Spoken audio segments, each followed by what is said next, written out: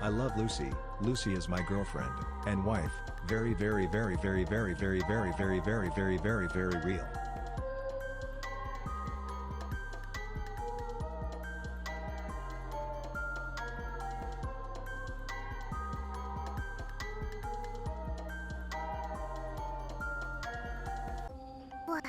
I love Lucy. Lucy is my girlfriend and wife.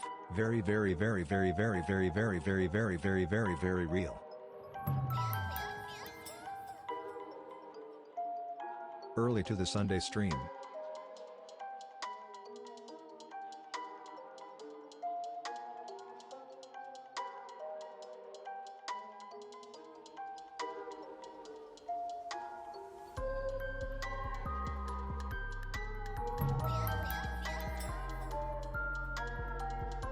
I am the subscription demon. My purpose is to give Lucy $5.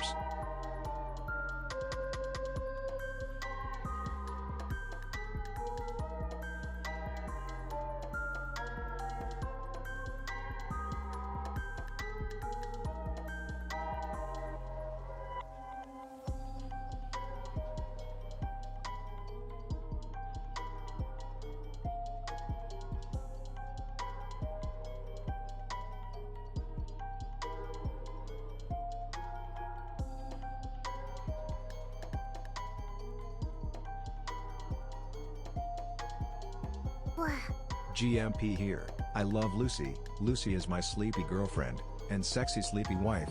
So very real. Lucy, no feel bad on oversleeping. We love you, and if this makes you good, we are happy. Get supported on Nerd Glad. Also, hey chatty. Lucy, hi.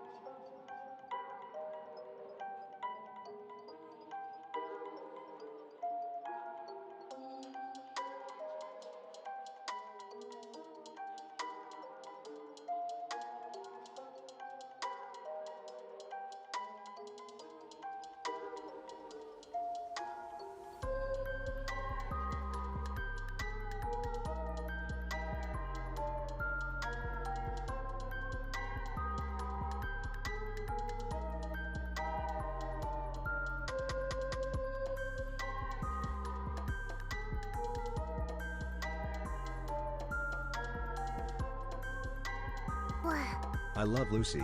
Lucy is my girlfriend and wife.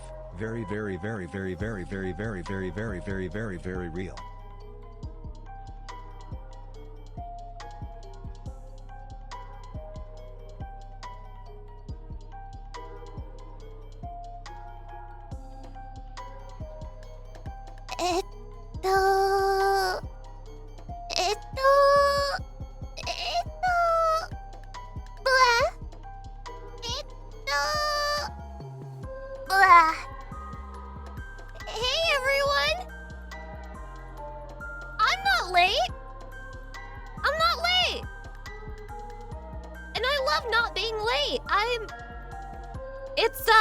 It's technically 12 p.m. in Hold on, I just need a second. Where is it currently? 12 p.m.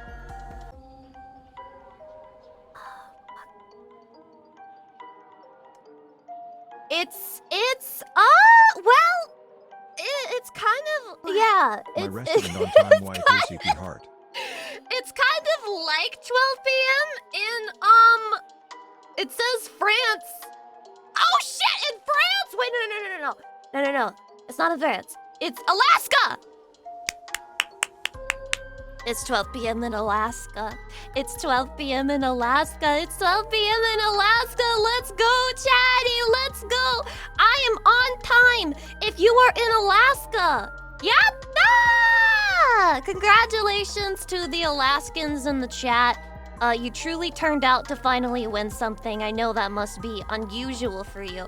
But congratulations on the W, Alaska. Yeah, today is the secret crazy Alaska Saturday stream. Is this your new stream time? Hell no! Hell no! This shit never fucking happens. This just goes to show Lucy like is how on time, sleep let's deprived go. I've been lately. Lucy P. Hart. So, would you guys like to know the story? I'll tell you the story of how I overslept. It's a very short story, but as I am a streamer, I'm gonna turn it into content. I'm gonna take up at least 2 minutes of that. First, would you like to hear me open my Diet Dr. Peppy? I have a Diet Dr. Peppy. I'm gonna open it for you because I love you so fucking much. Here you go. Woo! That shit sound good. Let me take a strip. Dramatic YouTube narrator creepypasta voice. Well, you see, I had been struggling sleeping for a few nights at that point, and I was looking for a fix what would cure me. And so, what I did was I tried the Gamer Subs melatonin powder, and it didn't work 2 nights in a row. So I gave up, and I took what the doctor prescribed me for sleep, and I shoved that shit down my throat, and there it went, down my throat, and guess what happened? Guess what happened? I sure as fuck slept. I sure the fuck slept. I guess I slept too much. You know, that's what I get for like... So I kind of gave up because I thought maybe I'm sleepy enough to go to sleep like at like a earlier time. But after an hour of just laying down, I took it at 1 a.m. So maybe that was a mistake. Maybe I should have taken it like earlier in the day. You know? Like maybe I might have made a little bit of a baka mistake, you know, what with my medicine, but guess what? I'm here right now. I'm here right now, chatty. I'm here right now. And I'm ready to have fun with chatty. Now, to all the chatties who, you know, are missing this stream because I overslept, I'm very sorry to you. I guess I'll suck your dick extra to make up for it. But for now, yippee! Yippee! Yatta! Yatta! Hi, Lucy. You were never late. You're always at the time you're supposed to be. You guys are so nice because I announced to everyone that I overslept in Discord like 15 minutes ago, and everyone was like, she must have really needed that sleep, man. She must have really needed that. That's okay, Lucy. Make sure you get some sleep. Make sure you get some fucking rest. Yell at me. Right now. Yell at me right now, you fucking baka. Yell. Do it. Do it! Yell at me! Now! No. No! Chatty, but what if I said it would make me very aroused if you yelled at me and you told me I was a baka? What then? What then? What if I told you, please? Oh. I'm getting DDoSed by twitch.tv. I got DDoSed. It's over. Oh shit! Oh shit! What's happening? What's happening? Help! Help, Chatty! They're taking me! They're trying to take me, Chatty, please! No, don't let it happen! No, Chatty! They're trying to take me away from you! No! Why am I literally frozen? What the fuck? Hold on, I'm checking. Chatty, I'm checking my CPU. I'm checking my CPU. Also, if you can hear my voice sounds really bad, it's because I yelled a lot yesterday. And also, because... Wait, why because? Because I just woke up. Okay, my CPU is... It's at 70%! You should be fine! What the fuck is your problem? What is going on? What? I'm getting scared. I'm getting scared, Chatty. I'm getting scared. I'm getting scared. It's your phone then? Wait, you think it's my phone? Internet? No, the internet's fine because the kbps's are... I will never yell at wife for resting well. Get praised instead, good girl. This is like really funny freeze frames though. It's kind of like, you know how models do those photo shoots and then they have to like strike a new pose within 3 seconds? And then it takes a shot of them? And that's like the photo? That's kind of what's happening right now because it'll unfreeze for 2 seconds and I have to strike a pose. Are the temperatures okay? How the hell would I know if the temperatures are okay? You think I know how to check my own computer? Oh. Did you hear that? You didn't hear that, right? You didn't hear my voice crack, right? That wasn't a voice crack. That was actually, that was my voice changer. Oh, fuck. Oh, fuck. They heard my voice changer. It's actually over. It's actually over. Holy. Wait, guys. I'm reopening my programmies. My programmies. The effects of puberty, but it cracks so clearly. Stop hearing it. Stop noticing. Stop noticing the voice crack. I'm embarrassed. I'm blushing. I'm so shy right now. I'm gonna have to restart VTube Studio. She's frozen. This bitch frozen as hell. Oh my god, the whole program. Okay, at least now we know what it was. It was VTube Studio. I'm gonna force close it, okay, guys? And your immersion might break, but that's okay. Just close your eyes really tight and click your heels together and say, I swear I can see Lucy right now. I swear I can see Lucy right now. I swear I can see Lucy right now. I swear she's right there, bro. She's right there, bro. She's right there. I swear I can see Lucy right now. You guys sound fucking crazy. Did you know that? I swear I can see Lucy right now. See? Oh. Hi, Lucy. How was your Saturday? It just fucking started.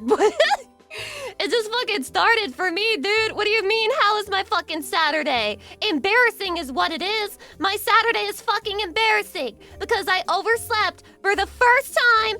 Well, I majorly overslept for the first time in my career. Let's go. First time's for everything, right? Hydration. Yeah, no, I'm aware that my model is frozen, but it's gonna take a second. It's gonna take a second to do anything about it. Mine just started too. Holy shit, what time is it? Where, guys, stop looking. Chatty, your immersion! Okay. Chatty, I have to save your immersion. I'm sorry. I have to save your immersion. There's no ifs, ands, or buts about it. Your immersion is tantamount. Your immersion is the most important thing in the world. What are the odds that I would have this tech issue with all this? Oh my god, is VTube Studio fucking broken today? Am I the only one who's had trouble with it? Guys, repeat the messages! Please groom me. It's a sign to stay in bed. That's what it's starting to feel like, but I don't regret spending time with Chatty. Even if this was the only moment that we had together, I would be happy. I would be so happy, Chatty. And I just worried about you when I woke up when I was like, wait, I feel oddly well rested. And I looked at the fucking clock and I was like, ain't no way! Ain't no way! And then I was so worried because I was like, oh my god, they probably think I died. They probably think something terrible happened because I don't really do this. So they probably think that like something horrible is going on and like I fucking fell off a tree or I fell off a cliff or I finally got arrested and you know, they're fucking marching me down to the station. Yeah, you were fanficking in your head. I was fanficking in my head what Chatty was fanficking in their head. I was like, oh no, Chatty, they think I'm fucking dead, bro. But I'm here, as you can see. To the chagrin of all Lucy hatred, I am here. Let's go. I actually thought she finally did it for a minute there. You haven't been this late in 5 years. In 5 years? I haven't even been streaming in 5 fucking years. Me when I open and close VTube Studio, like it'll work this time. It'll work this time. Did you drool in your sleep? No. Actually, I don't think I did. I actually don't think I drooled in my sleep today. Which is interesting. No? No. Do you have bed hair? I didn't look at the mirror. I ran to piss, Chatty. I ran to piss when I started the stream. And then I got myself a Diet Dr. Pepper. I realized I left all of my dishes in the fucking sink is what happened. I left all my dishes in the fucking sink. GMP here. I love and Lucy. I didn't have anything Lucy to make a gamer subs with. And sleepy wife. So I didn't. So very real. We love you so much, Lucy. Chatty, as long as you're healthy and happy, we happy glad. What's funny is we were all talking about how we hope you were sleep maxing. Aw, Chatty, stop it. You're making me more and more parasocial. You don't want me to be fucking parasocial, do you? Hold on. Okay, maybe this time. Chatty, it's so fucking over. Chatty, it's so fucking over. VTube Studio is so fucking dead. I've never seen it more dead before in my life. Are you still frozen? Yeah. Yeah, we might need the PNG while we fix it. We might just need to PNG while I attempt to fix it. I guess that is what we will try to do. Give me a second, chatty. I gotta put in the emergency measures for today's stream. Is there an asset that's glitching out? Do you think they fucking DDoSed me while I was sleeping? And now my computer is compromised by hackers? Do you think they got me? Fuck, this is what happens. This is what happens, man. Remember I was talking about Kita Boga several streams ago? They remembered that shit. They remembered that shit. No one ever forgot. Okay, I know something's really weird going on because even though I've turned off VTube Studio, like for example, VTube Studio is totally gone. Chatty, do you want to see? Do you want to see what's showing up in my OBS? Okay, I'll show you what's fucking showing up in my OBS. Why is she still there? Watching me. Why are you here? You shouldn't be here. No, this is all wrong. Chatty, run! Chatty, no! Chatty, that's not Lucy! Chatty, that's not Lucy! Run!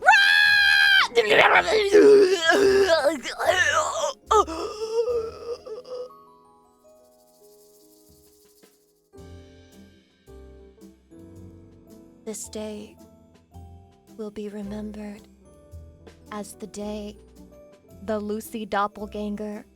Dude, that would have been a good fucking stream bit. Shit. Imagine that, like, I overslept, quotation marks, overslept for 4 hours. And then I came live and I was just, like, different. And you guys were like, Lucy, what's wrong? And I was like, nothing, chatty. Nothing could ever be wrong. What do you mean, what's wrong?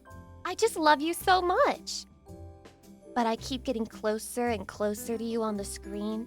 And my head starts pushing out of the screen, and you think you must be sleepy because you stayed up late to catch the Lucy stream, and so you rub your eyes, but then she's literally right in front of you, and then she puts her hands around your neck and she starts squeezing. Imagine you used ChatGPT to see if we could tell it wasn't you. Chatty, I think it would be immediately obvious. I think it would be immediately obvious that it wasn't me. Reason being because it would be like, that's an excellent question, instead of me asking if you're a dumbass. Do you have another VTube Studio task running? It is possible. I'm checking Task Manager yet again. Chatty, I'm doing so good at all of my, what's the word? All of my tech support. I'm doing so good at it. I'm the best. Chatty, this is not a drill. I don't see another instance of VTube Studio in this bitch. I think my computer is generally haunted. It might be cooked. It might just be cooked. We're glad you got sleep and we can hear you today. Chatty, stop! You should yell at me! You should yell at me, Chatty! Be mean to me! Be mean to... Did you turn the PC off last night? Yes, I turned the computer off last night. I turned it off already! Chatty, look. Shut the fuck up. Shut the fuck up. I'm gonna fix this without needing to restart my computer. I fucking hate restarting streams, bro. I'm gonna fix it easy. Watch this shit, okay? This is gonna be easy as hell. First of all, congratulations to Alaska for being the only group of people who managed to have a stream that was on time. Second of all, oh shit, I still got backyard baseball on my desktop. Second of all, here's what I'm gonna do, okay? Wait, that's for V Bridger. That's a completely different thing. Okay, hold on. Do you like tech support, Lucy? It must be very frustrating. It must be very frustrating. What the hell? I'm trying to find where the... Oh wait, I found it. Wait, I found the where the folder thing is. No, I didn't. But I think I have it. I just have to find it for real this time. This is peak BFE. No, it's not, Chatty. No, it's not. If it were peak BFE, then you would be doing this for me right now. You'd be reaching over to the computer screen and being like, God, just let me do it, you stupid baka. Just let me do it, you stupid baka. You're not good at this, Lucy Pyre. And you're a woman, it's not your place. Come on, Lucy Pyre, give me the computer right now. Just hand me the controller. Just hand me the controller. By the way, I was watching somebody else stream the other day, and I realized why people like the backseat so bad. When you see somebody, like, doing something wrong, or, like, they're running circles in an area, and they can't figure out what they need to do, it's really hard to control the impulse to just be like, That's not what you do! It must be really hard. Oh, the Poppy Playtime game? Speaking of Poppy Playtime, I have something to say about that fucking game. And actually, it's not something to say about that game. It's something to say about the people who were saying stuff about that game. And I thought it was kinda... I thought it was kinda peak. I did. I thought it was peak. I was very happy. There were extremely passionate rants. I believe it was... Oh, I have no clue what you're about to see, chatty. Genuinely, I have no clue what you're about to see. I'm opening like a different form of VTube Studio, and it may or may not work. It may flash you with the half naked. No, that would never happen. Guys, you want to know why it'll never happen? I'll beat the clock. I'm simply going to be faster than it. I'm simply gonna be faster. Now, where exactly is my Lucy Pyrosaurus? I say taking my sweet ass fucking time. Oh, right here. Okay. Oh, wait, it's just me again. 'Cause it's you and me and all of the people and nothing to do, nothing to prove. 'Cause it's you and me and all... Did her tail just move or am I tripping? It did.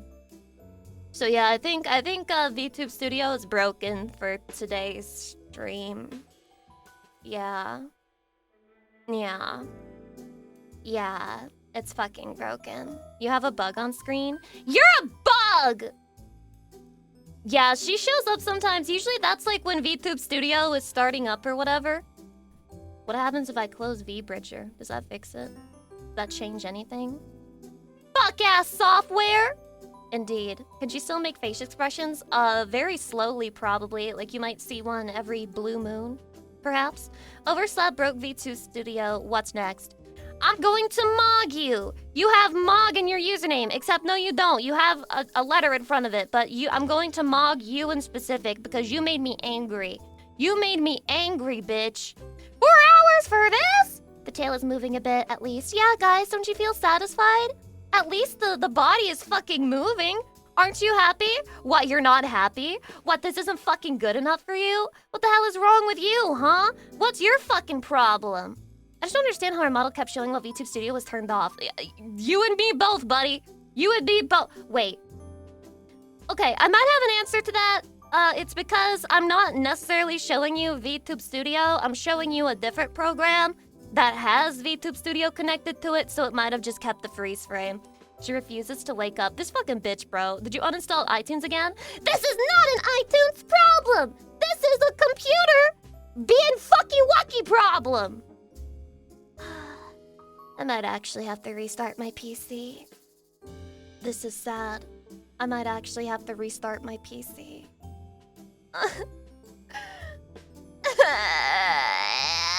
Hope you can fix it before tomorrow's stream. Oh, yeah, you mean for Patreon? So true. Try restarting the phone first. The phone is not the problem! The phone is not the problem! The phone is not the problem, bro! The problem is... What is the problem? What is the problem? Actually, I mean, the icons are loading. Does that... Wait. I hate it when Shaddy's right. I hate it when Shaddy's right. It makes me so angry. It makes me so angry when Shaddy's right. Like, I actually get tilted because... Did you restart the phone? I didn't restart the phone, but I did turn off VTube Studio on the phone and then I turned it back on.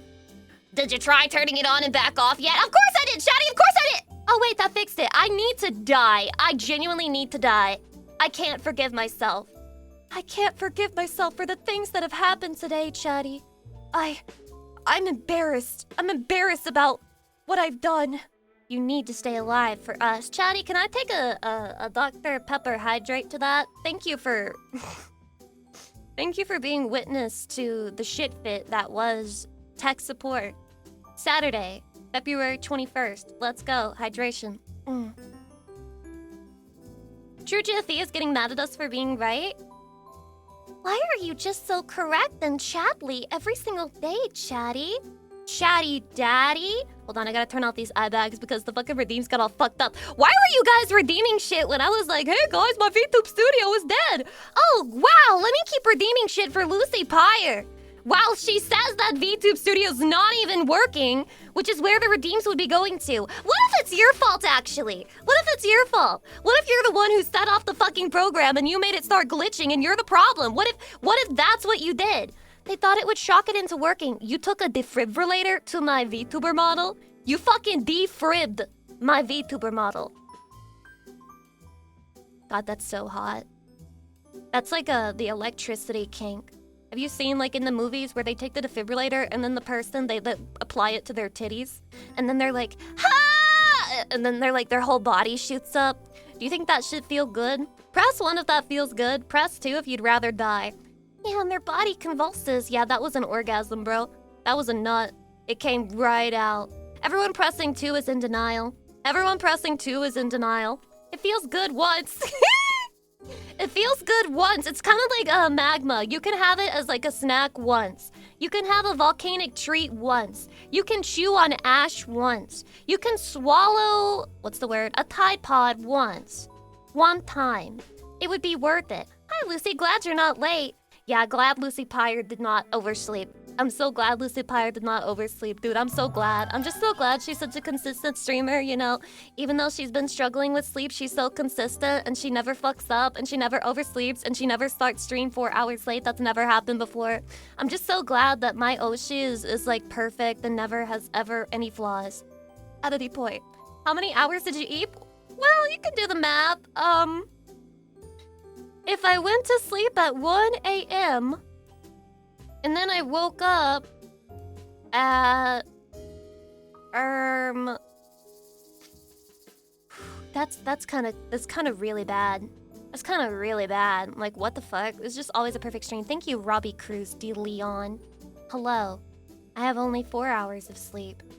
Are we competing? Are you guys doing that American thing where somebody's like, oh, I only got X hours of sleep? Yeah, buddy, you think you're fucking special? You think you're good? You think you fucking matter? You don't, because I only had like 0.1 hours of sleep. I went to sleep for maybe 5 seconds last night. And guess what? I'm still here at work, and I'm pulling a double. Nadia, hello, I had like 6.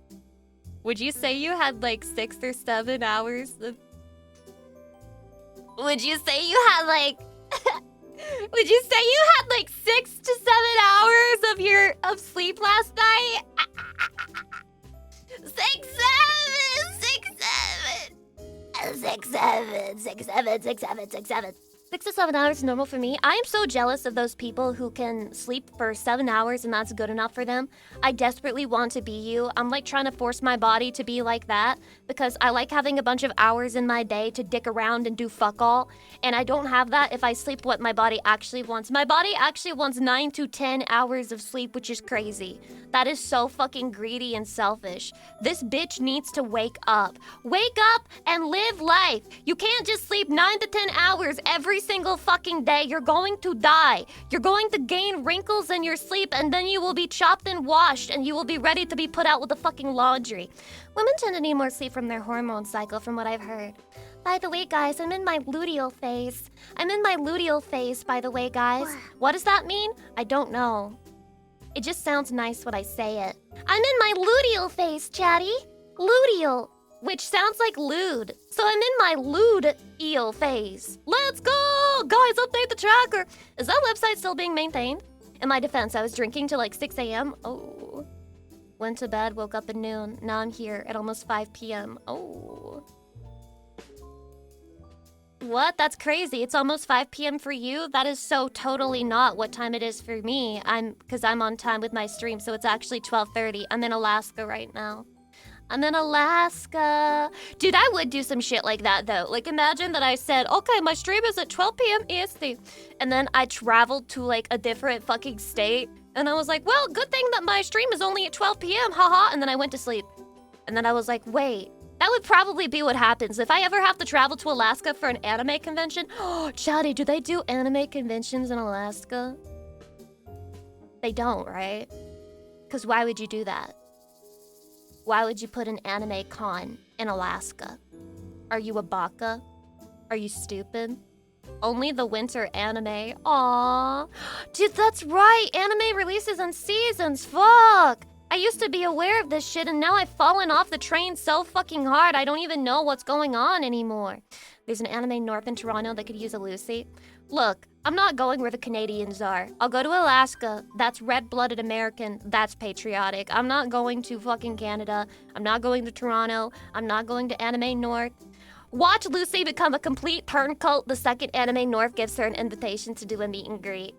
Guys, guess what? I got an invitation. Apparently the Canadians love me. I can't say no. I just can't say no, Chatty. That would be so mean and fucked up. Alaska's Twilight coded? Chatty, did Twilight win? Did Twilight win the Patreon poll? I'm too scared to look. I'm too scared to look. Yeah?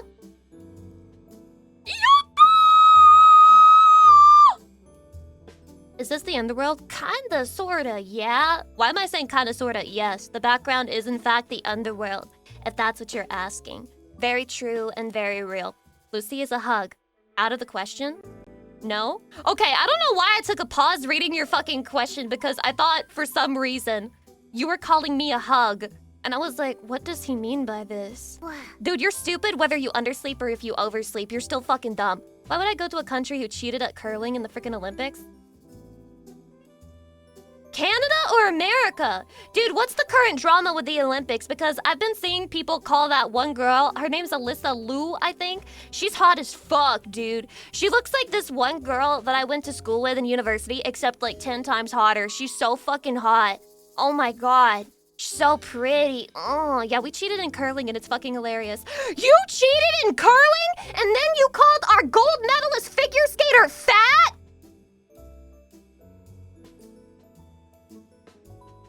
The day I respect the Canadian is the day I fucking die. The day I respect the Canadian, I'm dead. I'm cold in the ground. I'm buried.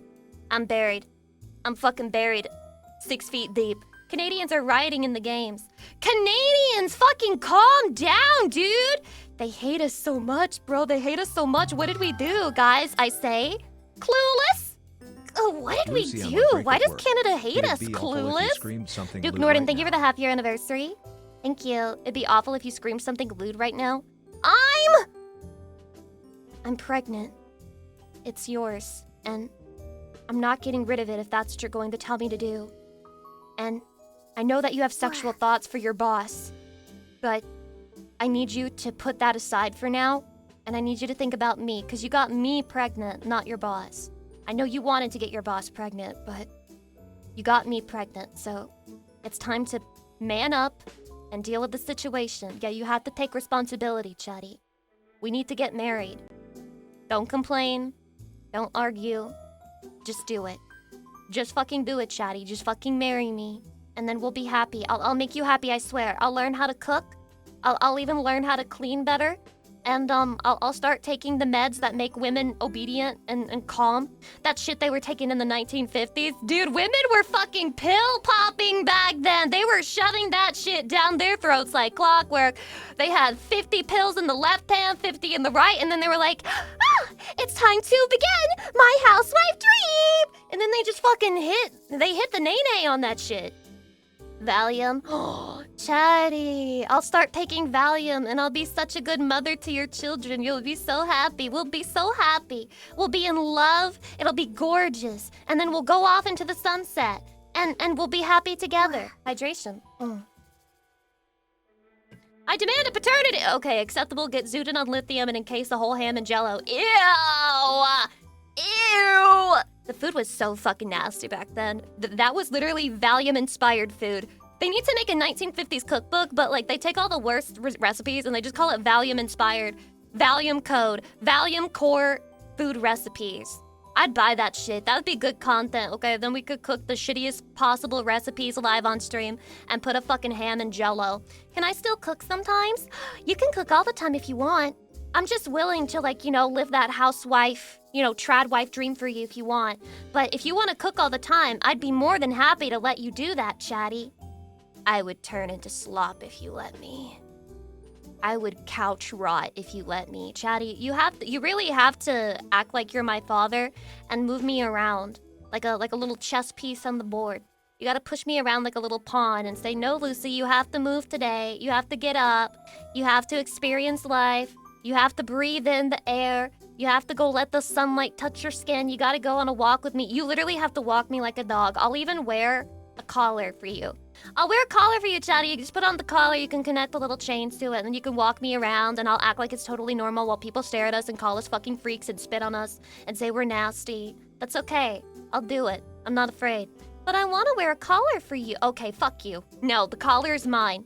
Akuma, touch grass. Imagine that you told me to touch grass while you were walking me like a dog, and so I got on all fours, and I like put my face in the grass, and I was like, arf, arf! How fucking embarrassed would you be, dude? How fucking embarrassed would you be to be around me at that fucking moment? I would be embarrassed to be you, but you would have to regret it. You're the one who told me to do it. When you walked Lucy to McDonald's, she said no cheese on her burger. She said no cheese on her burger. He remembers my order? I'm feeling parasocial. No, don't remember my fucking burger order. I'm parasocial now. Why would you say such a thing? Aww. Chatty, they remember me. They remember me, oh my god. No, no way. You want extra pickles? Yeah.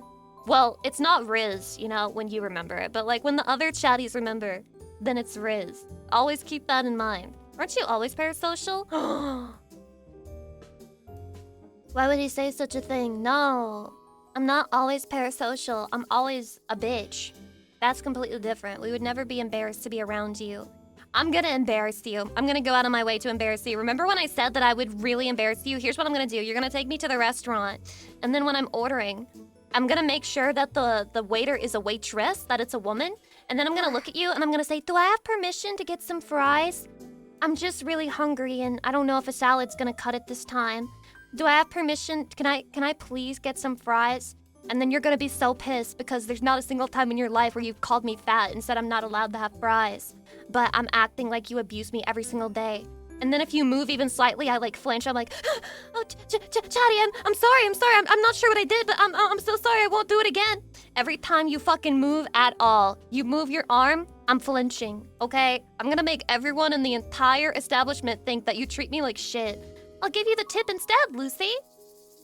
Which one? Which tip? Wait, I kind of do that IRL already. What is he talking about, Chatty? What the hell is he talking about? Lucy is the reason why I sought out Panda Express for the first time and got her order to try? What did you think? Please tell me if my taste is chopped. You know what? Fuck it. Everyone tell me what is the worst thing, the worst food that you actually enjoy? What is the worst food that everybody else hates, but you actually kind of fucking like it? And don't say blue cheese because I will ban you. I don't even have an answer to this because I don't think I like anything that other people dislike. Licorice? Yeah, that's a ban. Pickle brine? Oh, that shit is good. Okay, I'll put that down as mine. I like to drink the fucking pickle juice. Tofu? That's okay. Carrots? Ah, fuck that. Fuck carrots. Fuck liver. Fuck Brussels sprouts. Salty black licorice. Oh, God. Oh, God. Oh, God. Disgusting. Long John Silver's? I used to eat the shit out of Long John Silver's when I was a kid. Wait, you talk about the fast food restaurant? Watashi wa akumare otto desu. You're my husband till the very end? That's so fucking hot. I'm literally nutting right now. Bull balls? What? Can I say something potentially toxic and, you know, not woke? Okay. If you eat the nutsack of another animal, you're just like perma-gay. You're perma-gay. If you eat the nutsack of another animal, it makes you perma-gay. There's nothing you can do about it. You are perma-gay. You're gay forever, and there's nothing else that can be done. I'm sorry. Don't do that. Don't do that. It sounds so nasty. How can you eat that knowing what it is? I mean, I guess if you were starving to death. I just had a really grim thought. You know how I actually watched the movie for this, okay? Do you know how there was like this one plane that was flying over Chile, and then they crashed into the Andes mountain, and then in order to survive, they ended up eating the people who passed away when the plane crashed? Does anyone know about this situation? Do you think they were out there eating balls? Or press 1 for eating balls. Press 2 for leaving the balls on the bodies. You know, pretty much all of them have made books about the experience, so I'm pretty sure we could find the answer to this question if we dared to read them or look it up. But I'm gonna assume that I feel like they probably left the balls. Because most of the people on that plane when it crashed, I'm lore dumping. Most of the people on that plane when they crashed, they were very religious. And I think they refused to eat women, which is crazy. They refused to eat the women's bodies. So I feel like they would also not eat the dick. I don't think they would eat the dicks. That's just my opinion, but I could be wrong. They could have eaten the dicks. Everything is edible, even Lucy. Chatty, if we died, well, not we, if I died, and the plane crashed, and you were stuck in the Andes mountain, would you eat me? I would actually be offended if you didn't. Don't say no. I'd be offended if you didn't eat me. I want you to use my body and get strong. Now, eat Lucy before anyone else can. Yeah. Don't share me. You're not allowed to share me, Chatty.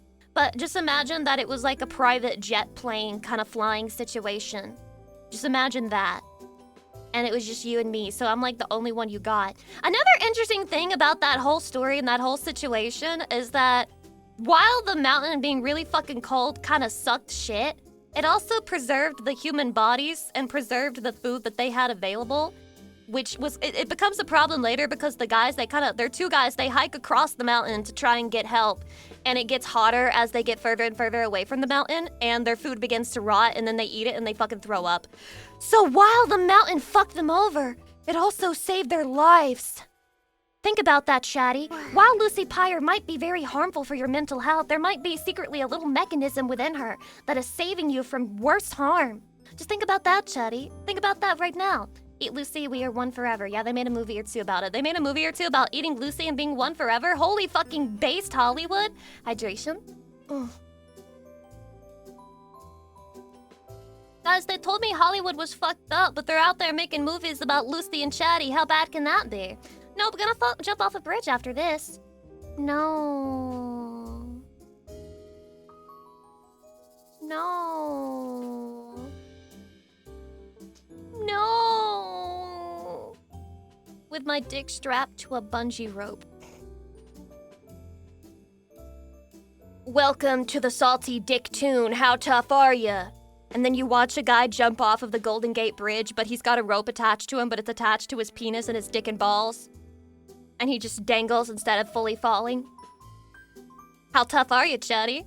How tough are you? Can you do that? Do you think you can be that guy? Do you think your dick is strong enough to hold the weight of your entire body? Lucy, when are you gonna make the coon version of Iron Lung and make it peak? Oh my god, that movie would be crazy if that was all like alien nut.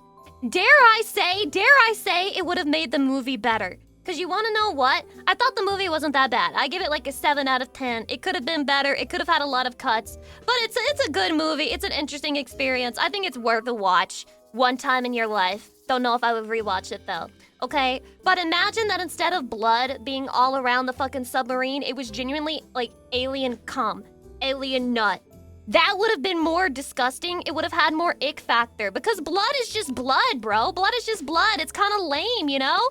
But imagine, okay, there's a scene where like it kind of starts flooding with blood. Imagine it was flooding with cum. Yeah, iron cum. And he was having to keep his head above the alien cum as he was pushing himself deeper into the submarine.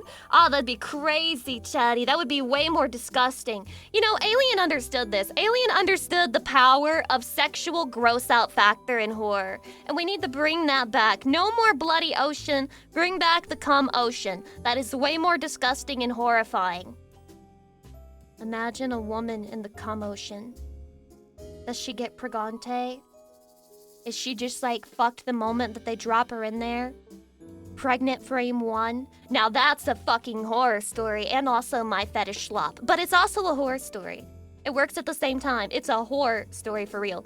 This sounds like something the Japanese would make as a parody. Not as a parody. The Japanese are completely serious when they make their alien cum impregnation movies. Go fuck yourself. They're very real and very important. Would Lucy get in the chat cum ocean? Chatty, you're not aliens. If you made a cum ocean, all of the sperm would be unviable by the time that I was able to get inside of it. Do you know how many cums per second you would have to do? An insane amount of cums per second in order for the sperm to still be viable by the time I got in there. It needs to be an ocean, by the way. Remember, it's an ocean. It's not like a puddle. It's not a tank. It's not even a pool. It's a fucking ocean. How fast can you fill the Atlantic Ocean with your semen, chatty? Do the math. So yeah, somebody do the fucking math right now. This is probably going in the chart as evidence, Lucy. Evidence for what? Evidence for what? What have I done wrong? What have I done wrong? Tell me what I've done wrong here. There's no evidence. There's nothing I've done wrong. I'm a good girl. I've never done anything wrong in my whole life. 6, 7 days. Fuck you. Shut up. Hydrate. Ugh. It'll take a few generations. That's what I'm trying to say, chatty. Okay, you have to be an alien that can come like swimming pools of cum in one shot. I think that's how another VOD gone. Look, chatty, this VOD is completely fine. This VOD is completely fine. This is normal Lucy. This is normal luteal phase Lucy. This VOD is okay. It's daijobu. The planet is close enough to the sun that it's a warm ocean. What? What? What are you talking about? What is luteal? That's not how you spell it. It's L-U-T-E-A-L. Luteal. The sperm will survive. Jesus, that would have to be... God, how fucking hot does your sperm need to be to stay alive? It needs to be hot, but also not too hot. That's why your ball sack is outside of your body. So how fucking hot does it need to be for your seed to be safe? She's so smart. Chatty, do you really think I'm smart? Oh, there's a sperm game coming out. Is it like stream safe, or is it like a stream safe game, or yes? Yes? We'll play it. Of course we'll play it, chatty. Of course we'll play it. I think it's like a cozy game. Oh shit, maybe we won't play it. Maybe we won't play it. Cozy games? I don't think they're good stream content 99% of the time. Imagine all the mutants that will spawn from the cum ocean. Yeah, but isn't that hot and scary? But it's scary and it's hot at the same time. Dude, they need to make my movie. Markiplier, make my movie. You guys really managed to distract me from talking about Markiplier's rant. All because you started talking about Iron Lung being filled with cum instead. I hate you. Chatty, how dare you distract me? You literally distracted me for like 10 full fucking minutes. That's so fucked up. Anyway, I saw a clip of Markiplier ranting about how shit Poppy Playtime Chapter 5 was. Which I understand, because when I played Chapter 3 of Poppy Playtime, I was like, wow, that is a buggy piece of shit mess. I'm never playing Poppy Playtime again. What a fucking waste. What a fuck up of a series. I can't believe they flopped it. I can't believe they soiled it. And then I watched the Markiplier clip. And by the way, people were mad at him for saying this because they were like, Iron Lung is so shit. How can he say shit about fuck? Listen. I thought it was awesome, you know? I think it's awesome. I think a guy who's like really passionate about something that he's consuming or doing and can like leave coherent critique and complaints, I think that's so great. Chatty, you could literally send me audio of you complaining and yelling about something and I would be so fucking aroused. I would be so attracted to you. I'm being 100% honest. Like, if there's a movie you really hate, just make an audio of you hating on it for like a minute. I'll listen to that and then I'll be fucking nutting. What if I'm complaining about you? Nutting even harder. Nutting even harder. Coming all over the place. My nut on the fucking walls, on the floor, on the ceiling, everywhere. Yep. You think that would change anything? Nope, that just makes it better. You would love my late night rants? Unironically fucking true. I would love to listen to Chatty do a late night rant. I am. I think I'm that type of girl. I just feel like something awoke within me when I heard Markiplier complaining, and I was like, wait, I love it when people are able to like put their words together. Like, and he did that. I think, did he do that live? Did he write it? I have no idea. I don't know if that was a stream clip or if it was a YouTube clip, but I was just so impressed. I was like, I'm never that succinct and organized when I complain about a video game on stream. This is me after I play a video game and I want to complain about it, and I'm just like, I don't know, guys. I didn't like the part where, and then when I just didn't like it because it just kind of felt like, you know, I just didn't like that. I just didn't like that, man. I sound so fucking stupid. I never sound that intelligent. Is it because I'm a woman? If every person on Earth nutted once a second for 80,000 years, we would have an Atlantic Ocean of cum. 80,000 years?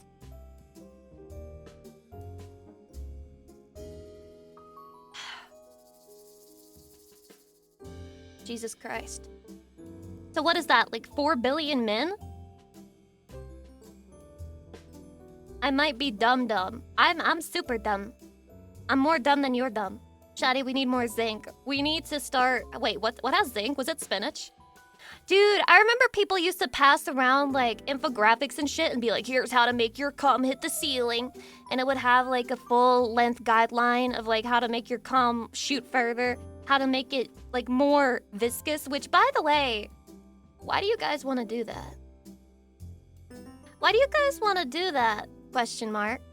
Male Kegels? Is that Kegels?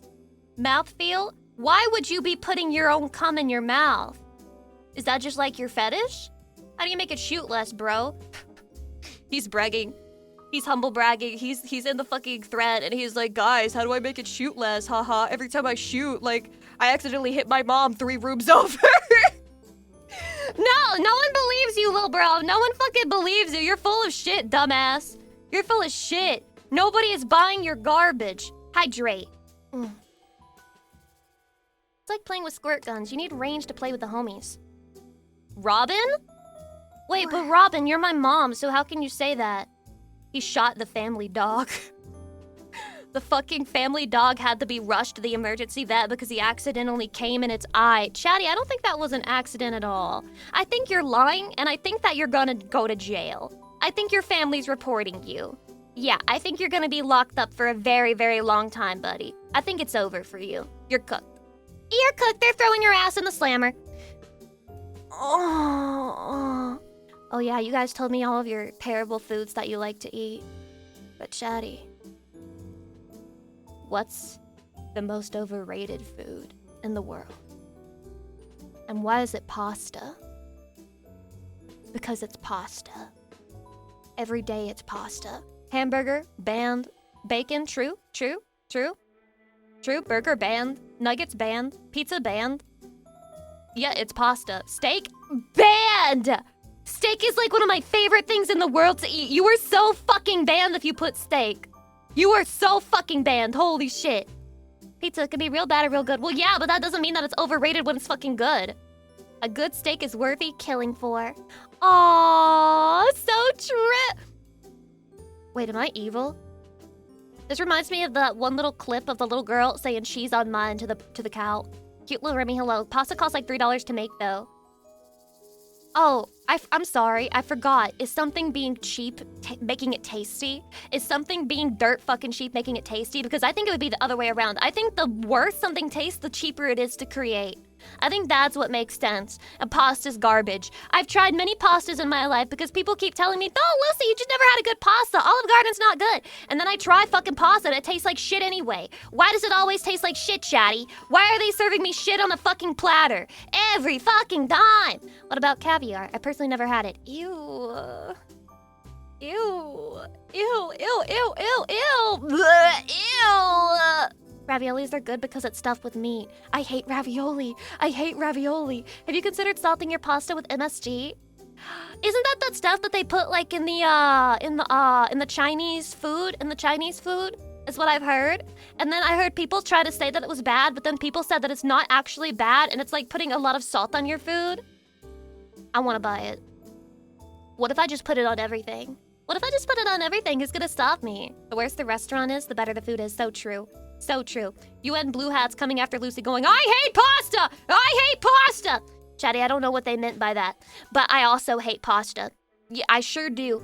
If there's a hat for hating pasta, I guess I have to wear it. The Italians are coming. The Italians are coming! The Italians are coming! And everyone stayed asleep. That's like, imagine if Paul Revere was going around like, the Italians are coming! And everybody turned around and fucking went back to sleep because they knew the Italians would take themselves out. Oh, the British are coming? Oh shit, everyone grab your guns, get ready, go fight in the fucking streets. But the Italians, no one cared. No one fucking cared. The broken strainer, that's the hater's hat. I don't have a broken strainer. I only have perfectly functional strainers. Because I barely use my kitchenware, so I haven't really broken anything yet. That's not true. I've broken a plate before. But I don't think that counts as kitchenware per se because I'm not using it to cook anything. I'm using it to plate things. How do we go from cum to pasta to Paul Revere? Such is the manner of the Lucy Pyre stream. Are you not entertained? Are you not entertained, Chatty? Well, looking at history, we know halfway through the Italians will switch sides anyway. Italians have no morals or principles? That's a crazy statement. But why do I fully believe it? Huh. What about the mafia? They are evil Italians. I'm glad that we talk about Italians like they're not people. It's really fucking funny.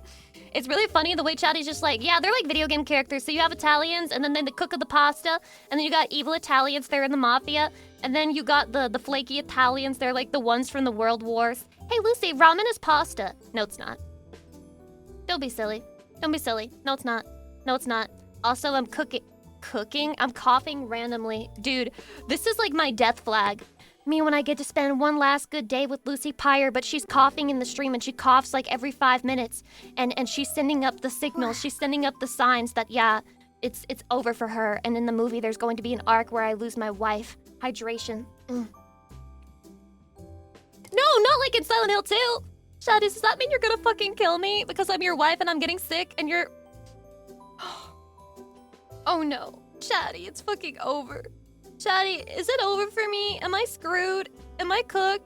Regular hot Cheetos, overrated. Extra hot, good though. I don't like spicy snacks for whatever reason. They just taste good when they're like an actual food and they're cooked and it's hot and it tastes good. But I don't like spicy snacks. They just don't taste good for some reason. For recently, I tried... Okay, so there was this thing at Costco. Lucy, you shop at Costco? Yes, I'm white. So I shopped at Costco, and I bought this one thing, and it was like crushed up ramen with the seasoning on it. And you don't cook the noodles or anything. You don't turn it into a soup. You just crush out the little hard part, and then you make it with the seasoning. And I thought that would be so good. I thought that would be right up my alley. And so I bought it. And I didn't like it at all. I didn't like that shit at all. That shit was garbage to me. I ate one and it just wasn't good. And it was too spicy. It was because, you know, the seasoning, it doesn't mix into the soup, so it doesn't like uniformly even itself out. So it's really spicy in some spots and then not seasoned at all in others. And it was garbage. I hated it so much, Chatty. I really felt upset. Picky Pyre, I'm gonna pick you.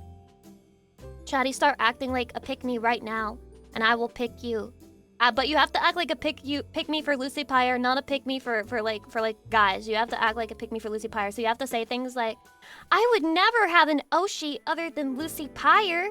I would never. If you have more than one Oshi, you're a whore. Putting an S after the word Oshi makes you a whore. Act like a pick-me for me. I would never eat pasta. Holy picked! Holy picked! Holy! Can we pick someone else? You can pick a ban! My kids will eat ramen raw with a seasoning on top like savages. Ban! I would never look at any woman. I would go to the States to not be Canadian. Picked! I would never have it anyone other than Lucy Pyre. Picked! I love it when you sexually harass me. Picked! I hate raviolis. Picked! I love short girls.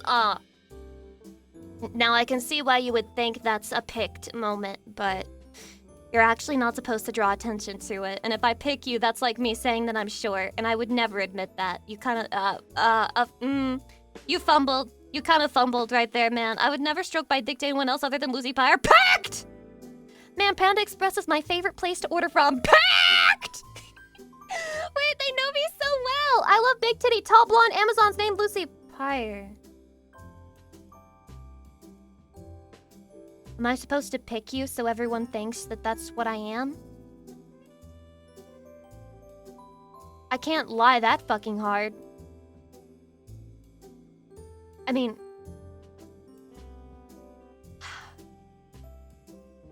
So over for me, man. It's so over for me. I tell Chatty, and I give them like very easy guidelines to get picked, and then they still manage to fuck it up. I love taking care of people too depressed to do anything. Pick! Let's go!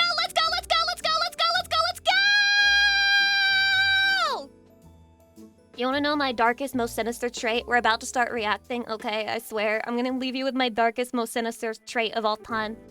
My darkest, most sinister trait is that my ideal man is one who takes care of me. And, he like, you know, he gets the food and stuff. And then I can like pay for things, but like I just never have to leave the house. And then I can just lay down in bed and rot all day. And like I'll spread my legs and then he'll be happy. And that's my ideal. That's my ideal. Is there anyone here who can do this for me? I'll pay for rent or whatever, like, cause I'll set up auto payment so I never have to look at it again. And then you can go, and then you can buy the groceries and shit, and then you can hire a maid, and everything will be okay, right? Right? Right? Just get a chef, a personal chef for us, chatty. Picked! Let's go! We're so fucking back. We are so fucking back, chatty. I've never been this fucking back before. Hydrate. Oh. I'm so going to pour a bucket of water on you. God damn, that's hot. Oh, I heard Wuthering Heights is like a horrible fucking movie. Is this true? Was it a horrible movie? Because I heard people complaining saying that it's not accurate to the book. I've never read it, so I wouldn't know. But I heard people saying it's like the worst fucking movie they've ever seen in their whole entire life. And I've seen pictures of it, and I think it's just like 50 Shades of Grey, but Bridgerton pilled. Like, it looks like 50 Shades of Grey, but in England or some shit. Bella and Edward mentioned that book in Twilight like 4 to 5 times. Did you fucking read Twilight to know that? How would you know that? This is suspicious knowledge for a guy to have. This is extremely suspicious. No. I'm not just gonna let that one fucking slide. Chatty, dude, because I forgot. Okay, I'm changing the color of my bunny suit today. Okay? Because that was the original plan. And it just got changed because I was having issues with YouTube Studio, but now we're so back. Now we are so back, chatty. Let's fucking go. Hell yeah. Also, let me say thank you to everyone because people told me that I missed a level 9 hype train while I was fucking asleep. I'm really sorry about that again. I know you guys are gonna be like, oh, don't worry, Lucy, I'm glad you got sleep, but it is very sloppy. It's very sloppy. I should take better care of my sleep, you know, so that this shit doesn't fucking happen. It's kind of a wake-up call for me because this never happened to me before. I am sorry about it, but thank you guys very much for all of your support. And it means a lot to me, you know, that you guys are so fucking forgiving all the time, even though I'm dumb and baka. I'm dumb baka desu. But you guys are still nice anyway. I don't feel like I deserve it, but I'll try to work harder to be deserving of it. Okay? It was on purpose, wifey. It was on purpose? That I overslept? Nah, me when I brutally misinterpret what you're fucking saying just so that I can get mad at you. Me when I brutally misinterpret. I can't believe Chatty said that I did it all on purpose. Why does Chatty not believe in and love me? Baby on Veil, thank you very much for the 10 gift subs. I appreciate it. Don't make me cry today. Don't make me cry today. I'm sensitive. I'm in my luteal phase. I'm in my luteal phase. I'm so sensitive. Anyway, you guys remember when we were talking about watching that one video with the Reddit mod? I didn't see it on Reddit for whatever reason. But I did see it on YouTube. So I opened it up. And we're gonna watch it. It's like 30 fucking minutes long and it's by Penguin Zero. So I'm gonna assume that it's probably okay to watch. And if it's not okay to watch, let's blame the moderators. And let's pretend that the mods are the ones who approved it and that it's their fault. And that we can get mad at them. Thoughts? Opinions? Anyone wanna weigh in on that? No? Didn't think so. Alright! Let's get started with... Wait, I have to... Wait, guys. I remembered to mute my fucking background this time. Let's go! I remembered! I'm so smart, I'm so smart, I'm so smart, I'm so smart. I remember. Okay, let's watch it. A Reddit moderator just made a video directly speaking to and tugging on the heartstrings of the CEO of Reddit. What? He's making a big call I know to nothing about this, by the way. After he had been stripped of his position as top mod on r/livestream fail. I'm kind of at a loss for words here. I can't believe what I just watched was genuine and not a skit. But this seems authentic. What you picture in your head when you hear the term Reddit mod is exactly what you are about to see unfold in the flesh. I'm so excited. The reason this mod just lost his position is because he was promoting a scam on the subreddit that he was the top mod for. Livestream fail.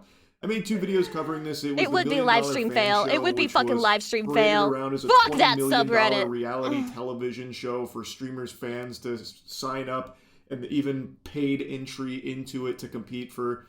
I will be the first to tell you that streamers are awful, horrible, terrible people who deserve nothing but the worst in life. But do you know who deserves even less? People who use live stream fails. They are even on a lower tier, on a lower rung of deserving of humanity than streamers themselves. Trust. $20 million prize purse. Turns out the whole thing was a load of baloney, as it appears everything has been wiped off the face of the planet. So some viewers paid money for actually nothing. They flushed it down the shitter, and agencies that brought this to streamers this is like Christmas morning. How did I not hear this? Mythic Talent was the one that was named by some of the streamers as their agency that took them this deal, where seemingly no...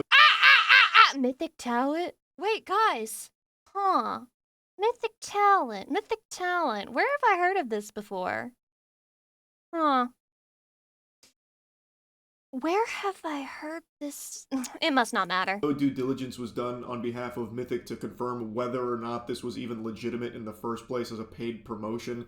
It was supposed to be an Amazon production, but clearly it was not an Amazon production, and it took 2 seconds of going to the website to deduce that this... Chatty, are you implying that the reason I don't know about this is because Mythic Talent put, like, trackers on my PC that force my algorithm to not show me this video? This is crazy! Holy fuck! This was fraudulent, but they took this deal before the website even existed. It's a whole mess. I've already covered all this. But Livestream Fail gets roped in because there was this inexplicable partnership that no one fully understood, where $1 Million Fan was in bed with Livestream Fail, and the top mod of Livestream Fail made a post on the subreddit pinning it to try and get more suckers into it.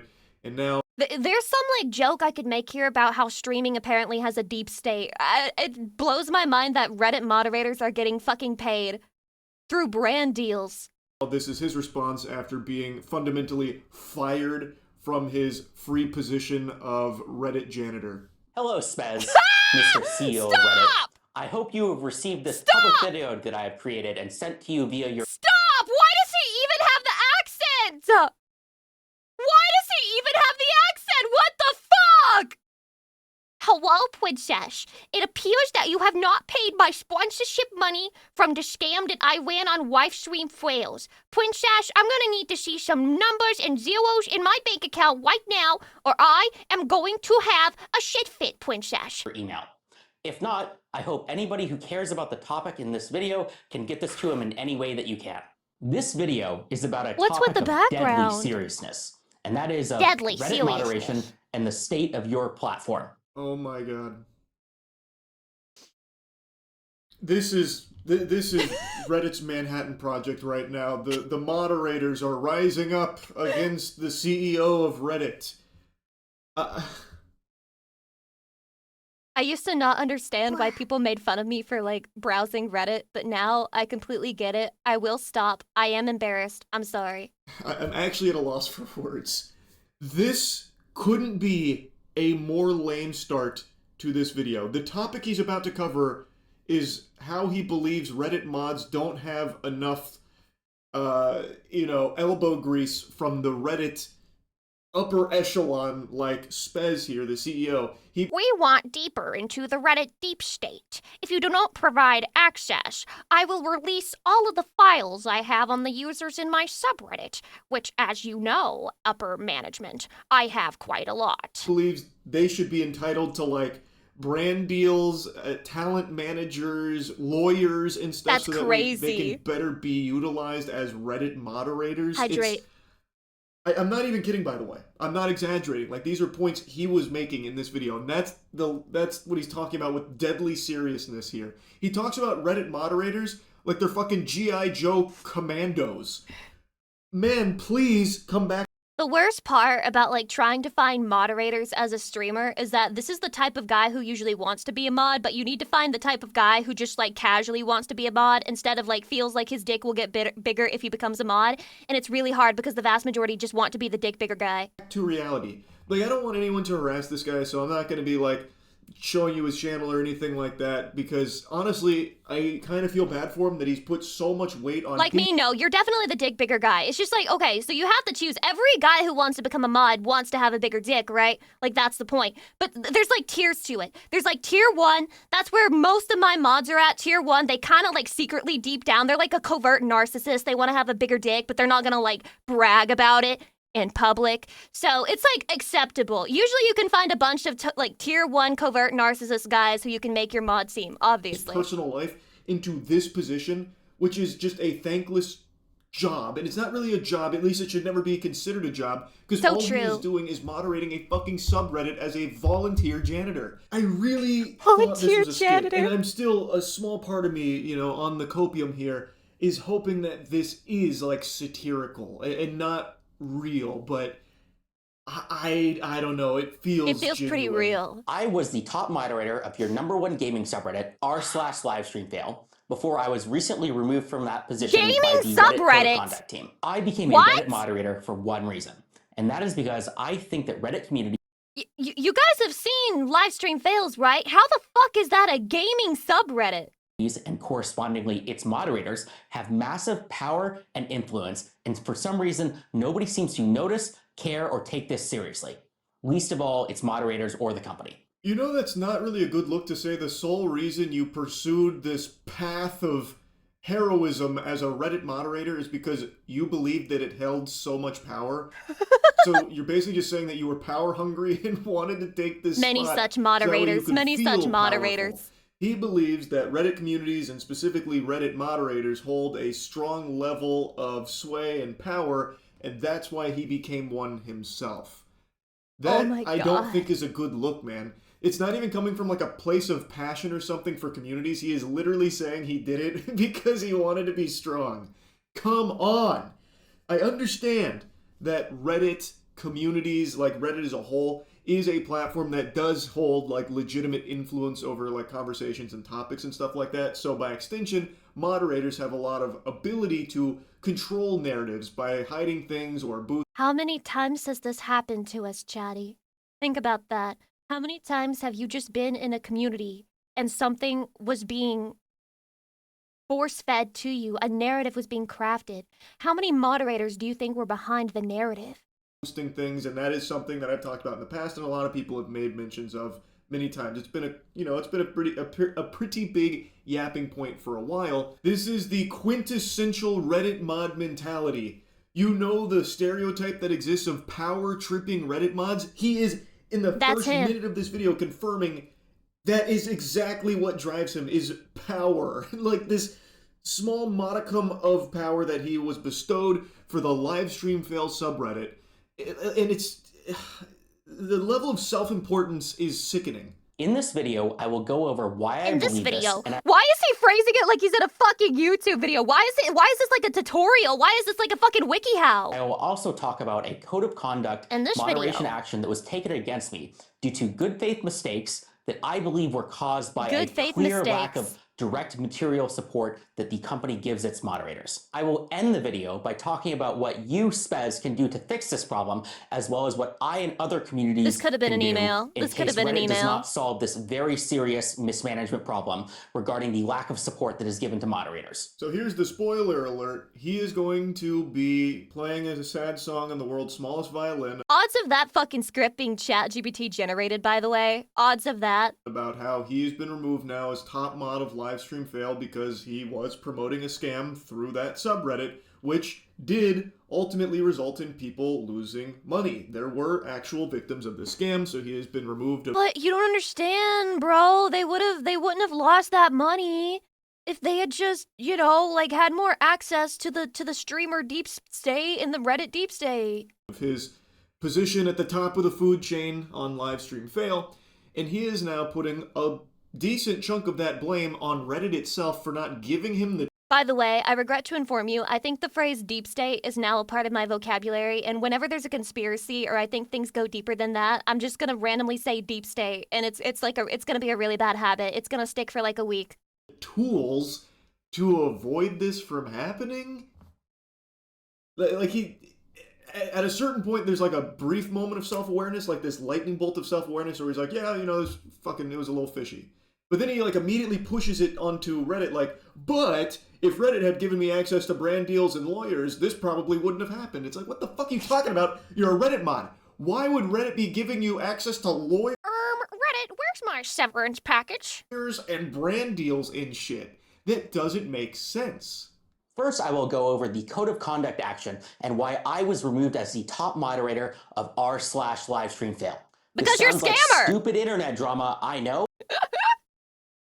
He's like, duh, this sounds like stupid internet drama. Trust me, I know. But actually, it's a court case. But I'm going to talk about how this is a very clear example about how Reddit's mistakes causes very serious problems to Reddit's community and the company as a whole. It was your mistake, buddy. Fucking Spez wasn't behind you massaging your shoulders as you signed the deal with $1 Million Fan Show, which... I'm gonna make a yaoi about that. I'm gonna write a yaoi about that. Dude, I saw that Shoto was making a yaoi manga, and I'm like, yeah, fuck yeah, finally, male VTubers doing something good for once with their life. You know, it's fucking awesome. Congratulations to Shoto. I'll read that shit. The Sith Lord projecting Minia into plays you, hi. trying to convince you to go to the dark side to, you know, sell out Livestream Fail to get more people hooked on $1 Million Fan Show. It was not the CEO of Reddit that forced you to do that, and even if you did have access to lawyers and other brand deals, it wouldn't have prevented something like this from happening. You made the... Chatty, I'm sorry, I keep pausing the video because my mind is going like 5 billion miles per second. Chatty, what if you were the Reddit moderator and then the CEO came up to you and he said, I've got big plans for you. And he started like gently massaging your shoulders and he said, now log in, buddy. Would you do whatever he wanted, or would you would run? Why do you reject love? The choice. Here's what happened. There was an announcement related to a live stream related game show called $1 Million Fan. I heard about the game show a few hours after it got announced by a couple major live streamers. It sounded like the perfect type of content for a live stream fail. I mean, reality TV, game show, live streaming, gaming, you know, that's perfect for LSF, which is about fun, crazy. Admit what your fucking subreddit is for. Admit what your fucking subreddit is for. Your subreddit is for Hassan Piker, Asmongold, and that's fucking it. And the people who orbit that circle. That's all the fucking live stream fails was about. Z content about kind of live streaming gamers. If that isn't the stinkiest load of horseradish I've ever heard with that description of LSF.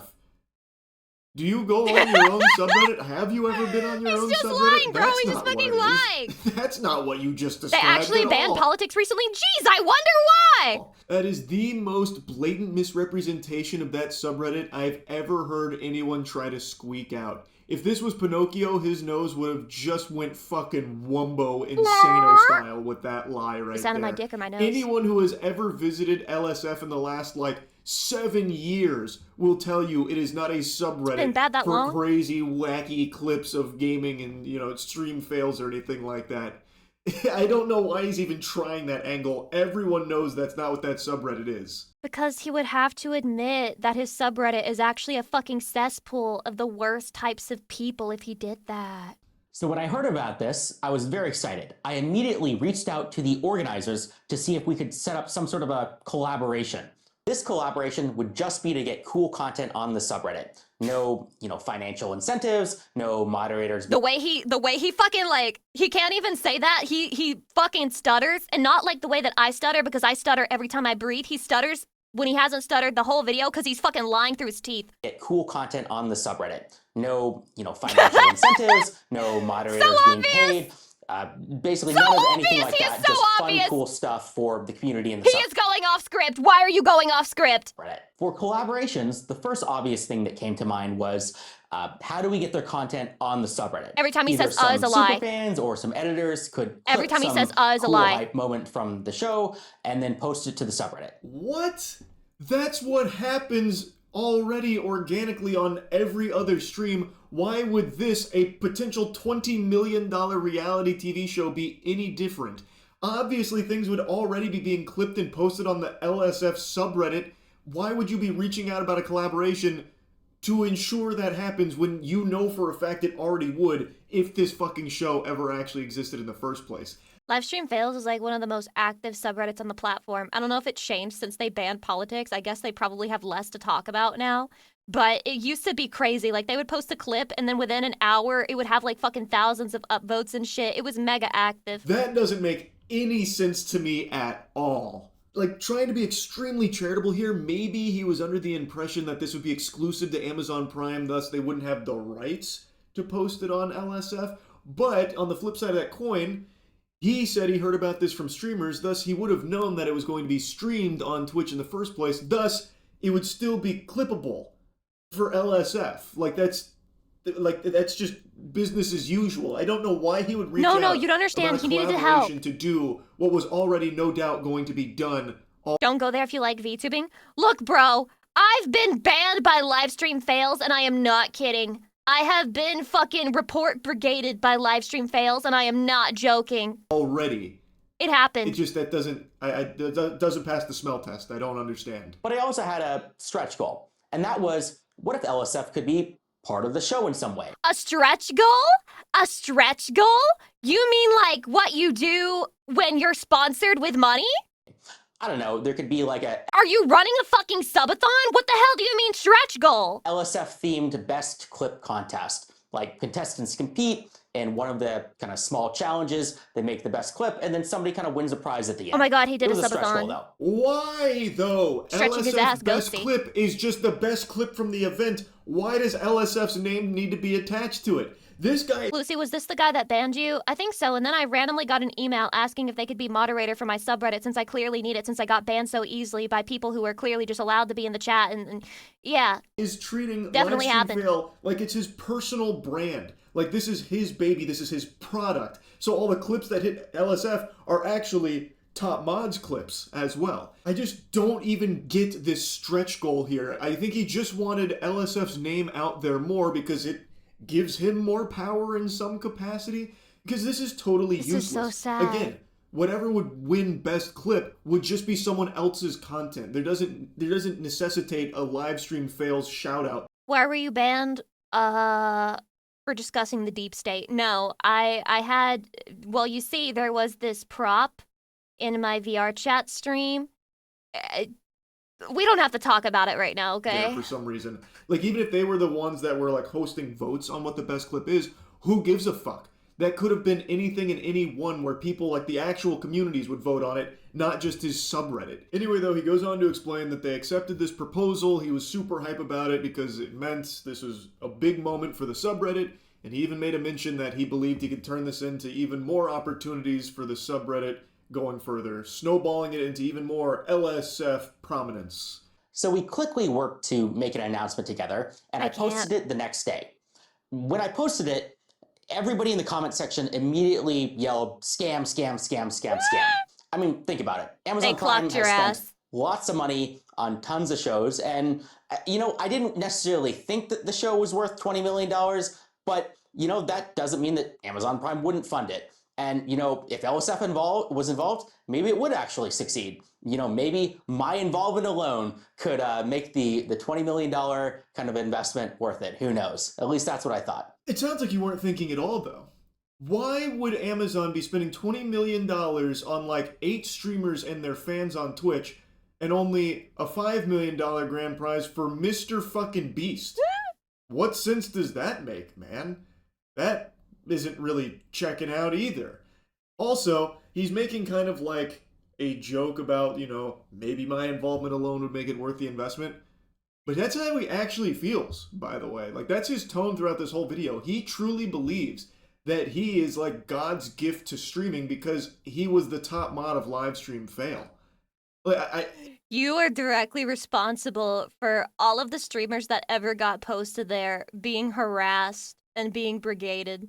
Directly responsible, bro. It is a very, like, scary mentality to have, and I do genuinely feel bad for him that he has, like, poisoned his own brain to this level, deluded himself into thinking that him being a top mod on a subreddit was, like, something of significance and, like, something of, like, brand importance.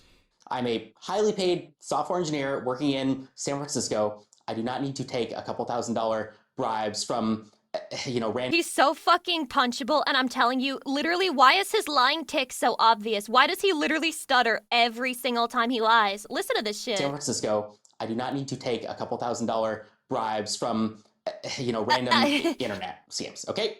I was doing this trustworthy because I legitimately, you know, care about the subreddit, and that's why I spend my time on it. So he debunks rumors that he was paid to promote $1 Million Show from the organizers, saying that he doesn't need to be taking bribes, he's financially well off. He then goes on to say that he was addressing like some of the deleted comments because that was a specific mention in why Reddit canned him, because it potentially showed malice because he was involved in this promotion that ended up being a scam. And so he wanted to address like the deleted comments. He then has a section dedicated to me where I talked about the scam, and then the organizers were talking to him like, well, since Charlie, this one goes out to you. Charlie talked about the scam, 5 streamers dropped out, so we're, no longer doing this anymore. Pack your bags, take down the post. And then he says I didn't do enough. I wish he streamed. We need more locals. Guys, we found the live stream fails user. Hello, Blunt Man. I know what you are. Enough research on it because I didn't reach out to him or the organizers. But beyond that, it doesn't seem like he did much research.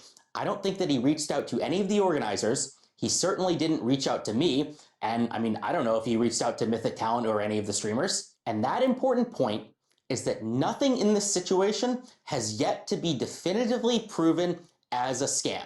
I repeat, there is no definitive, at least... Guys, there's no definitive proof that it's a scam. It's just that nobody got paid. ...public information yet that anything fraudulent, malicious, or illegal has happened in the situation. Brother, your level of research was cold calling the organization dick in hand, begging to be associated with them, and then that was the extent of it, because apparently you heard one of the streamers promote it.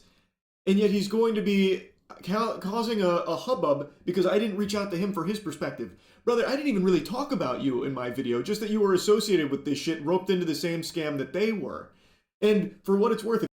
That feel when you are not a man, so you will never get involved in drama, and then Charlie will call you brother in his YouTube video. Damn. If you watch the video, you would know I did get in contact with 2 agencies, one of which got the exact same contracts that Mythic did, and got information on that, as well as getting one of the actual offers that Mythic was taking to the streamers. So I was very well familiarized with everything that was unfolding behind the scenes. And again, it doesn't... Dude, I have to become a Reddit moderator and get involved in a fucking scam. It doesn't take a super sleuth to go to their website and see that it's just fucking barnacles, man. One of their partners didn't even exist. There was no website and no business. Their about section was AI-generated mumbo.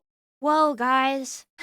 Whatever talent agency was involved in this kind of looks like they did a whoopsie, oopsie-doopsie. Interesting. Oh, Jumbo, every single paragraph ended in triplets and also had the telltale sign of it's not this, it's this, over and over and over again. Their first image on their site was literally an AI-generated mansion, and he mentions that in this video, but then goes on to say shamelessly that there's no definitive proof that this was ever a scam in the first place.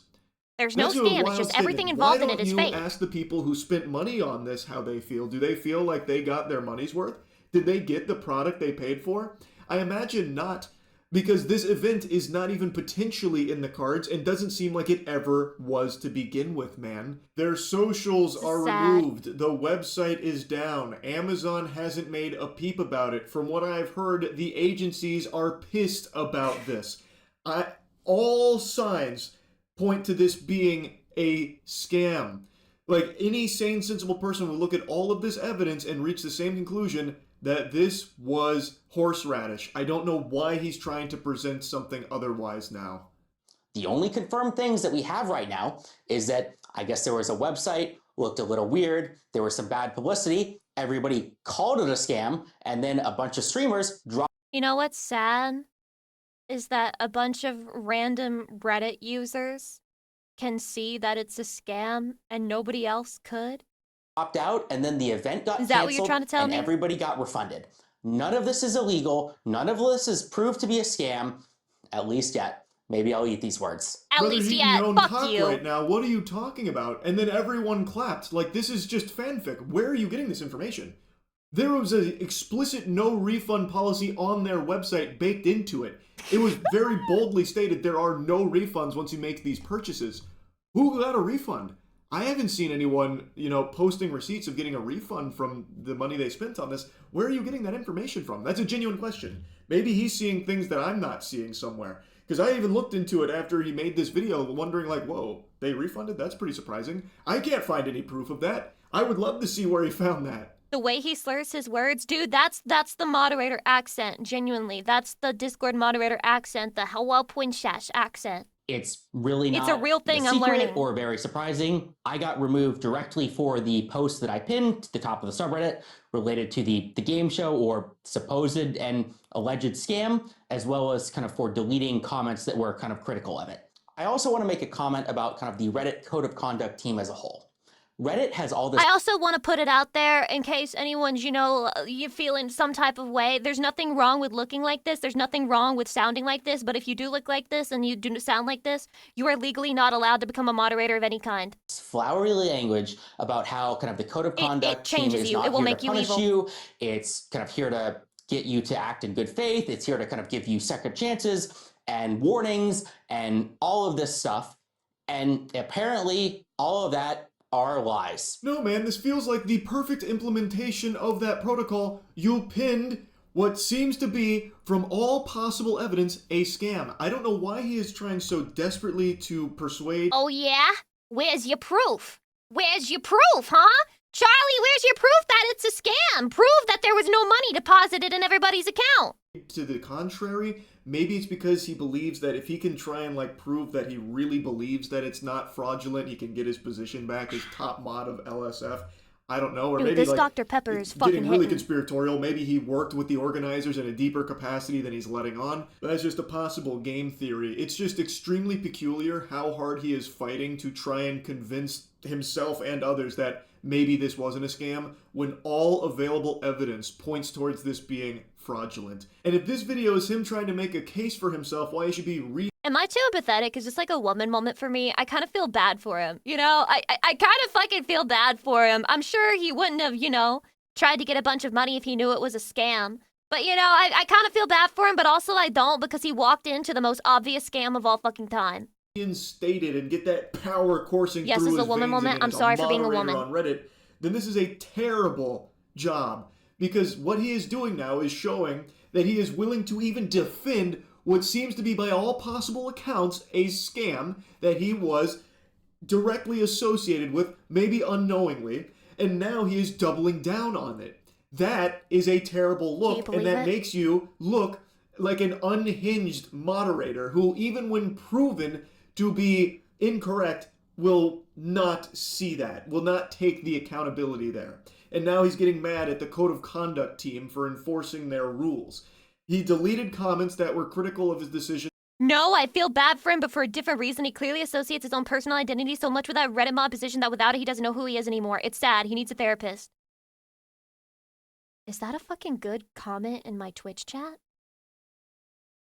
We don't do that around here. Mods tie him up by his fucking dick. To promote this sketchy game show, and promoted a sketchy game show that resulted in people spending money on something that didn't exist, doesn't exist.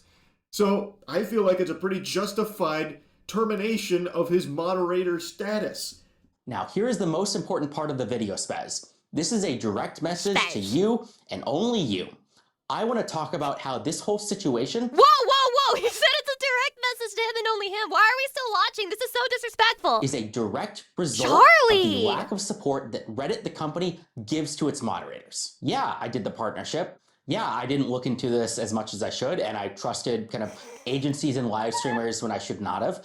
And I did delete comments, which I thought would have been borderline defamatory if the situation wasn't, a scam, even though it technically hasn't been proven to be a scam yet. But despite all of that, there is still massive problems at Reddit, the company, due to the lack of support that caused this. Now, this message may have been only for Spez, but I've intercepted the broadcast here. Now, I've put my ear into it, and I'm taking a listen, and what I'm hearing is fucking wild.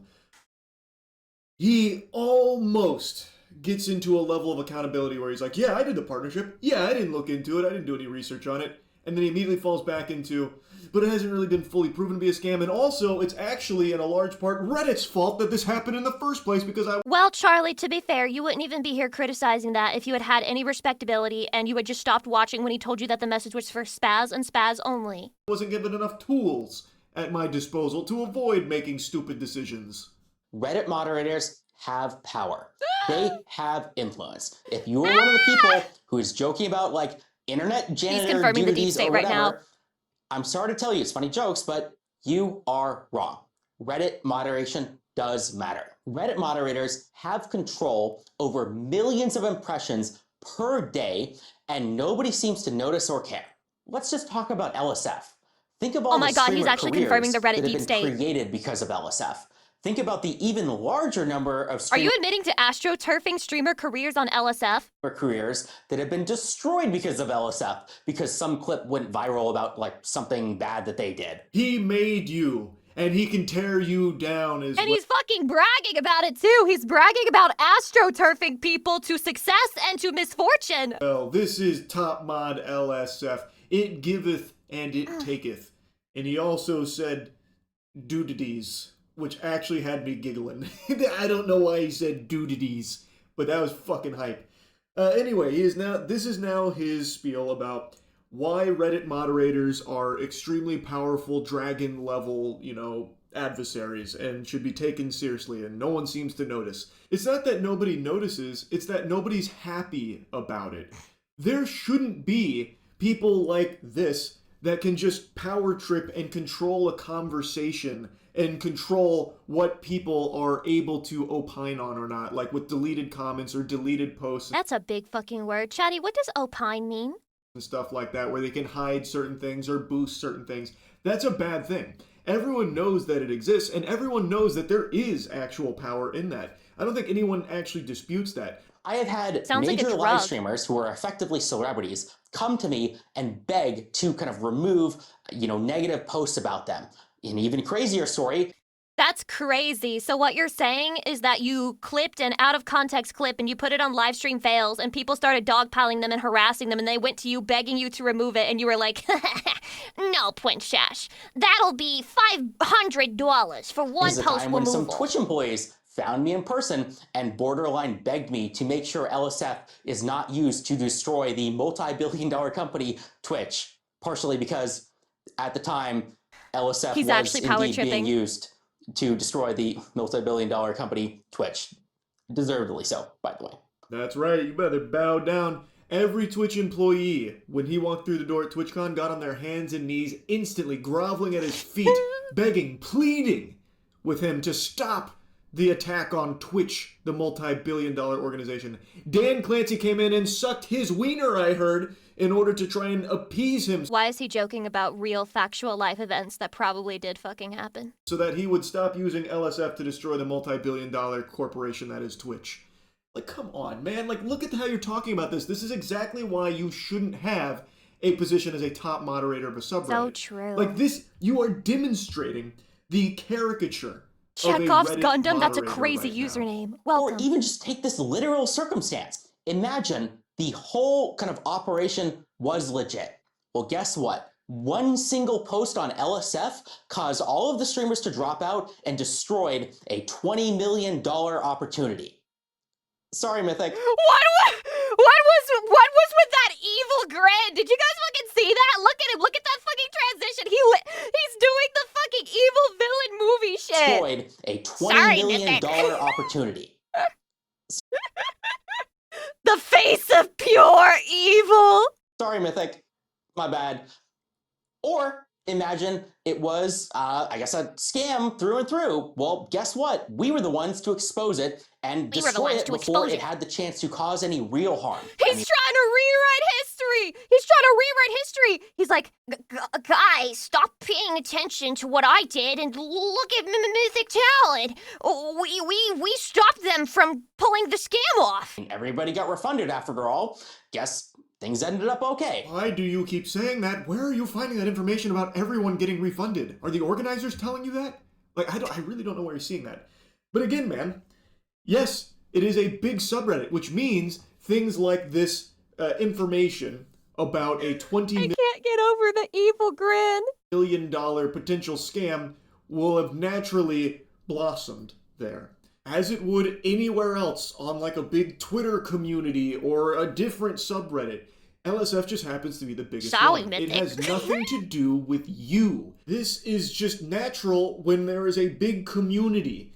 this would happen on another platform or another subreddit. It is not your achievement for creating the LSF ecosystem that shares clips about a potential scam. And in fact, you could even make an argument that you have actually been a hindrance in some cases in the past with certain things that weren't allowed to blossom there. Like, this is... I don't even understand the point he's making. People know that big subreddits or big Twitter communities or whatever do have a lot of influence. But that happens with or without this guy as the top moderator of the subreddit. That is just the result of a ton of people all in a similar space, in a similar vertical, that are sharing things back and forth. A monster that would always exist. His point is one that everybody knows. I was one of your most passionate users. I was in the Reddit partnership program from the start. I took advantage of every opportunity that I could. Oh, God. I had meetings with kind of the Reddit community managers. Oh, God. I begged them for help and kind of partnership opportunities at every chance that I could. And I was blown off every single time. You already said at the beginning of the video that the sole reason you pursued this moderator status is because of the power that it afforded. Why was he ladder climbing the Reddit mod community like it was a fucking career? I don't know why he's now trying to say that he's just so passionate. And even in this section here, he's talking about how he was trying to utilize every possible advantage to like get like brand deals and stuff, man. That's self-enrichment through this position. This doesn't really seem like it's coming from a place of a guy who's trying to like better communities or improve subreddits or make things better for others. This feels like you were chasing power and trying to use it to continue to climb that Reddit ladder, whatever that may be. I was one of the only moderators out there who tried to grow my community, who had any ambition, who tried to work with the company or help. Who had any ambition? Oh my God! This is his fucking evil villain speech! Help other subreddits or help the kind of the company that whole, and it didn't matter. I failed, and it failed because of how mismanaged and how little support Reddit, the company. He just said whittle! He just said whittle! Failed because of how mismanaged and how little support Reddit, the company, gives to moderators. None of this would have happened if I had gotten support from Reddit. Do you think that I want to be the guy, like, going out, like, messaging random people in Discords and LinkedIn's and trying to figure out kind of these partnerships? Yes, I do. I think you do. Don't. Then don't fucking do it, buddy! Chalamet! I'm gonna drop an Adam Sandler impression on you here. You are a moderator in a subreddit. Why are you chasing down brand partnerships and collaborations, buddy? The whole point of subreddits is just for a community to come together and talk about certain things, share certain things. And your job as a moderator, and I use job very loosey-goosey because it should never be misconstrued as a job. It's supposed to be filled by very passionate fans of similar mind in the same space that would then just enforce like... I knew it. I knew it. I'm so fucking popular. Everyone knows my name. Everyone knows my name. He name dropped me. Dude, they got people on YouTube name dropping me. I've made it. I fucking made it. Rules about, like, you know, making sure someone doesn't get, like, doxxed or something sensitive being shared like that. Like, that is supposed to be all it is. Why are you trying to even find partnerships and deals like that? First and last name doxed. In my eyes, to ever benefit the community, it only feels like it would benefit the mods that are chasing it down. You like to use examples, so I'll use one for you. Let's say you chased down this partnership with $1 Million Fan Show, and it wasn't going super well, and the organizers and you, well, you like to exchange back and forth, and they're like, look, we really need a favor here. Can you only post some of the positive stuff from $1 Million Fan Show and get rid of, like, the pesky, you know, maybe clips that are negative about it? That would really help us. And let's say you object to that and they're like, okay, well then we're not going to work with you in an official capacity anymore if you don't do this. You see the conflict that this creates? It leads to, I can't believe I'm going to use this word when talking about fucking subreddits and mods, but it leads to very blatant corruption, where you are now... Yeah, the Reddit moderator deep state, which I am vindicated. I said that this would be a thing and I would start calling it that. I'm vindicated, okay? In bed with some of these 50-minute vindication speed run, any percent. That could benefit from you gamifying your subreddit to cater it more towards them. Maybe it wasn't financial in this case, maybe you weren't paid for it, but extend this thought process to another type of subreddit where maybe there is someone paying for it. Like, let's say I'm a music artist and I want to be featured on like the r/, you know, rock hard rock subreddit, and I want to make sure my single gets out there. So I reach out to a mod and like, hey, look, I'll pay you some money if you can try and like boost this up a little bit. And this is something that I've read reports of happening in the past, and I think you would agree that that's a problem, right? Now imagine if those mods are also chasing down other artists like, hey, I see your Spotify streams are a little low. If you toss us a little money here, we can use our subreddit and the influence of it to try and... I'm convinced. Reddit as a platform needs to be destroyed. Kill them all. Boost it Round up a little bit higher. Destroy it. That's not a good thing. If Reddit had offered me partnerships, if Reddit had pipelines to connect with kind of major companies, if Reddit had lawyers that were helping me, like reading over these contracts, reading over these agreements, none of these very real mistakes that I made. This is so fucking funny. I'm pretty sure there's nowhere in the guidelines that says you're allowed to do any of that shit. Being a fucking Reddit moderator. Would have happened. Reddit needs to be professionalized, and it starts with the mods. This is going to be controversial, but the people who are running... This is going to be controversial. ...your multi-billion-dollar website are unqualified nobodies like me. That doesn't mean it... You admit that you are unqualified. Why should they hire you then? It's my fault or their fault. It's your fault, Spez. Yeah. It's your fault. It's your fault that I wanted to turn my Reddit moderation into a grift. It's your fault. What a mic drop. Brother, there are no qualifications to be a Reddit mod. That is a position that the community is supposed to, like, decide upon, like, hey, here's our rules, and here's who we would like to enforce them, and that's it. It should never be this deep. I just don't understand why he can't grasp, and maybe he can. I knew it. And he's just pretending not to.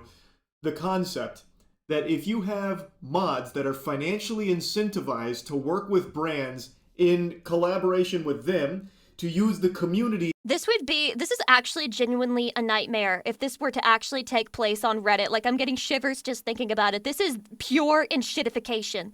For their collaborators' purpose, you now have a very disingenuous subreddit that is very easily influenced based on who is paying for it. That should be a very clear conflict, a very obvious issue. It should be pretty obvious why Reddit wouldn't want to invest in a suite of resources like lawyers and brand ambassadors for Reddit mods to look over contracts and shit for Reddit mods securing deals to sell out their subreddit.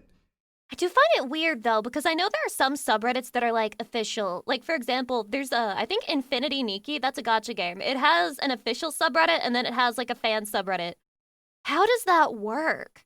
Are they paying people to run the official Infinity Nikki subreddit, and is that allowed on the platform? That's not a good thing. That means access to anything that like a talent manager would give an actual celebrity. So an access to a bounty board or ad deals or lawyers or event organizers or professionals or anything that actually matters. I think we need to fucking take all of it out of Reddit. No official subreddits, only fan-led. Get rid of all of the ads. Let it be a lawless land. And you know what? Fuck it, no moderators. Okay? To you, personally, actually matters to just you. The guy who is benefiting from the ad deals and brand partnerships and shit. That does nothing for the community you are supposed to be moderating for, brother. What are you not understanding there? Like, he is only arguing to help himself under the guise of it being to grow his subreddit. It only grows you, man. To summarize, it would be in 10 seconds. That's not even true. 4chan has ads. Reddit moderators should be treated like celebrities or influencers, not because they deserve respect or anything, but because they actually have real power and influence. I mean, if not for the world, at least over your $50 billion company, maybe if you gave them actual support, it could go from 50 billion to 100 billion. I mean, it certainly deserves to be... I can't! That high up for how much traffic Reddit gets. Yes. Wrap it up, little bro, wrap it up. High-level financial growth strategy here. The way to double your company is by spending resources to connect your subreddit moderators with talent managers that will chase down brand deals for them. Yeah, of course, yeah. So that way they can feel like a celebrity and I guess cash in on their mod status. Yeah, I'm really seeing the line now. The pieces of the puzzle are coming together nicely. I get it.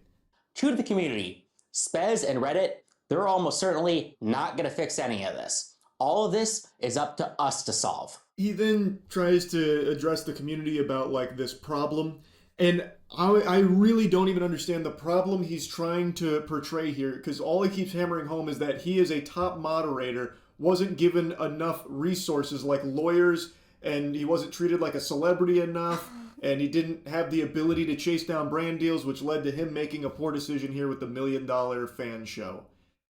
How is that a problem that the community, like, would rally behind, man? You just shouldn't have done it in the first place. Reddit shouldn't be a platform where mods are selling out big communities for the sake of brand deals. Listen, if you're a moderator of any community, I highly encourage you to maintain communications and conversations with people who don't moderate anything so that you can run your ideas through them first instead of a moderator who's just gonna, like, you know, yes man you. You need to talk to a normal person so you can be like, hey, I'm thinking about taking a brand deal for, like, my subreddit. What do you think? And then they're gonna be like, I think that sounds fucking horrible and you sound like a dumb, stupid, dumbass piece of shit. And then you'll be like, oh shit, I'm sorry, man. I didn't even know. I don't see a whole lot of community support coming for that kind of message. He keeps presenting it as a problem, but actually I think this video demonstrates exactly why Reddit made the right call removing him from his position. Like, I don't know how he's not seeing that. To solve all of the problems that I have laid out, we will create tools and resources so good, so useful, that everybody will have to work with us. Think talent so good, so useful, everyone will have to work with us. Agency, but for subreddits. You have the big ideas, you have the vision, you have the crazy cool things that you want to do, and we handle the logistics. Materially, that means connections to major companies, partnerships, doing AMAs, running events, doing mod recruitment, cross-collaboration with other relevant subreddits. That kind of stuff. He then pitches his... With other relevant subreddits? This is so poetic. This is so poetic. The way he talks about Reddit, it's the way that people who are, like, big streamers and, like, they're fucking always doing something, they're always working on something. It's the way that they talk about their own jobs. He was trying to vicariously live the streamer life by being the moderator of live stream fails. This is pure poetry. This is fucking art. Thing here, which a talent agency for subreddit mods, I guess. I don't want to get into it. I've been yapping about this for so long. It's just this video blew my mind that he would actually post something like for this. Reddit. Again, I do actually feel bad for him because this is clearly a position that meant a lot to him, and I'm wishing him the best going forward now without his, you know, sheriff badge of LSF. But I do not think a talent agency for mods is the right path. But, you know, I'm not his dad. He can do what he wants. It's just, this was a mind-boggling adventure watching this one. Anyway, that's really about it. See ya. That's really about it. See ya. I knew it. I knew that was coming. I knew that was coming. Wow. I learned a lot. I learned so much about Reddit moderation, things that I can never forget, and I learned that I guess all mods look and sound like that. I guess it's not a joke. I guess it's not a stereotype. I guess it's real. And that's where we're at in life. Huh. Moderation, not even fucking once. Okay, so I have no clue what this is, but it also has 15 million views and you put it on my subreddit. So I guess I'm about to find out what this is. Pure cinema. A long time ago, in a galaxy far, far away, princess. Star Wars TIE Fighter.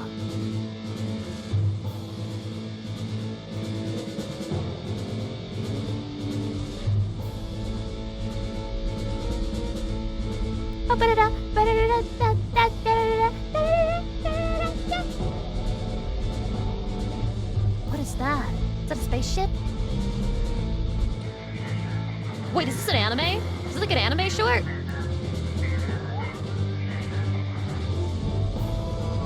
Oh my god. What the fuck? Wait, this is original?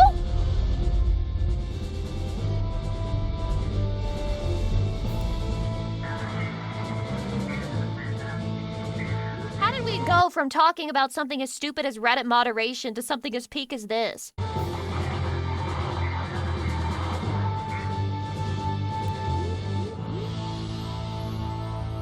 my god, that blink! It was almost disturbing how well animated that eyelid was. Is this robot running on Linux? Mods, can you please just take that guy out back and fucking shoot him? I'm sick of this shit. Hydrate.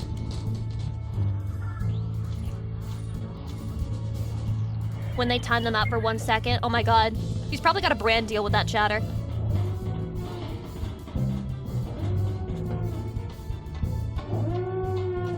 This is all fan-made?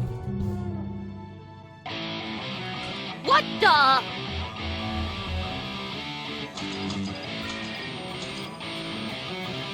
By one guy too? What? Now this is the best one guy I've ever experienced.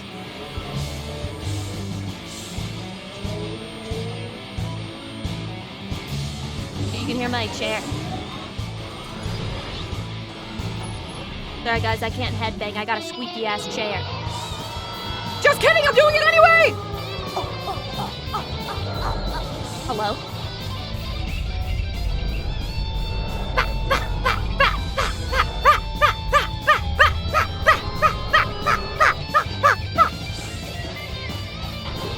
Oh my god! Oh, it's cinema! It's cinema!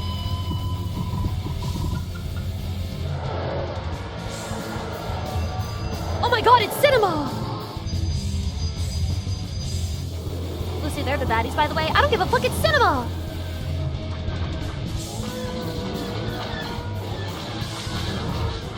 Guys, can I tell the difference between the rebels and the good guys? And wait, who? I thought the Empire was the bad guy.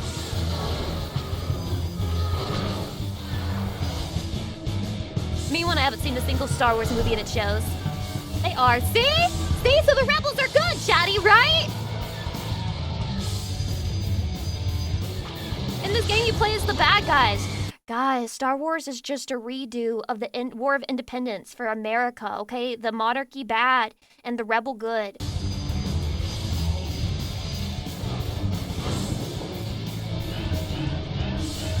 Close, actually. I'm a genius.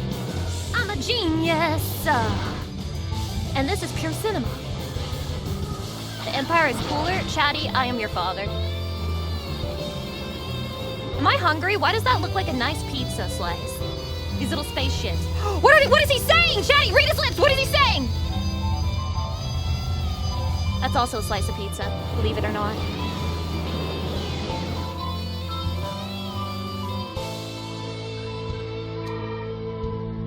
He's phoning a friend. For $1 million, what color is Winnie the Pooh's shirt?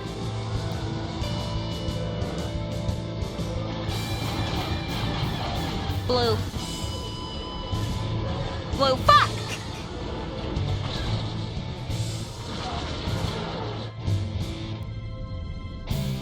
Purple. Purple princess.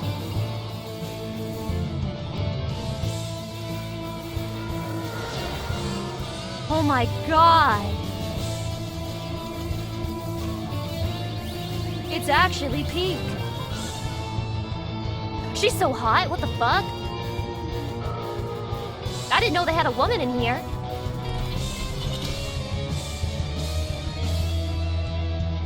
I need this, but like a 24-minute episode.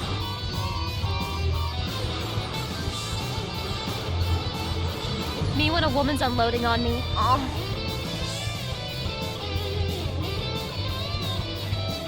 I don't know what they're saying, but they're talking mega shit to each other.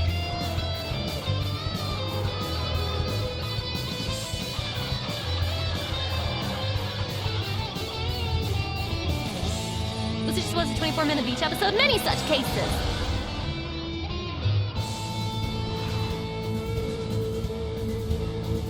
He's so handsome. Wow. He looks evil. Wait, he is evil. Aren't the stormtroopers evil and they have like really bad aim?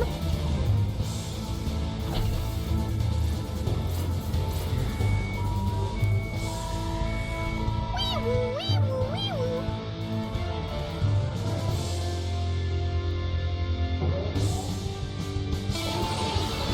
Oh, Masaka!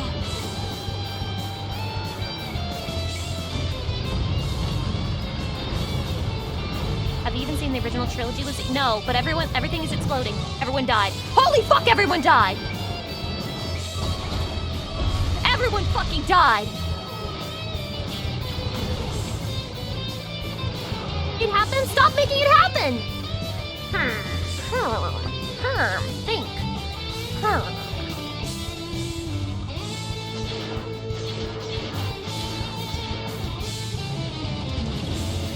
You should watch the old one, Star Wars movies, Lucy, not the new ones. Why would I watch the new one with a woman?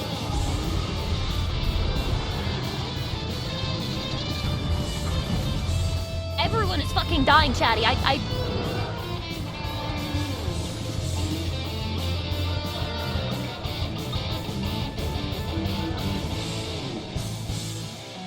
The old one's a woman too? Isn't it a sister? And like they like get together?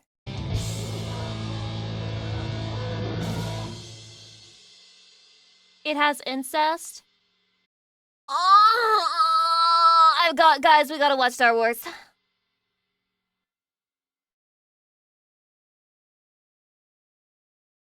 The coffin of Luke and Layla is crazy. Holy peak!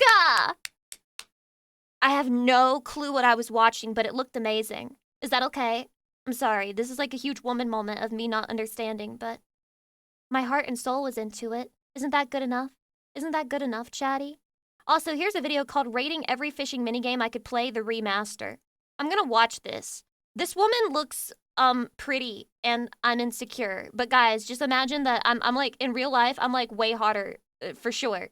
Just trust me, I'm actually like 10 times the hotness. Hi, I'm Jay. I want to talk about fishing in video games that are not about fishing. So about a year ago, I made a TikTok rating 27 different 10 times fishing hotter. games. Personally, I think I slayed that video. It was Trust. iconic. The crowd went wild. We all remember where we were. Remember when I said that the Reddit mod stuttering was his like giveaway of a lie? Trust.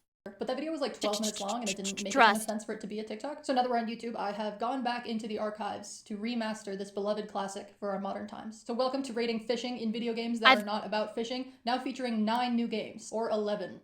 Depending on how you... What does a game have to do to not be about fishing, though? Because if fishing is a mechanic, then it's kind of sort of about fishing. It's not totally about fishing, but how does that make it not about fishing when they included fishing into the mechanics and intended for that to be a part of the game? You count. I've also edited or completely rewritten all of my original reviews. But these new entries are either games that I didn't know had fishing, games that I haven't played since I was 8, or games that I had never played, and I played them just to see the fishing minigame. Yeah, I'm an academic. Nice. I did research for this. Quick rules before we get started. 1, we're only discussing fishing minigames where you catch fish. There are several where you can only catch like items, money, big the cat's fuck-ass frog. That's crazy. Why does it even fucking matter then? Those have been eliminated. 2, obviously I can only rate games that I've played and fished. If I miss your favorite, there's a good chance that it's either Dota or WoW.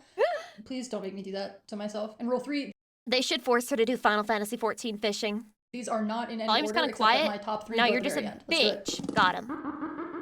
We're talking about the Game Boy Advance version. Off the bat, this minigame is run by Funky Kong. This is how you know that it's a good game. Kong! Very little fish diversity, but it's Game Boy Advance, so I'm gonna give it some grace there. I like these mechanics a lot, and I really like that Donkey Kong rides around at like 400 miles an hour on a swordfish, rather than just use the boat that is right there. I do like that he does that. 7 out of 10. Next. Commencing fishing.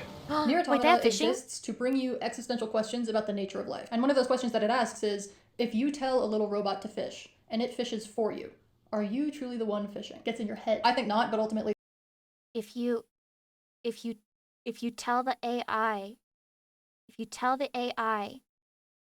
to cleanse your colon, and then your colon is cleansed, did you cleanse your colon or did the AI? The mechanics aren't actually that different from like standard simple fishing mechanics, which means that it's pretty boring. But I like these models a lot, and I especially like the weird future fish. I love this twin fish because it's more fish per fish. 5 out of 10. That's Chatty. Is that supposed to be like a double dick? I especially like the weird future the double fish. dick I love fish? this twin fish because That's a double dick fish. it's more fish per fish. 5 out of 10. Next.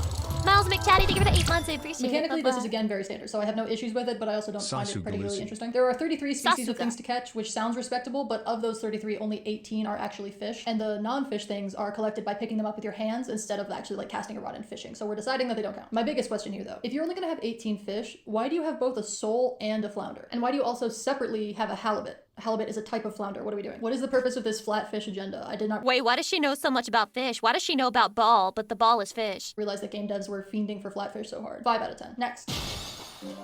This isn't a bad rhythm game, but I hate rhythm games. I have your These fish are all solid colors. I didn't There's know only Fire 6 Emblem had types, and it is a fishing. rhythm game, which we said already, but I need to emphasize that I hate rhythm games. Also, fish Dropped. dropped. I'm sorry.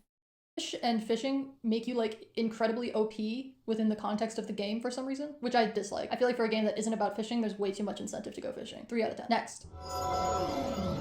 Wizard 101? I've never played Wizard 101 before, so I had no... Okay, so you don't want to fucking find out how WoW and Final Fantasy XIV fishing goes, but you're okay with doing it for Wizard 101? Fake. Nostalgia attached to it. Dislike the video! Anyway. I normally really don't like MMOs, but I think this was similar enough to Club Penguin that we're good. And then separately, the fishing is also fun. The mechanics are basic, but I like the whole like match your lure to the type of fish thing. And I like that instead of using a rod, you're like casting a spell, so it's on theme. One thing about me, I like to see a goofy thing in a video game. Also, I don't like this fuck-ass pelican.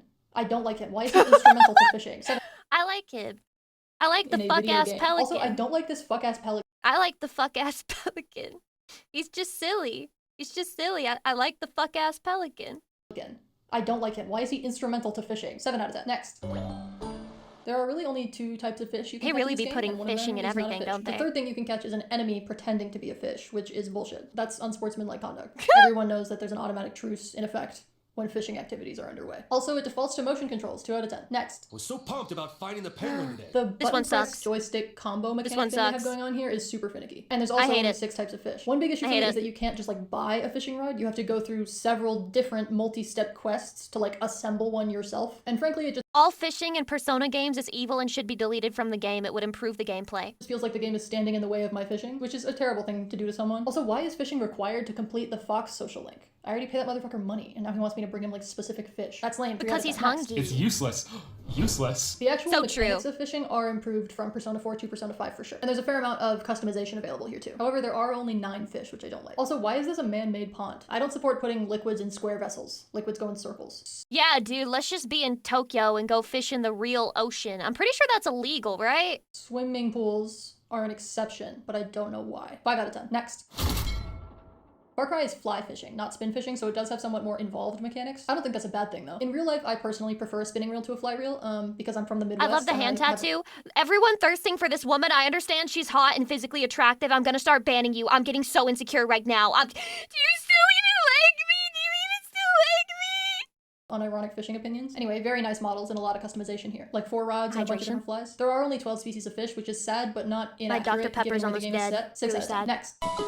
Pokemon! The whole series, because they're all identical. Terrible idea to say that out loud on Beyonce. It kind of sucks, but it's whatever, I guess. Is, I would say, a Chuckster level of annoying. Not that anybody really needs P-Boss, I guess. Also, I've been thinking about this. I don't know if this actually counts as fishing, because what you're catching isn't a fish, it's a Pokemon battle. Like, there are no mechanics other than selecting use rod. So it probably shouldn't count, actually, but I make the rules. So. Why not thirst after Lucy? Because they fucking hate me and they're busy fucking thirsting after a flesh woman! I'm saying that it does. It does get points for letting you fish from another fish. Very Donkey Kong. 3 out of 10. Next. I've got a question. Shenmue 3 has multiple quick time events per fish. Also, given that this game came out in 2019, it's not great that these fish models look like balloons. It kind of looks like those giant fish pillows that you could get at Cabela's. You know how you get giant fish pillows at Cabela's? Dude, I hope she mentions it, but my least favorite fucking fishing mechanic of all time was Legend of Zelda Ocarina of Time.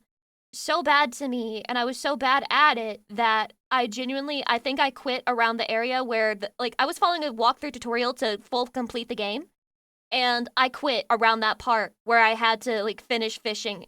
I swear, I'm not even joking. You do that on the regular, right? Where did my giant fish pillows go? Also, in continuing the theme of Shenmue being obsessed with your Google Calendar, you do have to obey the posted legal fishing hours. I will say, they really managed to make a fishing game that fits with the rest of the game. 2 out of 10. Next. It's bad as hell.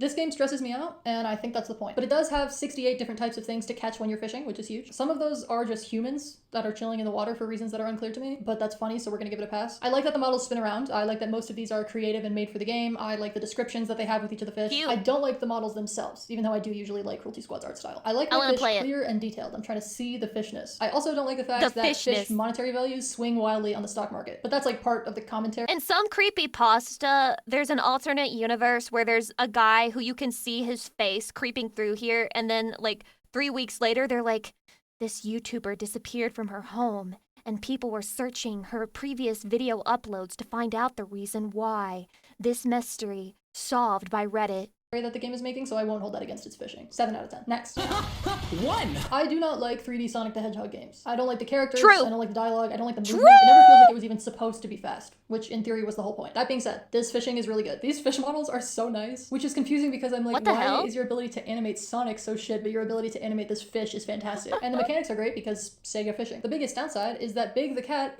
I need you to look at this picture. Why is Sonic being hard-mogged by a fucking fish? He's being hard-mogged by this fish. to animate this fish is fantastic. And the mechanics are great because Sega fishing. The biggest downside is that Big the cat is still there. I understand that it's tradition. Big I hate the his cat's guts. so also, cute. For some reason, Who the fast hell is he? travel is locked behind fishing in this game. But the actual fish and fishing are very good. 8 out of 10. Next. The original Link's Awakening came out in 1993, which makes it 10 years older than me, and it contains the first ever fishing minigame. It's pretty straightforward. You got 5 total fish in the pond, 3 small ones, 2 big ones. One of the big ones has an item with it. It is always the same fish that has the item. Because this created the concept, the mechanics are obviously very simple. I do really like the side view, which is pretty uncommon at this point. I think there's only 2 other games on this list that are like that. The side view obviously sacrifices like POV realism, but also it's much more fun because you can see everything, so I do prefer it. The biggest issue with this fishing game is that every single time you cast, the game re-explains how to use the fishing rod. Like every single time it tells you press these buttons in this order. Well, 0 out of 10. Zelda, Instantly, like, 0. like halfway 0. through the game and Navi is still explaining how to open a door. 6 out of 10. It does get bonus points for being the original. Next. This minigame is well done in terms of being a remake. The mechanics are still very simple, but there's a bit more customization here, like a couple different lures. Very few fish still, but now it doesn't have the excuse of being the first game to ever do it. These days, we have superior fish technology, and I do expect games to reflect that. I do enjoy this big fish. She's very goofy. It's a better minigame, but it doesn't get the bonus points from being the original. 5 out of 10. Next. Damn. So all Fuck of the 3D this Zelda games game, that have fishing and it's also have basically fishing. the same I love the mechanics game. for Hate the but some small fishing. stuff does change. Ocarina of Time was the first 3D Zelda game with fishing, so the mechanics are pretty rudimentary. One big plus is that if you catch a fish that beats the local record, the fisherman dude will put it in a tank with your name next to it. We should probably discuss this fisherman guy, like as a society. He is always standing like this, even like 50 years apart. 5 out of 10. Next. I think what happened was that you have to like get all of the heart things, you have to catch a certain type of fish, and I was struggling so hard.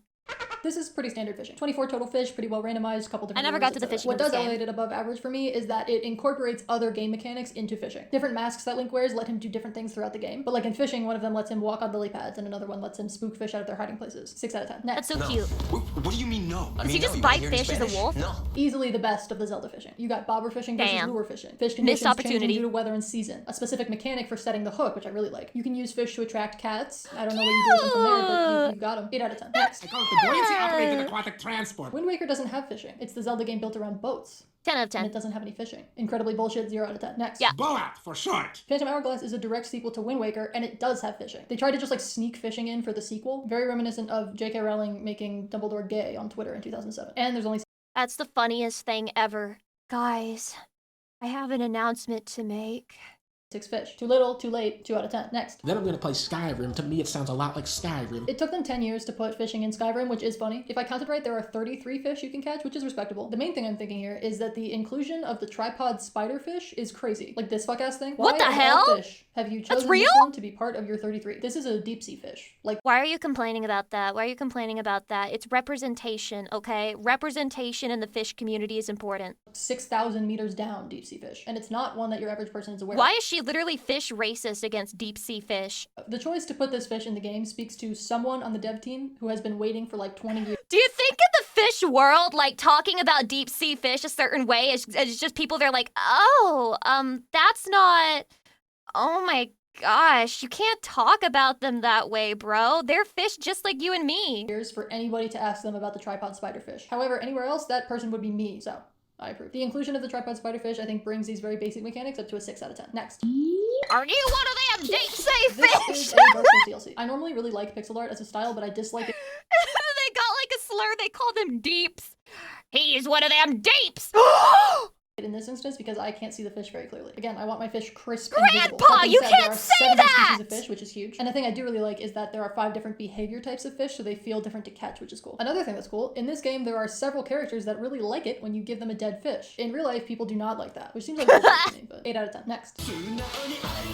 We're not gonna go over all of the Yakuza games individually. I want to play because Yakuza. there are 11 of them, kind of depending on how you count, and I think 9 of those have fishing. So we're just gonna do an overview. The mechanics are pretty basic and pretty similar across all the games, but for some reason the difficulty varies wildly. In Yakuza 5, for example, fishing is the single easiest thing that has ever been put in the interactive medium. And in Yakuza 3, it is by far the most difficult thing in the game. It does have some diversity, like there's why is both it like that river every fishing and sea time? fishing in most of the games. Mostly though, Yakuza gets huge bonus points for letting you use certain fish as weapons. Collectively, it gets a 6 to 7 out of 10 with 2 exceptions. 6 to 7? Dragon Infinite Wealth gets an 8 out of 10 because in that one there are a few arcades in the world where you can just go play straight up Sega bass fishing, which is a game that kicks ass. I'd give it a 10 for being Sega bass fishing, but it's on thin ice because it's a game about fishing that is inside a game that is not about fishing. Toes the line. The other exception is Pirate Yakuza in Hawaii, which gets a 5 out of 10. It loses points for having fishing by dragnet, which is very harmful. That game's great though, holy shit. Next. It's in the walls. I did not know that Destiny 2 had fishing. I mean, your the reason walls I got didn't know is that it's only in Season 21, which you need either a Season Pass or the Lightfall DLC and an Annual Pass in order to play. All of those things, of course, cost extra money. And then when the season ends, all of that content is gone, even if you bought any of those things. So what I'm telling you is that I have not done Destiny 2 fishing because I didn't think this far ahead 2 years ago, so that's my bad. Isn't that also an MMO, or am I crazy? However, also, I haven't done anything in Destiny 2 in like 8 years because I hate Destiny 2. 0 out of 10. Next. You offering to take me fishing, father? Hades' never-ending quest to tell you that He your fishes? reaction time sucks does extend to its fishing. By which I mean when you fish, the game is timing you. Like there's a written inverse relationship between player reaction time and the likelihood of catching a rare or legendary fish. Very rarely in my life have I said this, but this is a game that did not need fishing. Hades is a roguelite and a hack and slash. Kinda like, visually, true. you are so far away from your character. When he catches a fish, you can't see shit. And anyway, fishing is inaccessible enough that I think most people don't even know it's in the game. 3 out of 10. Next. Me.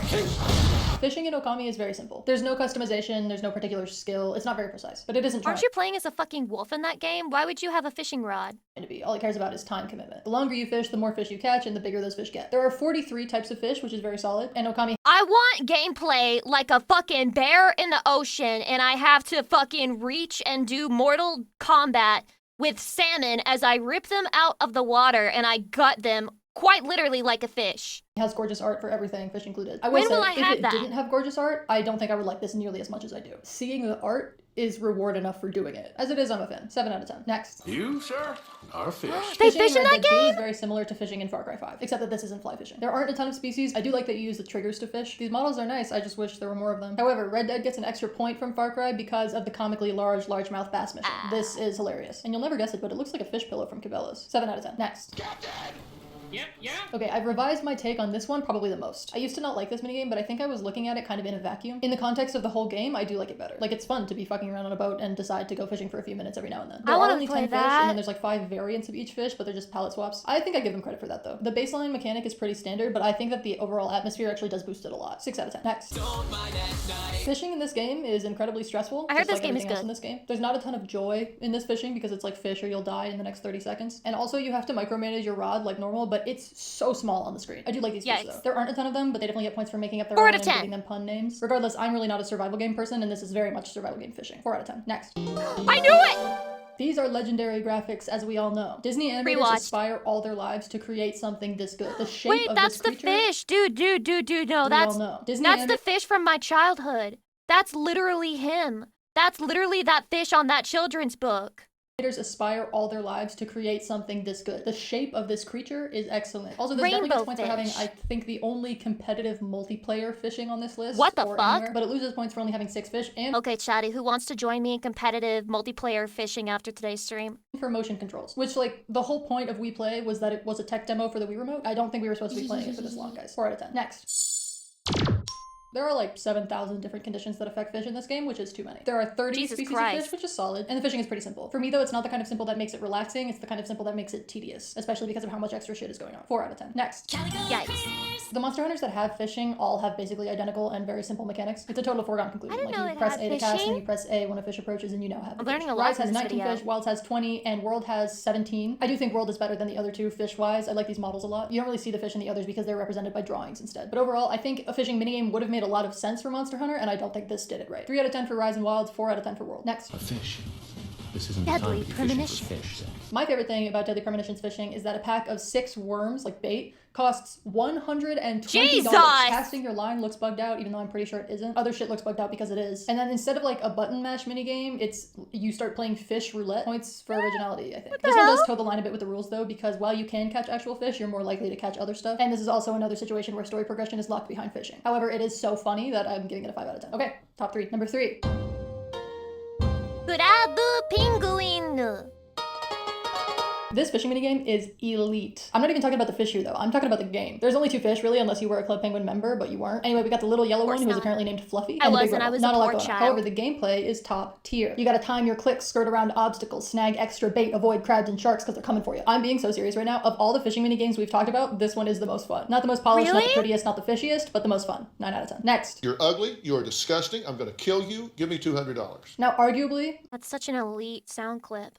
Animal Cross is a game about fishing because it's a life sim and life is about fishing, but we're gonna let it slide. This fishing matches the rest of the game in that everything is on a real seasonal and day-night cycle. So catching like a specific I love how that's Dr. Phil, but the words coming out of his mouth just sounds like your average flesh streamer woman. fish can take a lot of waiting, but these fish are world class. Excellent. If you do not have all of the bugs and fish in Animal Cross, why are you playing the game? Bugs and fish are the best part of everything, obviously. But these fish are the best of the best and they get better every game. They also add 8 new fish every game, which puts us at 80 fish with Animal Crossing New Horizons. These models are beautiful. I love them. And super important, the fish go in the museum, which means you can stare at the models for as long as you want, which is what I am doing. My island is almost entirely museum. Even in City Folk, it was almost entirely museum. 9 out of 10. And finally, my number one favorite fishing minigame in a game that is not about fishing. And I was so very worried.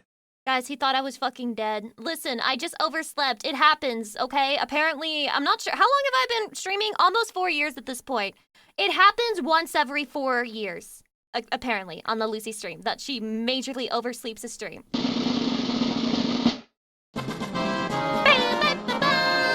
I'm still not sure why this happened. I'm pretty confident that the devs just wanted to see how sick of a fishing game they could make if they had Square Enix money. But then because they had Square Enix money, they also had to tack on like a whole very gay RPG with really detailed soup physics. I remember being shocked the first time I saw Ignis make soup in Final Fantasy 15. There's no way that you spent this much fucking time and money animating soup. I need you to know that the fishing in this game was so good that they had to make an entire... Spent all the time animating stupid shit because they were mega focused on graphics. Meanwhile, they forgot to make the game good. It happens. Separate tie-in also, game Dark that J, is thank you so much just for the 1,000 VR fishing. The main character is like canonically obsessed with fishing too. He's been in some other Final Fantasy games too, and every time they make a point to be like, yeah, Noctis loves fishing. But this shit is great. Customize your rod, your reel, your lure, your line. The enemy encounter music starts playing when a fish approaches. These models are gorgeous. Out of curiosity, press 1 if you've ever fished before. Press 2 if you've never fished before. I'm curious, how many of you guys have had the quintessential male experience of fishing? 1 2 2 2 1 1 2 2. I feel like that's like, it feels like 80% have fished at least once. Damn, the fishy smell in the chat right now. And there are 109. You just came home from fishing? Peak! Species of fish in this game. Also, you get to hang out with the boys, which is like the entire game, but still. Perfection, world. I think a man who enjoys fishing is probably a green flag because he has a lot of patience. He's a very patient guy. He can just sit there and wait. So when you're having a woman moment and you're crashing out, he's just gonna look at you like you're a big fish that he has to reel in, and he's like, that's okay, you can bite the hook whenever you feel like it, whenever you're ready. Class, the best of the best. 10 out of 10. I am Noctis, Prince of Lucis and King of Fishing! You know my buddy calls himself the King of Fishing? Thanks so much for hanging out. My other socials are in the description. My Patreon is there too. You know, my buddy calls himself the King of Fishing. Ah, shut up, Prompto! Not a brony welcome. Yeah, I'm kind of a MILF if I do say so myself. So what does the MILF stand for, huh? Man, I love fishing. I got him! You want to support me and get some cool rewards? If you're wondering why I'm crowdfunding, it's because I'm scared of running ads. I don't know how it works. Anyway, bye. Yeah, I'm also scared of running ads. Just kidding. You know what? No morals, no principles. I got 30 fucking seconds, that's an ad. 30 seconds, that's an ad. 30 seconds, that's an ad. 30 seconds, that's an ad. You will sit there, you will watch the ad, you will like it. I'm actually the exact opposite, Chatty. Not to be a pick-me streamer or anything, but I make my ads as short as possible. I chose the lowest setting. Not to be a pick-me streamer or anything, but I'm not like those other streamers that run ads every 1 minute. I swear, uwu etel blah. Alright, Batman gets doxxed on Twitter, awesome. Oh no, someone just posted the wrong opinion online. I better act fast. Yo, Batman, I made you your 3rd breakfast. This is the last one. No more talks about bulking. What is this? It's toast. This is bread. You skipped the one step in making toast. Tastes great. I love how you can see the fucking holes in the back of the head because they took out the pigtails. To me. Don't eat my food! Hello, Master Batman. I made you Oh my god, Robin looks kind of fuckable. Robin, What? don't sneak up on me. I've been trained in the ways of the blade by the top Redditors. I must have also trained you how to bathe. That's rich coming from a cat. Wait, is Batman a Reddit mod? Get it? 'Cause cats don't like water? Batman, did you replace Alfred with a cat maid? Robin, you know I have a thing for women who are also cats. What? Are you some kind of furry? You're asking the guy in the full latex bat suit? Batman, you can't just replace your family with your cat girl girlfriend. You wanna bet? We are not dating. We have an on-again, off-again relationship. Mainly because if he was on me too long... I'm invested. My bones would shatter. Robin, this... Oh, I'm so hard thinking about Batman fucking crushing a cute anime girl's bones underneath his huge Batman body. jealousy is unlike you. Just do what I do and suppress your emotions with work. You haven't left the cave in weeks. Holy base. The office declared you legally dead. You know, my parents went outside once. They didn't come back. Cool. So what have you even been doing on that computer? I'm learning a new form of combat from an elite group of justice fighters called the Keyboard Warriors. Batman, it looks like you're just harassing people on Twitter. I'm doing God's work. Wait, what's happening to the screen? Salutations, Batman! I, the Riddler, have just bypassed your McAfee Premium firewall. Oh no, it's this idiot. Idiot! Do you have any idea how high my IQ is? Is this the does he know guy? Does he know? I bet you don't even understand the significance of the pickle. Oh man, he means business. What do you want, Riddler? You must answer my riddles, Batman, or I... Nah, I don't feel like it. What? Batman, that's not how this works. Why not? Because if you don't answer my riddles, Batman, then I'll dox you on Twitter. Nice try, Riddler. But I already know where I live. That's not it. I scrolled through the past 5 years of your tweet history. That's so dumb. How are you gonna dox me by just posting my IP address? I already know where I live, dumbass. And found something Twitter That's would so disagree with. You'll be trending for weeks. Ratio to oblivion. Riddler, my viewpoints have changed. I'll agree with whatever the popular consensus is. No man can win a fight against Twitter. Not good enough, Batman. Don't worry, Batman. I was trending once. For a monster reason.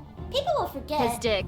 Hopefully. I'm going to have to distance myself from you publicly. Why would Astolfo want you to forget about how big his dick is? Nah, make that make sense. Fix the character writing here. You understand. You bested me, Riddler. Just tell me why. Oh, besides to prove I'm a better person than you, it's quite simple, really. Hi, Batman. Joker, why on earth would you team up with Riddler? He's lame. I needed help hacking your computer. You know, all it takes is one bad tweet to ruin a life.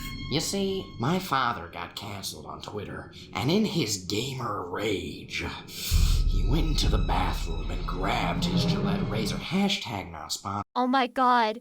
Bao is the Joker. Holy shit. by the way. And then he... Joker, why would your backstory have a sponsor? Get to the point. Point. You see, I don't need a point, Batman. Sounds exactly like her. What I do need is those Robin thigh pics. Come to Joker. You'll never get those pics, Joker. Riddler, how are you okay being a part of this? Batman, is it gay if I'm getting paid? Now time for the riddle. What do you call... Is gay for pay gay? Whoa, Chico, Or is it just you a just sound stopped the business Riddler. investment? Nice work. Batman, I think she's just stealing the computer. What? Batman, should we go after her? Let her go, Robin. She saved us from her greatest foe yet. Batman's always getting scammed. This is so fucking sad. Twitter. Now I can go outside and touch grass or punch a poor person. What? I could go outside and touch grass or punch a poor person? Is there Batman lore that I don't understand? Or is it just that because Batman is so rich, every person he punches is poor in comparison to him, so he just goes outside and punches poor people? Those are the only options? Well, shit, Chatty, maybe it's a good thing I've been avoiding walking around outside. Goku versus 20 Dragon Ball villains. I'm really scared. Let's watch it. My name is Goku, and today I am surrounded by all my greatest foes. I don't think games His are ops. too gay. Cause a band is a band, but I'd cause I pay for gay. Rico, thank you for the 2 months. I appreciate it. I mean, I see his point. Hard to argue. That you should punch poor people in the face? No, you guys are getting canceled. Everyone here could have had a much better life if they just accepted my mercy and changed their ways. Is Goku evil? Well, I never got that proposition, Kakarot! Oh, hey there, brother. Did you seriously just forget my name? What? No! How could I possibly forget my own brother's name? How have you been, Nappa? Oh my god. I came all the way here looking for answers, and you don't even remember who I am! Wait, what answers? Why is it that you'll bend Why is over he the only one backwards in a trying to suit? redeem Know every about monster you Robin meet, thighs. but you never once tried with me? Well, you were kind of a jerk. What the fuck? Jason, thank you so much for the 10 gift subs. I appreciate it. Blah, blah. Nadia, thank you for the 300 biddies. I appreciate it. Know about Robin Astolfo's thighs. Yeah, I mean, Astolfo's dick has been posted on Twitter. Astolfo's thighs has been posted on Twitter. I think it's gonna be okay. You know, I'm gonna tell my good friend Bao, whenever you get canceled, just remember, you're just like Astolfo, for real, for real. Also, thank you for the 1,000 biddies. I appreciate it. AGEP3 and Weiss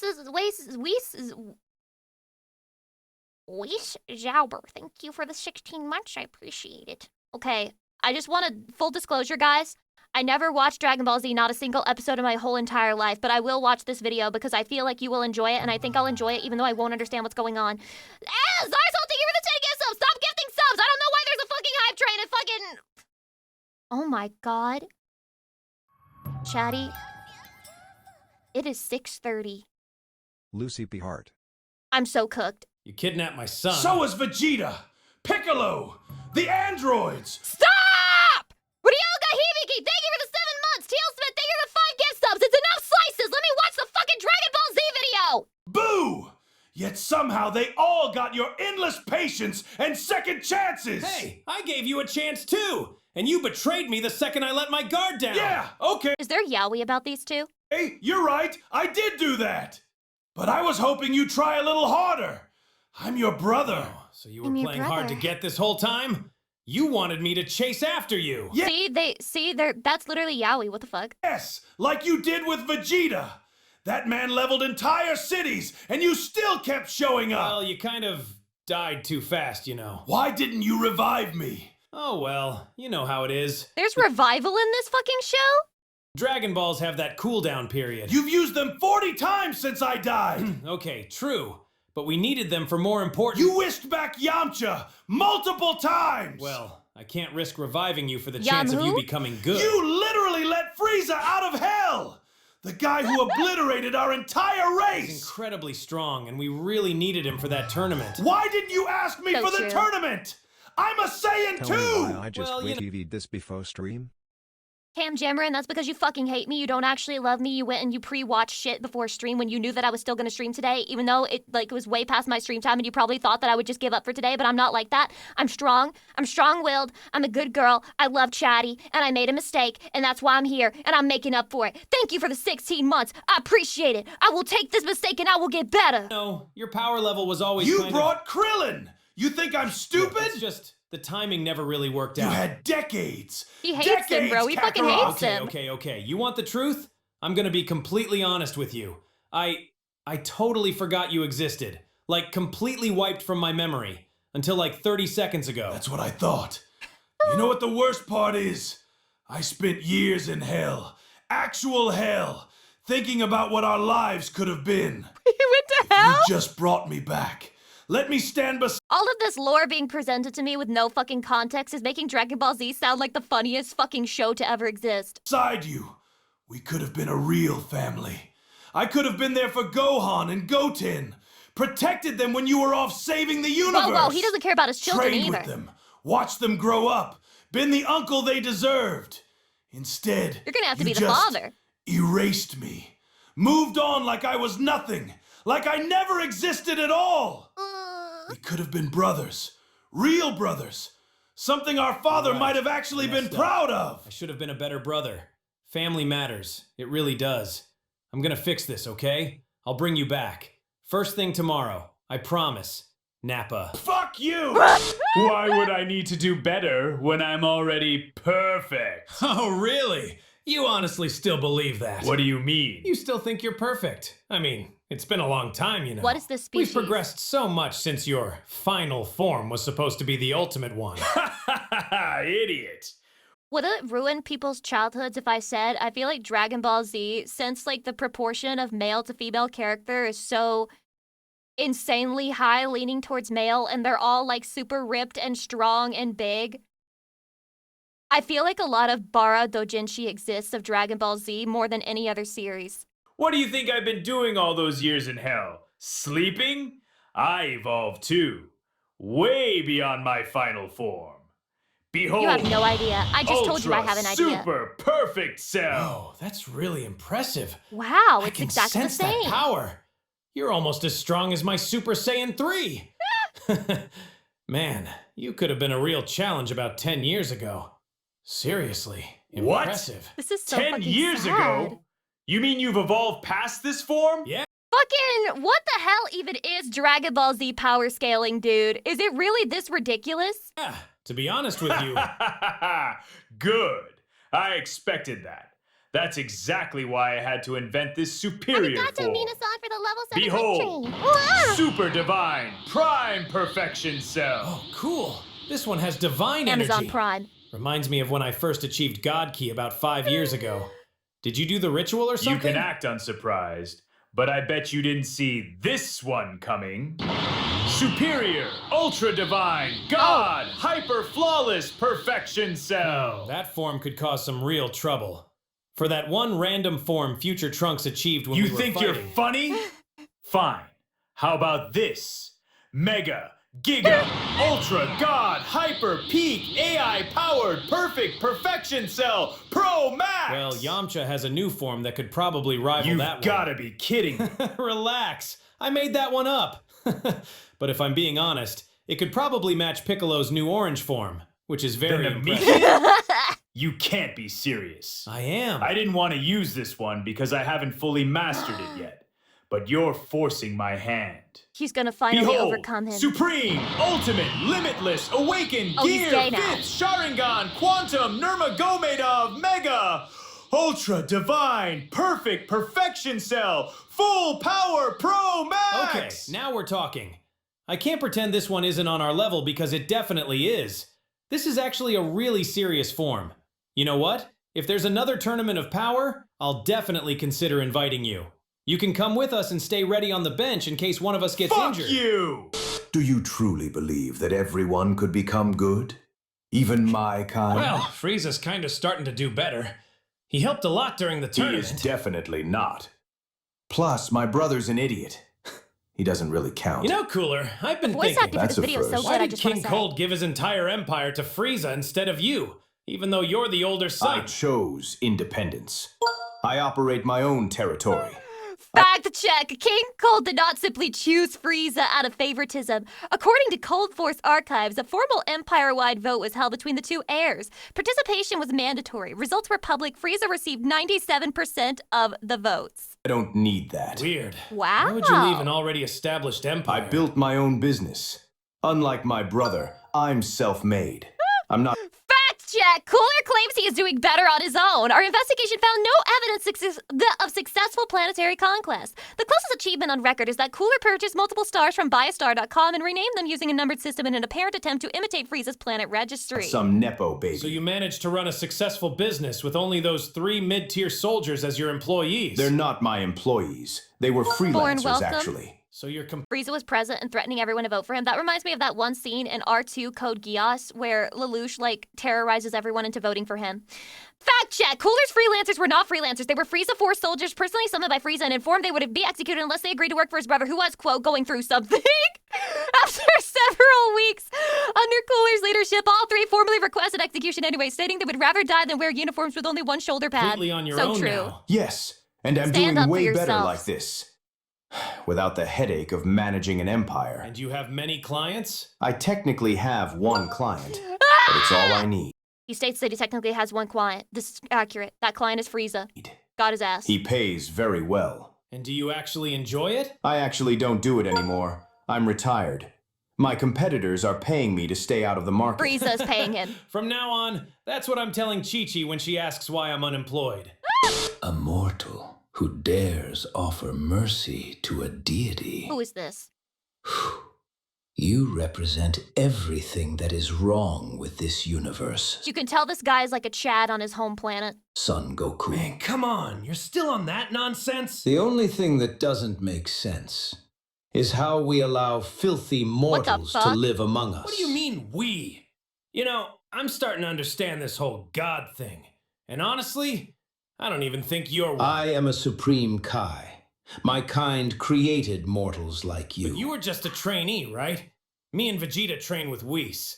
Guess that makes us pretty much the same. We are born filled with divine energy. Mortals merely steal scraps of power. Everyone's got divine energy now. Me, Vegeta, even Frieza has stolen power. Chatty, something tells me this series should have ended a decade ago. Handed out by incompetent gods who let mortals desecrate it. I visited the demon realm. Your people are just... Oh my god, my realm? Guys who got picked for the job. Like Dende. He's the god of Earth now, and he's just a Namekian The fact kid. that a pathetic mortal knows this much is itself a disgrace. The fact that you even get to speak to us. Oh, I just figured something out. So Kais used to be mortals, and destroyers used to be mortals too, right? So really, mortals are kind of running everything? Like, dude, we pick mortals to become gods, and then those gods watch over mortals, and then those mortals become gods. We're basically all just doing it ourselves. A mortal is explaining the divine hierarchy to a god. This is exactly why the Zero Mortals plan was necessary. I still don't get that plan. What was it even supposed to accomplish? Eradicate every mortal in existence. Cleanse all the universes of your filth. Okay, but what about Zeno-sama? How are you going to deal with him? I wasn't certain he truly existed. My jaw's on the floor. I hadn't yet reached that lesson with Master Gawasu, okay? Hold on.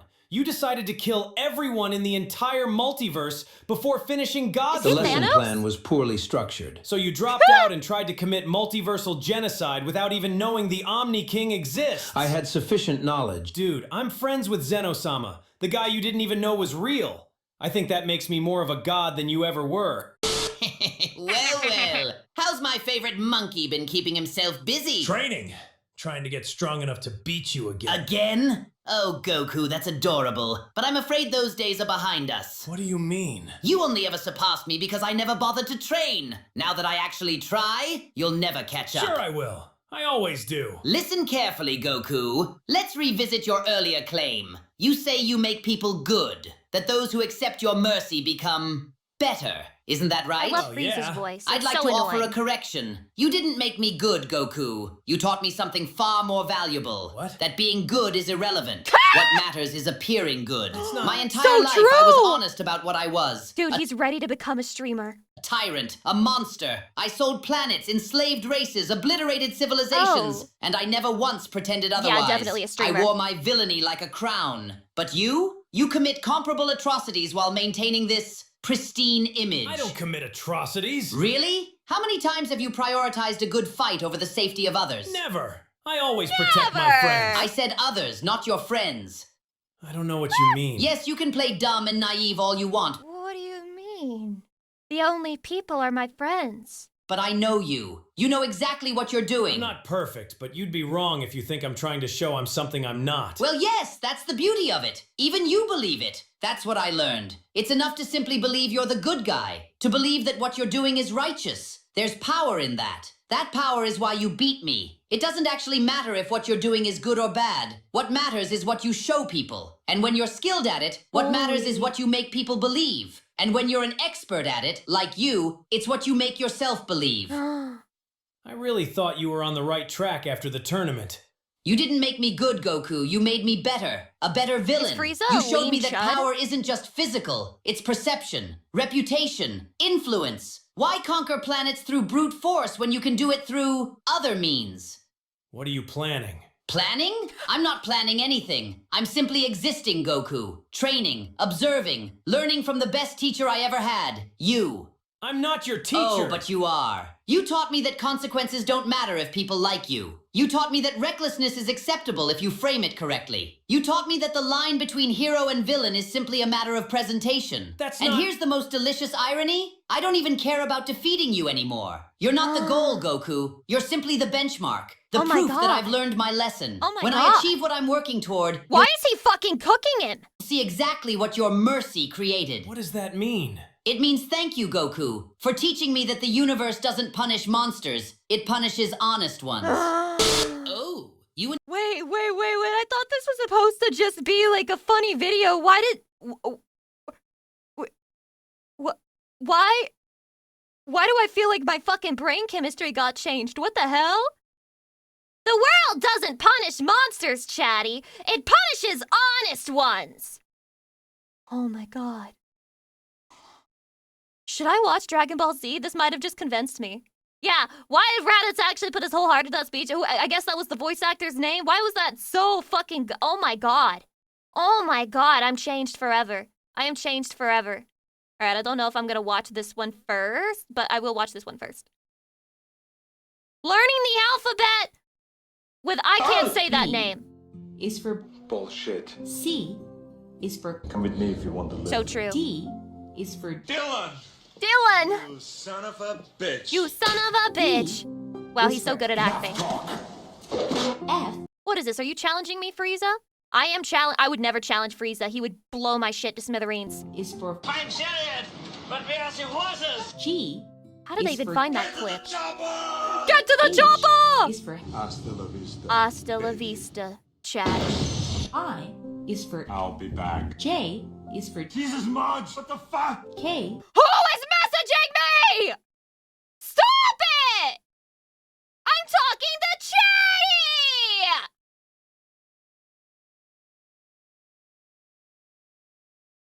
Sorry, let me turn on Do Not Disturb. For for an hour. Okay. Okay. Is for We're so bad. Knock, knock. Knock, knock. L is for Lucy Pyre. Lied. M is for Mac.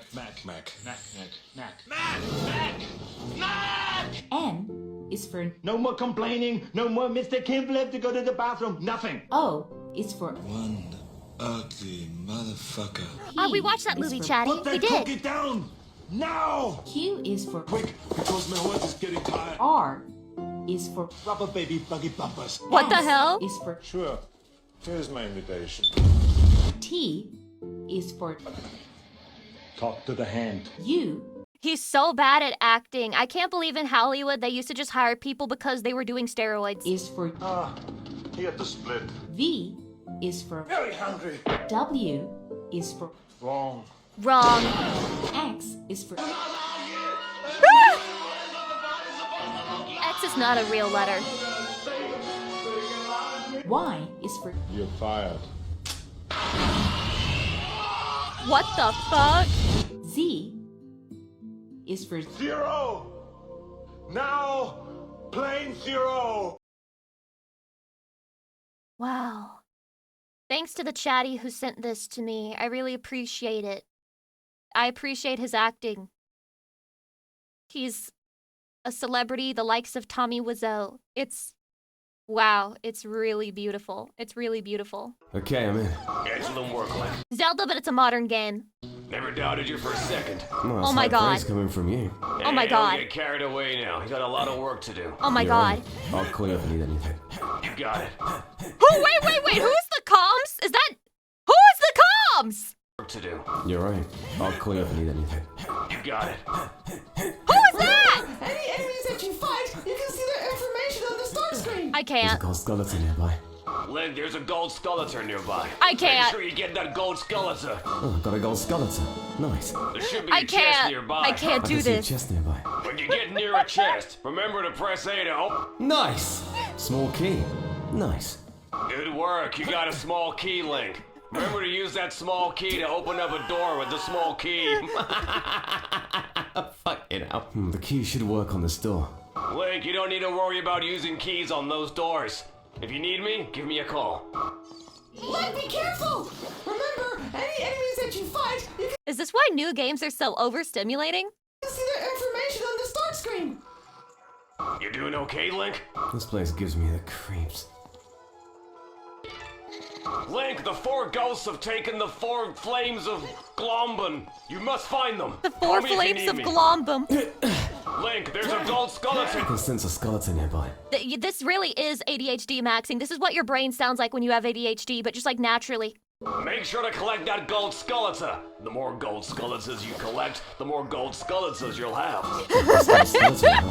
Nice. Link, you've acquired... The more gold skeletons you collect, the more gold skeletons you'll have. 15 gold skeletons. True! Acquire 10 more and you'll... Truth, nuke, bro! There's an enemy! Remember, any enemies that you fight, you can see their information. I have a bad feeling about this. Link, be careful! Enemies! You're just like us, Link. A killer who just refugees. That's one down. Remember, any enemies that you fight, you can see their information on the start screen. How do I stop it? How do I make it stop? And that's the second one down. Great job, Link. You've unlocked a new chest to use. Call me if you need me. Call me if you need me. Call me if you need me. Call me if you need me. Check the start screen for monster information. Check the start screen for monster information. Small key. Nice, a small key. Link, you nice. got a small key. Nice work. Watch out, an enemy! Remember, any enemies that you fight, you can see their information on the start screen. What the skeleton warrior said to me. I can't do this anymore. It's troubling. Damn, they're just like me. War is bad.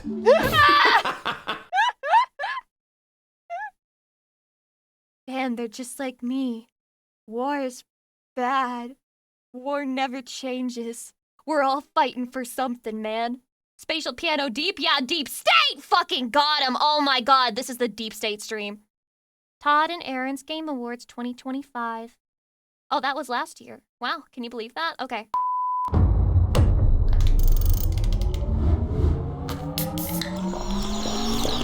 Oh.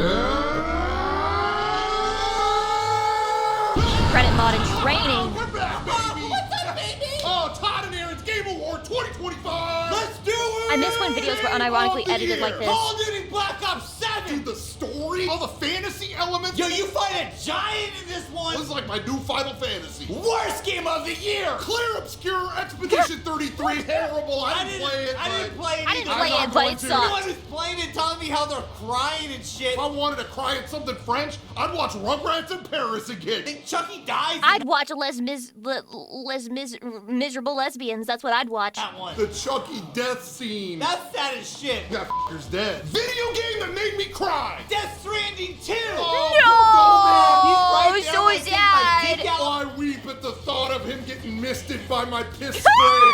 And he's probably smelling my nuts.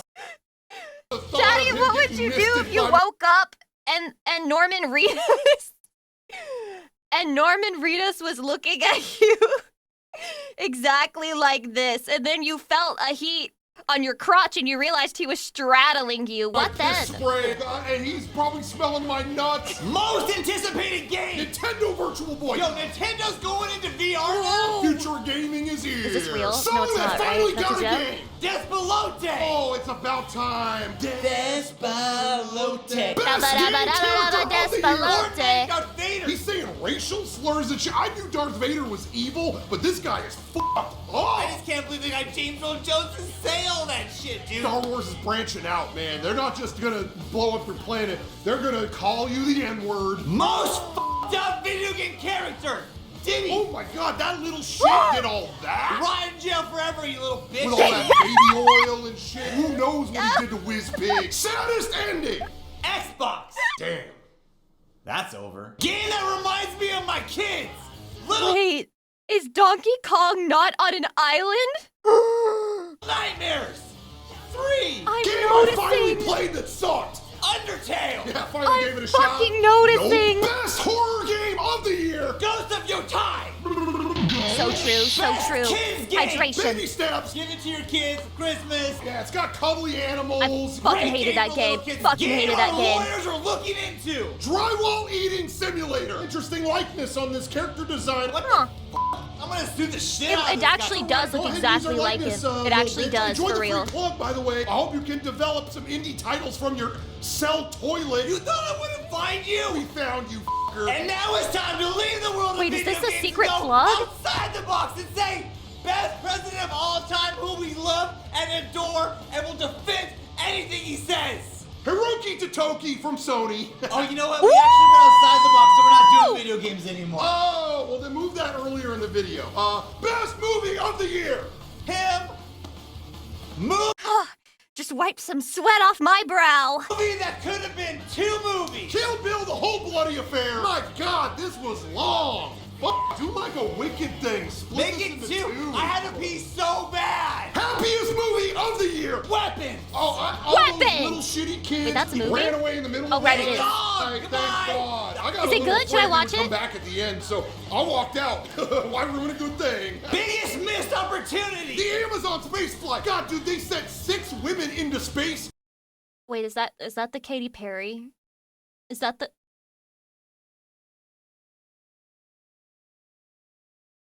They doing performative moon visits now? No, man. Jeff, where was my phone call? Katy Perry got so lonely up there that when she came back to Earth, she started dating a dude who did blackface.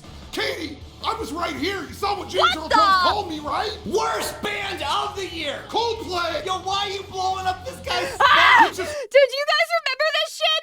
Do you guys fucking remember this shit? This is the craziest fucking thing ever. They were at a Coldplay concert, and they were on a fucking affair, and they were on a date, and their entire fucking family found out about it from this fucking clip going viral. Trying to get laid. Every dude at this show is.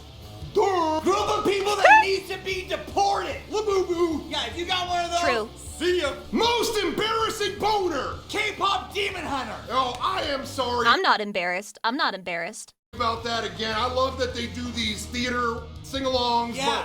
But I did ruin it, and I admit that. But Imagine if that sushi roll was my dick. For just showing grace. I wasn't gonna like jack off or anything. It's just these things happen. Most controversial Sydney Sweeney commercial. Meg Ryan busting a nut at the deli. We watched Meg Ryan rub one out. Oh, did then we? It cuts to Sydney Sweeney. You picked the That wrong is stupid. actress. Yeah, that is stupid. Dang, So everyone true. So got true. wrong. A Jet 2 holiday. Nothing beats this. Hello? A guy fell down in mud? Nothing beats that? I've had a trip that beat that. Oh, yo, I went to Cabo. Biggest inspiration! Bill Belichick. God, he's dating someone 50 years younger than him. Yo, respect. I'm gonna do it here. I'm gonna date someone 50 I can't wait for Leonardo DiCaprio to hit like 80 and he's in a nursing home and he has like a new 22-year-old girlfriend. years younger than me. That'd be like dating my sperm if I jacked off 10 years She'll from be now. the chosen one. She's getting the sounded bad fucking as life I say insurance it. policy. Meanest person of the year! Kendrick Lamar. Oh my God, dude, what did Drake do? So true. It's so mean. And then he was like, hey, Drake, I heard you like him young. What did he mean by that? The Super Bowl, let's have fun. Why do you gotta be negative? Kindness, take part, bitch. Also, I'm looking around the field. I think you forgot the white people. Most horrifying TV show. Severance. Yo, you telling me this guy fucks the hottest girl on the show and then doesn't remember it? He forgets every time he goes in the elevator. Is that what elevators do? I'm taking the stairs. Show that sounds like a bad idea. Alien Earth. God, True, dude, we got enough problems on this fucking planet. We gotta bring an alien down This here. is actually true. This is true. Wait. Dying and Forests are getting chopped down. Now we gotta worry about fucking aliens. can't we just have some good news? What about some good news? And finally, The moment you all been waiting for. Funniest joke of the year. Lucy Pyre. 6, 7. Cinema. Yes, yes, yes, yes, yes, yes, yes. 6, 7, 6, 7, 6, 7. I love 6, 7. I love 6, 7, 6, 7, 6, 7. Yay! This is my favorite video ever. Thank you so much, Chatty, for showing this. I love 6, 7, 6, 7. 6, 7. 6, 7. 6, 7. 6, 7. 6, 7. Everyone knows it. 6, 7. 6, 7.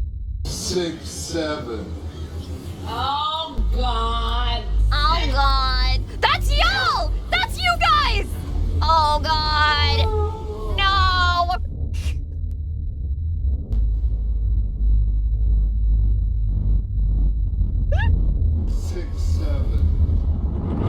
Are they gonna do it? But you've got to be like 14 to understand this. They kind of got his ass.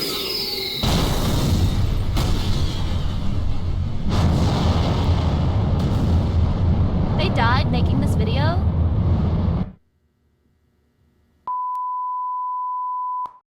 That's crazy. What a fucking peak video. That shit changed my life. All of these videos are changing my life.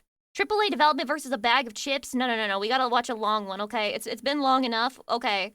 I'm gonna attempt to watch this and attempt to understand it.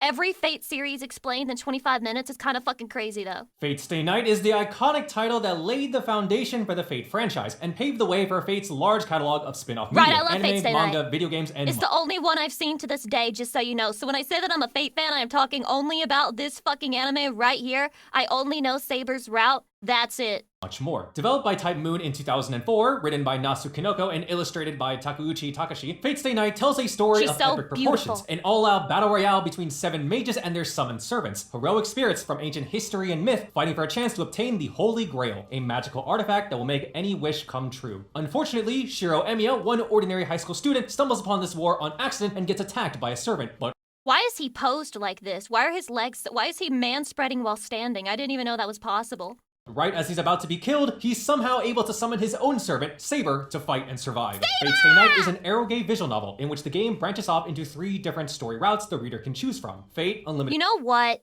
Why do we have to call games eroge just if they feature a little bit of porn inside of it? Especially when the porn takes up like 1% of the content and 99% of it is completely unrelated to porn. Explain this to me. Why is Fate Stay Night a fucking eroge when deep down inside it's just an epic novel where they happen to have sex? Can you imagine if Game of Thrones was turned into a fucking visual novel and people were calling that shit an eroge because they have sex? Ridiculous! It's a peak game. It's a kamige. It is not an eroge. Bladeworks, and Heavensfield, each one having different event developments that happen in the Holy Grail War. Each story route explores different aspects of Shiro's ideals, exploring themes of heroism and the value of one's own ideals. Each of the routes also focuses on a central heroine that acts as Shiro's partner. Let me tell you what these all are for, okay?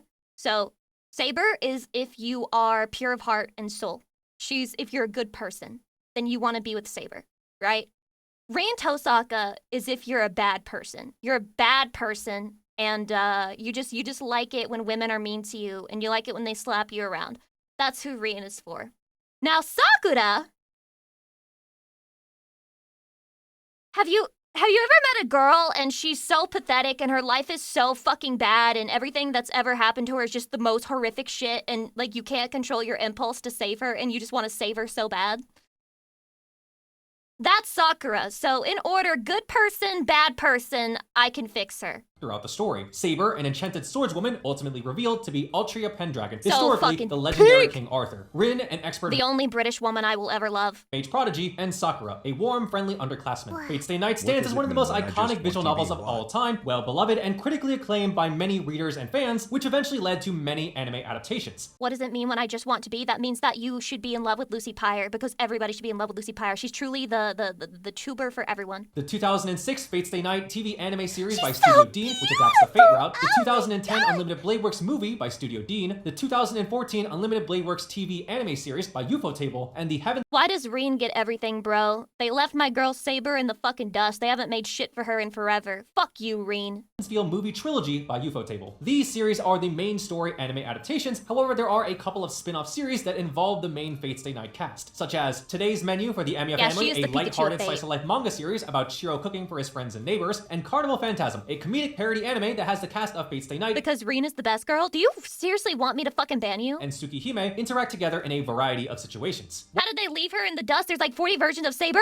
Yeah! All of it in fake grand order! Now go fucking gamble your money away! Piss your fucking money down the fucking sink if you want her! Fuck you! Make a real anime about her! Remake Fate Stay Night now! While there are many discussions about how to get into the Fate franchise, wondering where to start, most fans can agree that reading the original visual novel is the most ideal way to start. There is So a true. remastered version We of should all Fate do Stay it Night together. released for PC and the Nintendo Switch. Fate Hollow Ataraxia is a visual novel developed by Type Moon, released in 2005 as a continuation This to is Fate so Stay much Night. shit I've While never the heard of sequel before. Fandisc explores more of the Fate cast in a more lighthearted slice-of-life nature and setting, it also tells So a no one serious dies? story about Oh. Shiro, Bezette Fraga McRimitz, and her servant Avenger, as they Jesus find Christ. themselves trapped in a time loop. Fate Hollow Ataraxia Ataraxia takes place 8 months after the events of Fate's Day Night, in which the story reflects multiple timelines at once, where all of the major events from all 3 routes of Fate's Day Night happened, while also not being any singular one of them. Here, the story allows the reader to experience a wide variety of scenarios featuring the main cast of Fate's Day Night, not Can I ask a question that might change the way you look at me forever? them. Here, the story allows the reader to experience a wide variety of Ilya headpats. and Berserker. Does anyone else wanna... Deeble, thank you for the 18 months. Does anyone else, like... Berserker and Ilya, does anyone... No? Thank you for the raid, Lunaris. Welcome in. No? Okay. scenarios featuring the main cast of Fate's Day Night not involved in a Holy Grail War. Such events include Saber learning how to swim, Lancer casually fishing, and Shiro going on dates with the heroines. While these scenarios are largely non-serious and are meant for fun fan service, they do also explore certain characters more in depth, individuals who didn't get much story coverage in the original story. The game is split into 2 parts. Daytime scenes focus on slice of life content, while the nighttime scenes advance the main plot. An important note is that while Fate Hollow Ataraxia is considered a continuation of Fate's Day Night, as commented on by Nasu, it's best not to think about it in regards to its place in the canon timeline. He's like, just don't think about it, bro. Turn your fucking brain off and consume the content. Just consume. Shut up. There is a remastered version of Fate Hollow Ataraxia released for PC and the Nintendo Switch. Fate Zero is the prequel to Fate's Day Night, originally released as a light novel released in 2006, written by Gen Urobuchi, with illustrations by Takashi Takeuchi. Set 10 years before the events of Fate's Day Night, Fate Zero depicts the 4th Holy Grail War in Fuyuki City. Here, the story follows the origins of certain influential characters from Fate's Day Night, examples being Shiro's adopted father, Kiritsugu Emiya, and Kirei Kotomine. Fate Zero began when Takashi Takeuchi suggested a prequel to Gen Urobuchi. Urobuchi agreed to write the story, while Nasu Kinoko supervised the characters and overall plot. The story of Fate Zero takes on a more darker, grittier tone, while also setting the foundation for Fate's Day Night's event. Isn't this guy like massively traumatized? Through its large ensemble cast, Fate Zero explores each character's personal philosophies, principles, and ambitions that fuel the desire for the Holy Grail. While both Fate Zero and Fate's Day Night explore the nature of heroism, Fate Zero takes a different approach to the idea, by showcasing Kiritsugu's ruthless battlefield tactics. It's like, guys, remember when we said that people die when they are killed in Fate's Day Night? Well, this is about the guy who likes it that people die when they are killed. Driven by his extreme utilitarian beliefs. This ends up creating tension with his servant Saber due to her noble ideas and way of fighting. The story also highlights Kirei Kotomine's ongoing struggle with his inner emptiness and lack of purpose, pursuing Kiritsugu in the process, someone he sees as possessing the same type of feelings. Fate Zero later received an anime adaptation by Ufotable in 2011. Fate Extra is a 2010 dungeon crawling RPG developed by Type Moon. I'm not playing this.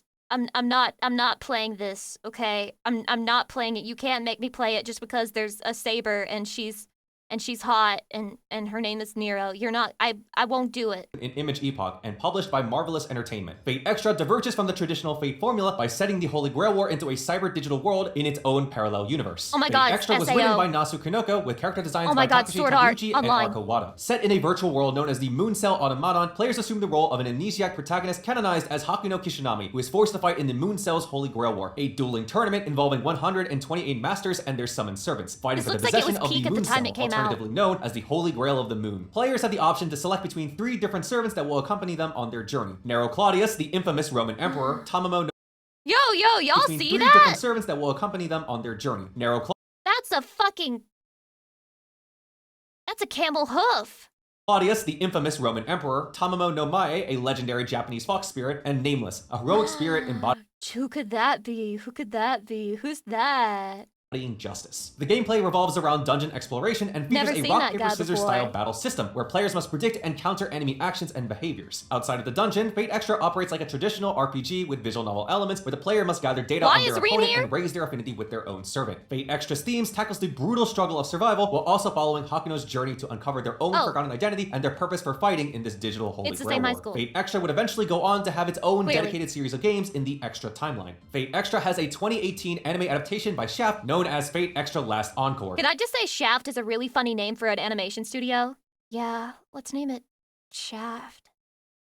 Exactly what we want our viewers to be gripping mid-watch. It is very highly recommended to read Fate Extra before watching Last Encore, as the anime has its own original storyline based on the game. Fate Extra also has a remake in the works in the form of Fate Extra Record, with updated visuals and gameplay. Fate Extra CCC is a 2013 dungeon crawling RPG and is the sequel/spin-off companion game to Fate Extra. That's a lot of fucking games for just that one little spin-off. That's a spin-off of a spin-off. Installment presents a more psychologically complex story to Fate that explores themes of love, sexuality, repressed desires, desires and the hidden aspects of one's personality. porn in it During the then? events of Fate Extra, Hakuno Kishinami and their servant are abruptly transported to the far side of the moon, a distorted dimension within the moon cell. Here, the rules of the Holy Grail War no longer apply, and they must navigate a place called the Sakura Labyrinth, a mysterious maze ruled by Bibi, a rogue AI that hacked the moon cell's core systems. It is important to note that the events of Fate Extra CCC Just a little more. Wait for me.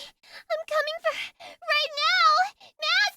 Okay. occurred during the 5th tournament round of the original Fate Extra's Holy Grail War, creating a parallel story that runs alongside the original game's timeline. Fate Extra CCC centers around exploring the Sakura Labyrinth, where each floor is a manifestation of the desires of the dedicated floor Wait, guardian. she looks like a VTuber. She deadass looks like a VTuber, whoever this girl is right here. Their servant. As Hakuno makes their way through the dungeon, they will force the floor guardian to confront their own repressed emotions and inner secrets, breaking the walls they have built to stop Hakuno's progress. Fate Extra CCC has the same game mechanics as Fate Extra, with additional changes and improvements. Gilgamesh is also introduced as a new servant for the player to choose from. While Fate Extra CCC introduces Bibi as its primary antagonist, it also introduces the Sakura 5, separated aspects of Bibi's ego that have split off as independent entities, manifesting under the new servant class Alter Ego. There is also a manga based on the game called Fate Extra CCC Foxtail, which tells the story of an alternative route of Extra CCC that focuses on Castor as Hakuno's servant and explores the connection between Tamamo no Mae and Amaterasu. This story includes planned elements that were ultimately cut from the original game. It is important to note that Extra CCC was never officially released outside of Japan, making it one of the least accessible entries in the Fate franchise. But it's accessible to me! Evil fucking laughter. Holy shit! Is this a fucking NTR game? Why is she posed like that with Gilgamesh in the back and like face mogging you? Fucking smirking. Is this a fucking NTR game? What the hell? Type mode virgin white box? That's why it never left Japan. For international audiences. However, there is a complete unofficial fan translation available to read. Fate Extella: The Umbral Star is a 2016 action game developed and published by Marvelous and written by Nasu Kinoko and Hikaru Sakurai. Here, Fate Extra moves away from its turn-based rock, paper, scissors gameplay and becomes a Muso action game featuring dynamic combat against Bring back massive numbers of turn-based. enemies. Set in an alternative ending to the events of Fate Extra, the game explores the following aftermath of the Holy Grail War within the Moon Cell. Hakuno Kishinami and their servant Nero Claudius are the victors of the war and have been given control over the Regalia, a control device that grants power over the Moon Cell. However, it appears that the Regalia has been split into 3 pieces along with Hakuno, separating them into 3 digital avatars: mind, soul, and body. Each fragment. Why did the artist draw them as if they are amputated? Like from the elbow. Along with Hakuno, in both of them. separating them into 3 digital avatars: mind, soul, and body. Each fragment of Hakuno and the Regalia ends up in the hands of 3 different servants: Nero Claudius, Tamamo no Mae, and a mysterious new servant, Altera. Meanwhile, both the Moon Cell and Earth face the impending arrival of Velber, the Umbral Star, a cosmic threat with the power to bring total destruction. The story is told in 3 different perspectives, each one focusing on a different Hakuno and their dedicated servant. While Nero and Tamamo's campaign show that both of them increasing their bond with Hakuno while investigating the situation, Altera's campaign largely focuses on her complicated and conflicting circumstances. It is only after completing the 3 campaigns that the player is able to unlock the true route, which reveals the full secrets and the hidden mastermind behind Fate Extella's event. Okay, but is there sex in these, or at least romance? Because I'm confused. It's funny to me how Fate Stay Night begins as a visual novel where each girl has a route, and then it feels like they're getting further and further away from that. But is there, you know, love? A big notable point of Fate Extella is the lore details surrounding Safar, an ancient alien life form that arrived on Earth in the Moon Cell 1400 years ago to harvest and destroy human civilization. Another important detail is the concept of the quantum time lock, a mechanism in the Fate universe that governs the preservation and pruning of parallel world timelines. Fate Extella Link is the direct sequel to Fate Extella and continues to build upon the Fate Extella story while refining the Muso combat gameplay. What year was this released? Because this reminds me of that one Fire Emblem character who looked like actual Colgate instead of my Colgate Light. They were like Colgate Supreme or Colgate Premium. And it feels like they made this and then Fire Emblem should have learned from that to never do it again. And adding more servants to the roster. The story takes place immediately after the events of Fate Extella, where the Saber servant Charlemagne is summoned to help take down the latest threat to the Moon Cell, the legendary Karl the Grobe and his army of corrupt servants. Here, Fate Extella Link offers a more streamlined story and gameplay and strongly highlights the bond between the player and their servants. There are 3 routes with 27 stages between them, each representing different events leading up to Karl the Grobe's defeat. Throughout all the different routes of the game, Karl the Grobe's true intentions and motivations are revealed alongside his connection with Charlemagne. Fate Apocrypha is a 2012 light novel series written by Yuichi. Do you know who Charlemagne is, Lucy? He's a guy from history who existed Shiro Higashide and illustrated by Otosugu Konoe. Set in an alternative timeline, the Holy Grail was suddenly stolen from Fuyuki City during the Third Holy Grail War. Many years later, the Yuga Millennia clan openly declares their separation from the Mages Association and their possession of the Holy Grail. The anime does a horrible job of explaining anything that's going on around it, though. Mages Association dispatches their magi to retrieve it, only to be slaughtered by a servant summoned by the head of the family. This event sets the stage for a grand, large-scale battle between the two factions, each side summoning 7 servants to battle in a new kind of Holy Grail War, called the Great Holy... I also liked Alexander the Great, and I don't think he's in this one, but I also liked Achilles. That shit was fire. Grail War. While the story depicts the ongoing fight between the Yuga the Millennia clan and the Mages Association, referred to as the Black and Red factions respectively, it also tells the story of Sieg, an escaped homunculus who eventually becomes his own self-aware, self-realized individual who is... Me, Astolfo, crying! He's like, no! My gay sex! Unfortunate participation in the war conflict. Fate Apocrypha takes its time to explore each of its expansive cast of characters and their individual wishes and personal regrets in life, while also detailing its over-the-top battles. A couple of the featured servants in Fate Apocrypha are Siegfried, Astolfo, Mordred, and Karna. This also includes the unique ruler-class servant, John. I like Mordred, she cute. The Ark, who serves as the overseer of the Great Holy Grail War. Fate Apocrypha has a 25-episode anime series produced by A1 Pictures in 2017. Fate Lost Enhayard is a light novel series written by Hikaru Sakurai and illustrated by Shiro Miya. This series takes place 10 years after the events of Fate Apocrypha. I don't care if she's hot, that's all she fucking has going for her. She's sexually attractive and she makes my penis stand up. But for me, no. I am cultured. That's not enough. That's not enough. Lamina Yugmillennia, as she participates in the double subcategory Holy Grail War. In this Holy Grail War, each master has a pair of servants that team up to face other masters and their respective servant duos. Lamina's servants are Ragnar, the king of Vikings, and Aslaug, the last of the Valkyries, as well as the daughter of Brunhilde and Sigurd. The running conflict is that while these two heroic spirits are historically husband and wife, Aslaug does not remember her relationship with Ragnar in the present day. Currently, there is only one volume of Fate Lost Enhayard published with an English fan translation for the first volume out. Fate Lost Enhayard is also the first Fate series to have a colon in the title instead of a full. This one looks terrible, I'm not gonna lie. It's just a vibe. This one looks like it's not good. / Fate Prototype is an early draft of what would eventually... Obviously, I need to play this one if it has a playable anything because it was supposed to be an otome, but it never became an otome. Eventually become Fate Stay Night. Originally written by Nasa Kinoko during high school. Look at that. This would have been so fucking peak. Like, genuinely, I'm happy with the way it turned out, but I can't believe we almost got peak and ultimate. We were robbed. Fate Prototype would undergo several changes before it was transformed into the version of Fate Stay Night we know today. Many core ideas of Fate Stay Night are still present, but the gender roles, tone, and characters are completely different. Instead of Shiro Emiya, the protagonist is— Now that's a real fucking femcel, by the way. Like, he was really about to write peak fucking otome and give us a real femcel character that nobody would be sexually attracted to.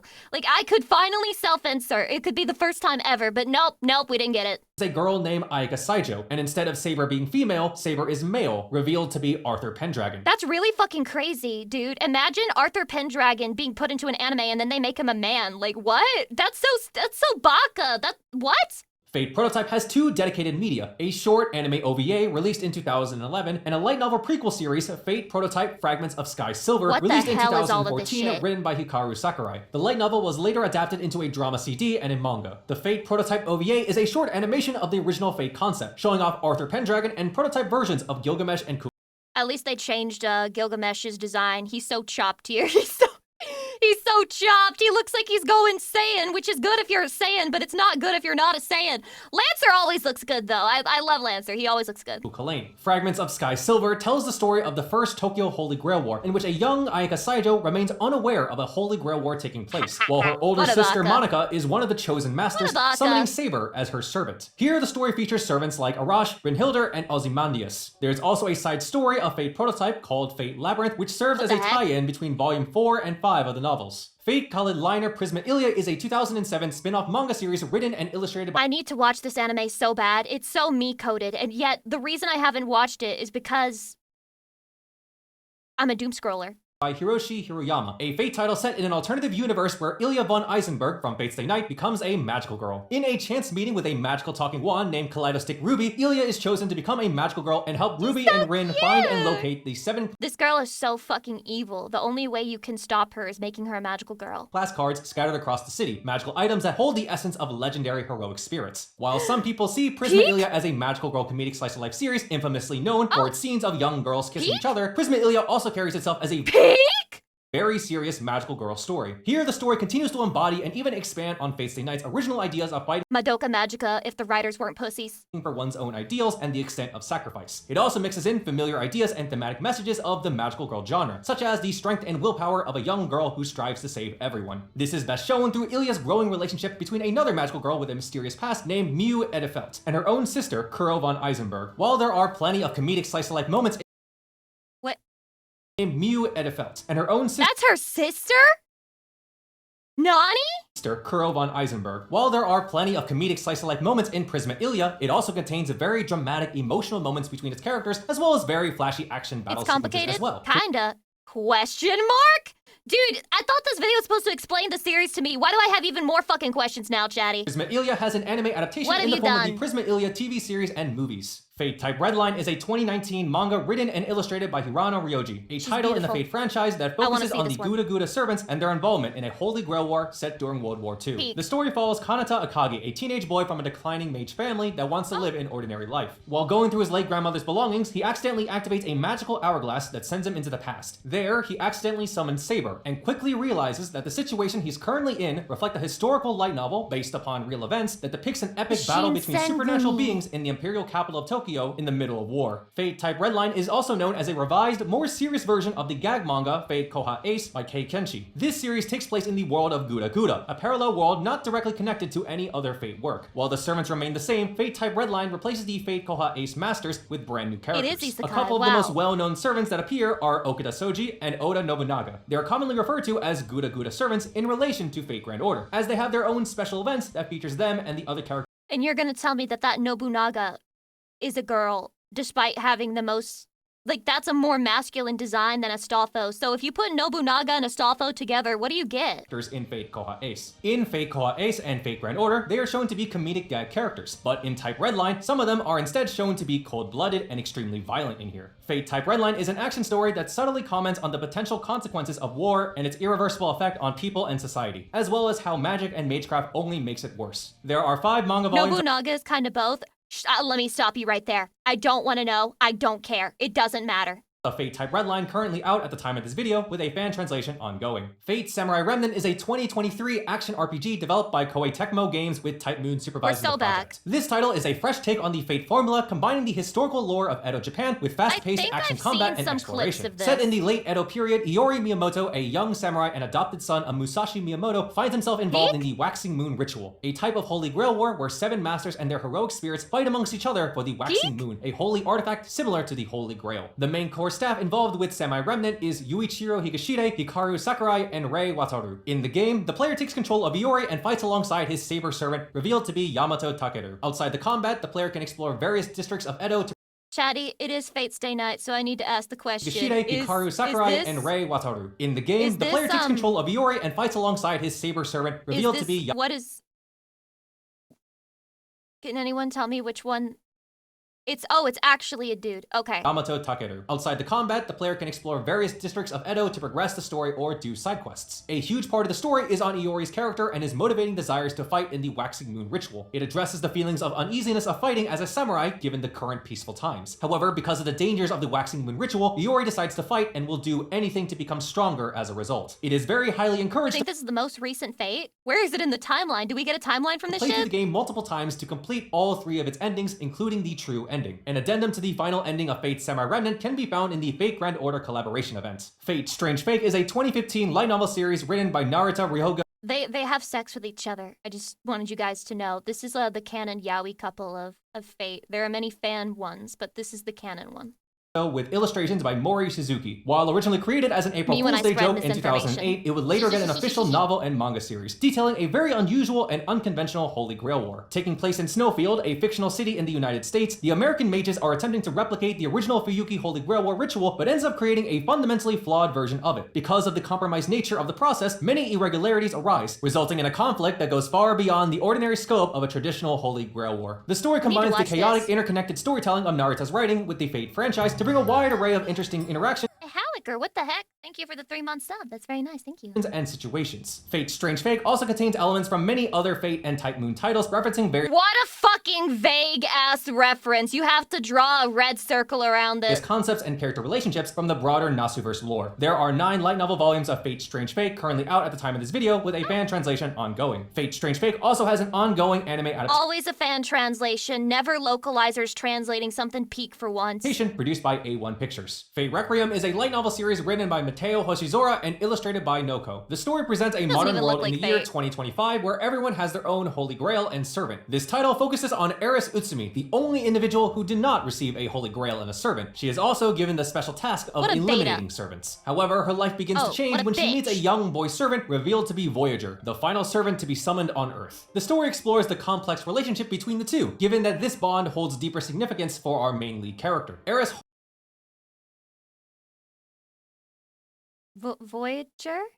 harbors resentment towards others for how servants are commonplace and how they are treated in this world, factors in which she believes diminishes the historical importance of servants. Another key idea in Fate Requiem is the concept of permanent death. In this particular world, people no longer die from old age or illness. As a result, acts of murder carries far greater weight. Currently, there are only 2 volumes of Fate Requiem published, with its last volume being released in 2020, with no news about Well, that's some fucking shit. the next volume's release. Both volumes are fan translated into English. More story details about Fate Requiem can be found in the Fate Grand Order collaboration event. Fate Grand Order is a turn-based mobile game RPG developed by Lasengo, formerly Delightworks, and published by Aniplex. Originally released in 2015, it has since expanded worldwide and has become one of the most successful and influential games in the Fate franchise, where its success has led to many anime and manga adaptations. The story has the player assume the role of Ritsuka Fujimaru, one of the chosen masters of Chaldea, an organization that monitors the timeline of human history. When Chaldea suddenly determines that humanity will cease to exist in 2016, the player is given a mission to be sent into the past along with Mash Kiralight, a young co-worker turned Shielder-class servant, to resolve large-scale incidents in history called singularities in order to correct the timeline and prevent humanity's extinction. Each chapter of Fate Grand Order has the player experience a variety of different time periods, all while encountering a diverse cast of servants from a wide array of... Okay, now I'm realizing, I'm remembering the ancient text. I've seen the Fate Grand Order anime thing.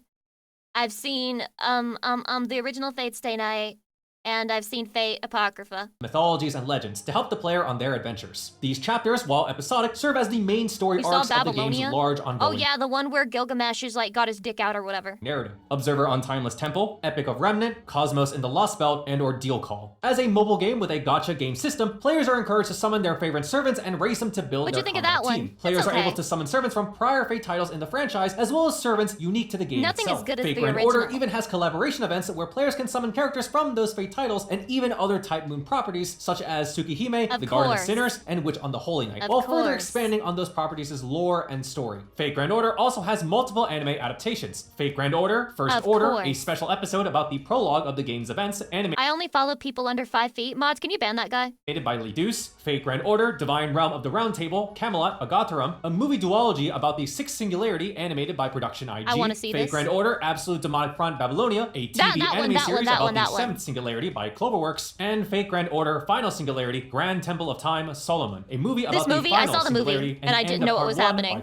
Me when I didn't know what the fuck was going on in that movie. Fate Grand Order has become cool a massive success, accumulating millions of game downloads and billions in global revenue. Its lasting popularity can be attributed to its complex and exceptionally written stories, a diverse and lovable cast of characters, and its large, dedicated fanbase. Carnival Phantasm is a comedy OVA series based on Eri Takanashi's Type Moon gag manga Take Moon. Created by Lurche and released in 2011, Carnival Phantasm was made to celebrate the 10th anniversary of Type Moon and represents a comedic parody spin-off of Fate Stay Night and Tsukihime. Each episode in the series contains multiple short skits featuring Fate Stay Night, Tsukihime, Why does she kind of look like that one character from Elfen Lied? Am I crazy? Stay Night and Tsukihime. Okay, not her. She looks like Wait, does she kind of look like... She kind of looks like Lucy when... The other Lucy. She kind of looks like Lucy when she cut her hair. Featuring Fate Stay Night, Tsukihime, and Melty Blood characters. Here, Carnival Phantasm has several reoccurring jokes, some of which are referenced constantly among the fanbase, such as Lancer constantly dying and Saber's food obsession. Carnival Phantasm also features Neko Arc as the series' unofficial mascot and narrator. Neko Arc is a cat-like parody version of Archwade who often breaks the fourth wall and provides side commentary. Carnival Phantasm is best enjoyed if you have experienced both Fate Stay Night and Tsukihime due to its referential humor. Fate Grand Carnival is a comedy OVA series that debuted during during the 2020 New Year's broadcast and serves as both a parody spin-off of Fate Grand Order in a similar manner to They got so much fucking money to make these bitch-ass spin-offs, but they won't redo Fate's Day Night original. Carnival Phantasm. Each episode in the series contains multiple short skits featuring Fate Grand Order characters, from its extensive cast of servants to Mash Kirilight and the female version of Ritsuka Fujimaru. Many elements and jokes from Fate Grand Carnival are inspired by a Carnival Phantasm, but for Fate Grand Order, such as Lancer constantly dying, Neko Arc reappearing as mysterious Neko X, and the opening sequence of the anime series. Fate Grand Carnival is best enjoyed if you are an active player of Fate Grand Order due to its familiar characters, referential in-game jokes, and typical player. Listen, I'm not okay with my wife. I'm not okay with my wife doing this with another guy, okay? Don't ever draw that again. Fate Grand Order due to its familiar characters, referential in-game jokes, and typical player quirks/habits. If you are interested in another explained video like this, check out this next video over here. I love Fate. It's a great series, and you know it's great because no matter how many times somebody tries to explain it to you, you just walk away more fucking confused than the first time you saw it. Like I've learned everything and I've learned nothing at the same fucking time. It's impressive.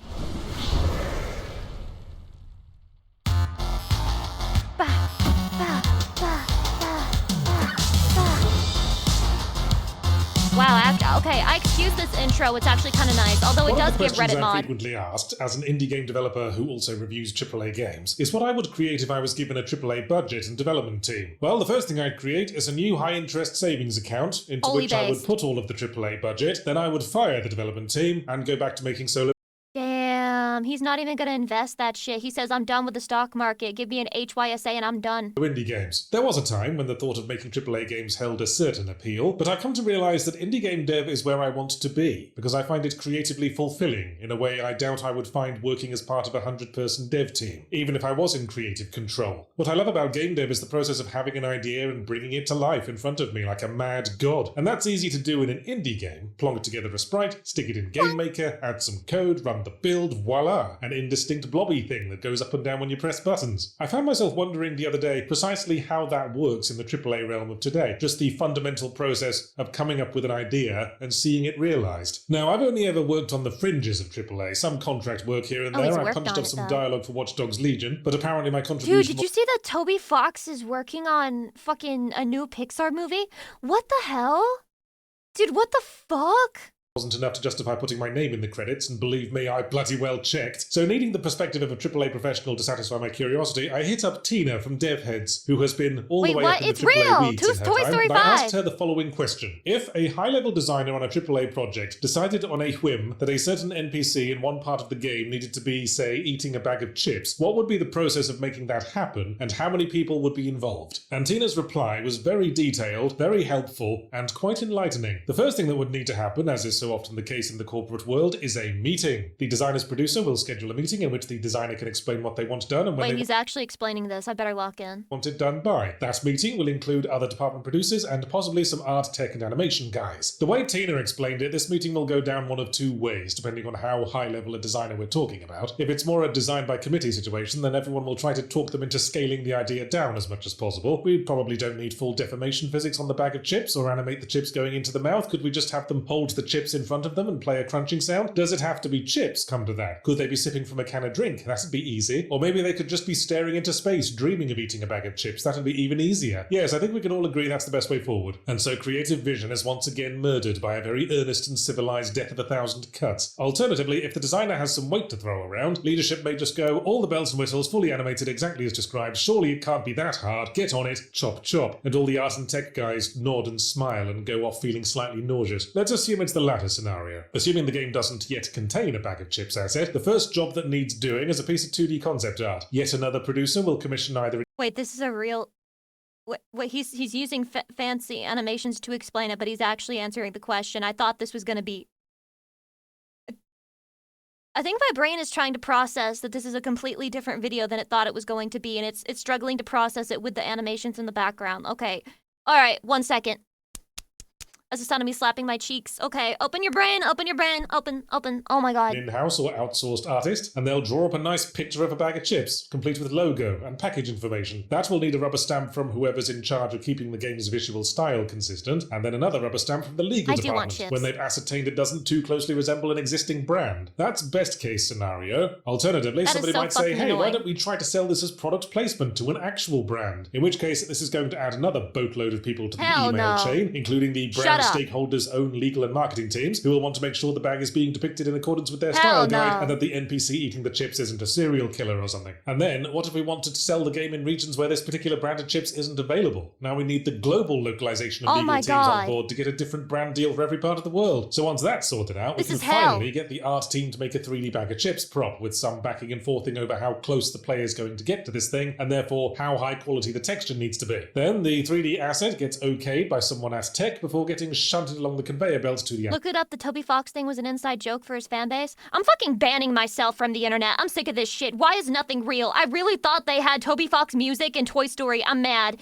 Nick Larian, welcome. Animation team. Now, hopefully the bag itself doesn't need to animate much, but the NPC eating the chips certainly does. That's me. And for that, we're going to have I'm to the NPC eating but assuming chips. the studio already has a mocap studio set up, this might be relatively easy. Certainly more so than animating by hand. Have you ever just gotten bored in a video game and watched an NPC just redoing something over and over again, and you watch it for hours and you're like, damn, they're still not tired?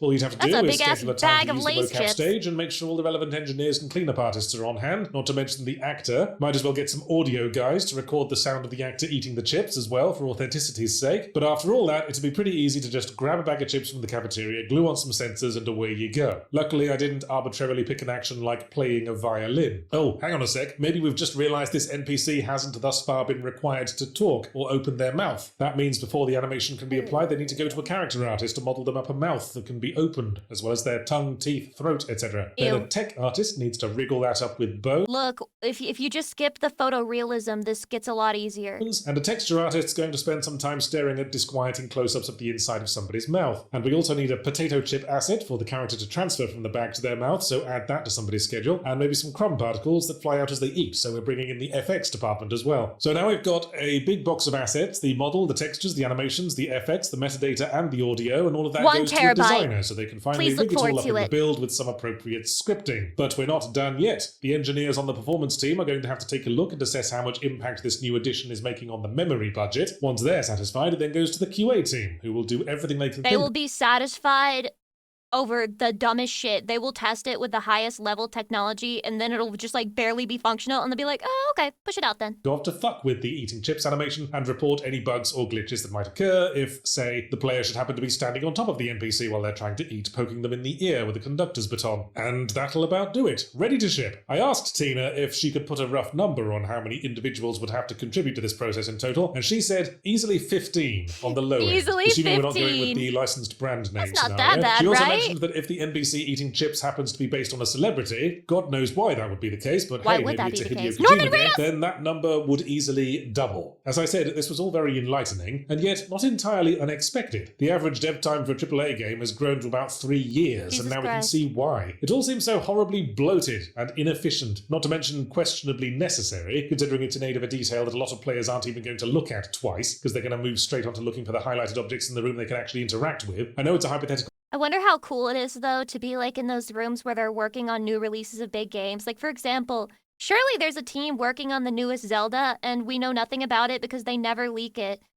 Imagine being in one of those super secret, super special rooms where you talk about the new Zelda and you work on it. That I made up, but you know some process like this had to happen to make the horses go plop-plops in Red Dead Redemption 2. I hasten to add that this isn't necessarily universal. In fact, Tina made sure to tell me that it's not unheard of for designers to go rogue, scrap something together Imagine on the the down team low, working like on GTA 6. I think several people on that team have probably died during the production. Like, that is a very real possibility. themselves and put it in the build without going through the proper channels. Hydration. This will probably stick out like a sore thumb, create a lot of work for everyone else, and get flagged by QA as a bug. And doesn't that say it all? Individual creative expression isn't a feature, it's a bug. So that's why, speaking as someone who loves making video games and wants to explore them as an art form, I no longer have any interest in working in a AAA environment. Frankly, it all sounds like some kind of ironic hell for people who actually want to express creativity, not being able to break wind without scheduling a production meeting to agree upon the best way forward for projecting flatus from our rectum. Really really goes to show that you can't fix inefficiencies by throwing more money at them. Bitch, it's the extra money and resources that create the inefficiencies. When you remove all limitations, you remove all incentive to innovate, find clever solutions. You're telling me that the companies are using their extra money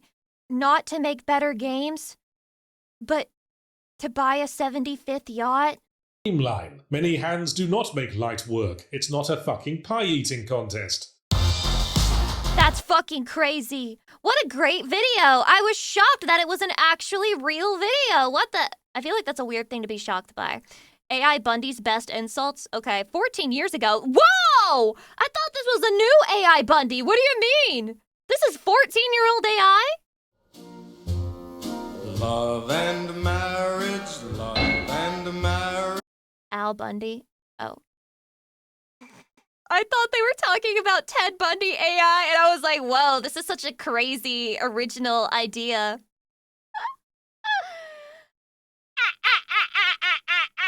Lamau! Go together like a horse and carriage. Excuse me, but am I invisible? Possibly from Pluto. Please. Yeah, remember when they used to talk about Pluto like it was a planet? No. Pluto's been kicked out of the club. We got a Mean Girls club of planets, and only the fat bitches are allowed. Pluto's too skinny, so we kicked her out. What for? The car costs more than the car. Yes, and it costs more than the condom I should have used the night you were conceived. I want a balloon. You've already got one. The joke is my wife is a big fat bitch. Or the woman, I don't know who. Why don't you just stay home and bowl me over? Because Peg, I prefer a place where my balls are returned promptly. What did he mean by that? See, congratulations. I didn't know you were expecting. Well, that jumping must have expanded my foot. And I see you must have fallen on your butt a time or two. That's crazy. How many fat bitch jokes we got in here? Did he invent Yo Mama? How dare you say that to my face? Well, I'd say it behind your back, but my car's only got half a tank of gas. Oh, so that's where Shoehorn stole his fucking joke yesterday. Okay. Honey. Now rub my feet. Peg, I wouldn't rub your feet if a genie popped out of them. It's crazy. He's not a real foot guy. He's not a real foot guy. He's a poser. He's a faker. You'll never guess what Jefferson did. Faker mentioned? Misunderstood your cries of pluck me to the butcher? As a little girl, I wanted to be a ballerina. Ballerina? You sure are mine. I like how the fake audience starts laughing before he's even made a joke. I grew up on this show. Ain't no fucking way. You're the one who submitted this, aren't you? Yeah. Ballerina? You sure are my nutcracker. Well, I have just about had enough of you. What, you wouldn't say that if I came with fries and a medium drink? I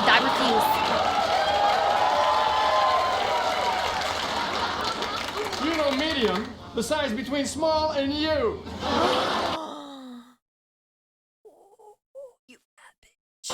Why must you always... Note to self, never become a fat bitch or Shoehorn will have too much ammo. Be so negative. Why did you cross the road? I'm a natural-born salesman.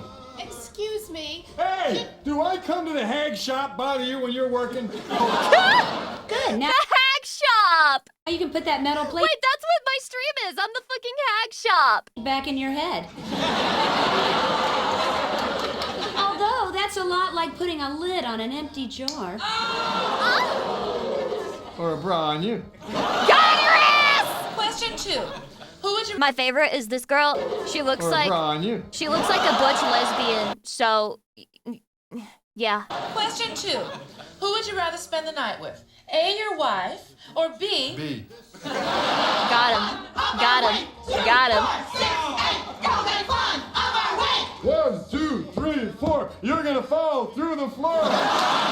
This year, How many? Wait, were this many Did this many fat women even exist back then? Dude, imagine you're like trying to get big in Hollywood and you want to be an actress, and so you go to the acting fucking place and then they're like, oh, we know just the role for you. You're fat as fuck. Okay, how about we do an episode in this show where we make fun of you for being so fucking fat, ugly, and undesirable? 2, 3, 4, you're gonna fall through the floor. This year, I am finally going to win the neighborhood decorating contest. What, are you gonna stand out front and be the little drummer boy? Think you're going? Aren't you open? Sorry, ma'am, but unlike your mouth, we occasionally close. See, they're all fat! It's all fat women jokes! Here. Now, why don't you just buck out of here? Shade of blue. I'll tell you what I'll do then. We'll stand you in front of a mirror. I'll begin strangling you. It is Ted Bundy.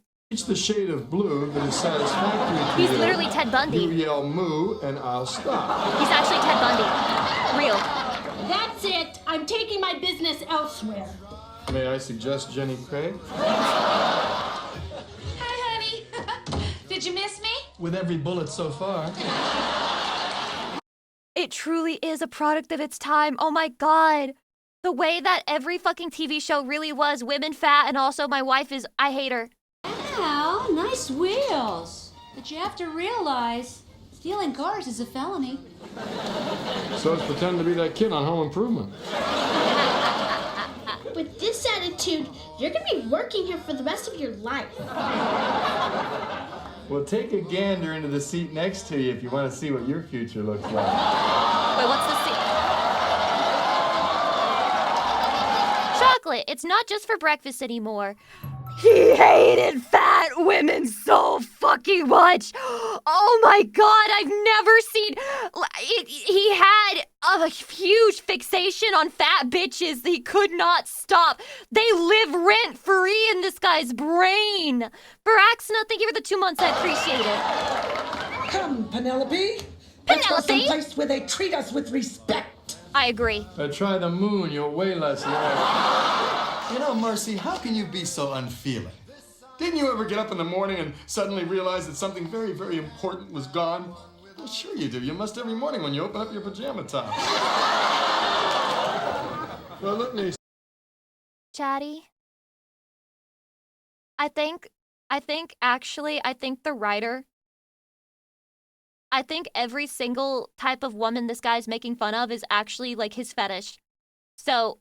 his ideal woman is probably a woman who's fat but also flat somehow, which is very, very hard. It's extremely hard to do. But it's what he so desperately wants. Explain. See, it's just like an elevator. There's a 2-ton weight limit on this shit. Exactly, so we can hire them all to be on set and ogle them. What say I nail the soles directly to your feet? It'll give you more traction when you're pulling the ice wagon. You will be hearing from my attorney. Is that the law offices of Hagen and Dot? Hagen and Dot. You know, Jefferson, good for you. You decided to take the brand. Miller boy camping. Hey, Bundy! I had steak tonight. What are you having? If I was the mailman, I'd be having your wife. Ah, he finally got his ass! You certainly do. You're in my son. He's obsessed with them. Dude, tell me it's not a fetish. He literally got a fat bitch here. She doesn't have huge tits. And also she's in a bikini on the fucking beach. And tell me that the writer and that the director does not have a fat woman fetish. Tell me he doesnn't. I'm trying to get an all-over tan. You're asking a lot of the sun. Excuse me.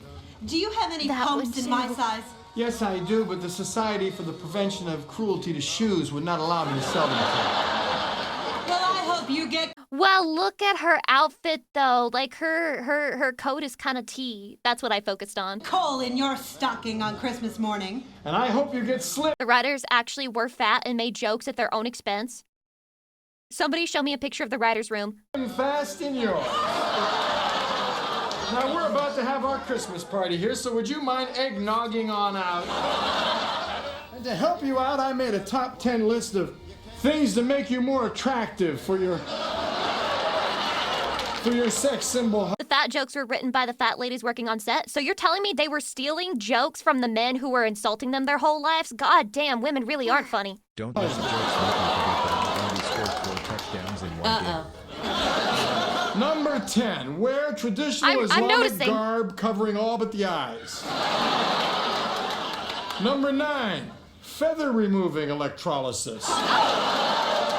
Number 8, ski mask. Number 7, sew up holes in ski mask. Number 6, hire attractive woman to stand in front of you at all times. That's because she's gay. You can see it. Beak job. Number 4, put paper bag over ski mask. Number 3, shave head, tattoo Cindy Crawford's face on back of head. Learn to walk backwards.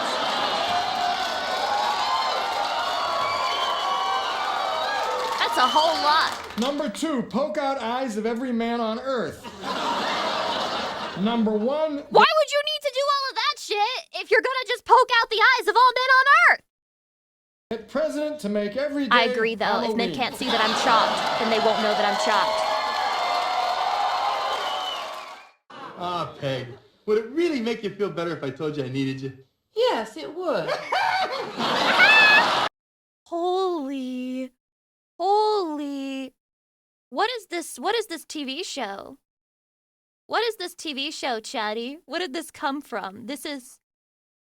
It's a lot. It's certainly a lot, Chatty. It's a lot to How many deal people are with. carrying the wrong knife because of videos like this? I'm about to learn about knives, by the way. Not for any real reason other than just pure curiosity, of course. This show helped make me the man I am today. This show helped me make me the man that I am today. Shoehorn, that explains so fucking much about you. Quite literally. I think I know exactly who you are now. Wrong knife because of videos like this. The only knife. These are slop. AI gen slop. The only knife you'll ever need doesn't exist. I've carried a lot of knives over the last 20 years. Now this is a knife salesman. He's like, there's actually multiple knives you need, and I run a company. This is the Buck 110, this is the Spyderco Matriarch, and this is the Gerber EAB Lite. These knives Gerber, like couldn't the be baby? more different, and that's because life is constantly changing, and so too must the tools we carry. This Buck is the first knife I ever bought. Well, not this one. That one is at the bottom of Table Rock Lake, and I replaced that one with this one back in 2011. I've been through a lot with this knife. It's my favorite knife for hunting, fishing, and camping. It's a beautiful classic design and it's incredibly versatile. Many years ago, somebody even tried to stick me with a 110 just like this one, and I still love it. To me, it's the quintessential I feel like that would traumatize me. I think I would just never use the knife again. outdoorsman's folding knife. But just because it's my favorite doesn't mean it's what I always carry. And that's really what this video is all about. Choosing the right tool for the job. For 65 So is this for bucks, you're stabbing getting someone a in the knife tummy? that's made in the USA, has a lifetime warranty. The blade is heat-treated 420 HC stainless steel. The handle is ebony and brass. No, genuinely, what is the purpose of this knife? Is this basically stabbing people? It comes in at a hefty 7.4 ounces. Not just the blade cut stuff? is 3 3/4 long, and tip to tip, it's just over 8.5 beautiful inches. Like I can open an Amazon box with it? If you're curious about how to date a Buck knife, this little symbol right here corresponds with the year made. Buck put together a chart that you can use to date yours, and I'll put a link to it in the description. Let me know how old yours is. The brass will tarnish over time, as brass does. You can see I haven't spruced this one up in a while, but it polishes easily with a little auto sole. I don't mind the patina, but I don't mind the polish either. The lock feels rock solid. I've actually seen people say that it's impossible to close once they've opened it. I've just decided. I've made up my mind. I think having a weird interest in knives is also a cute male trait.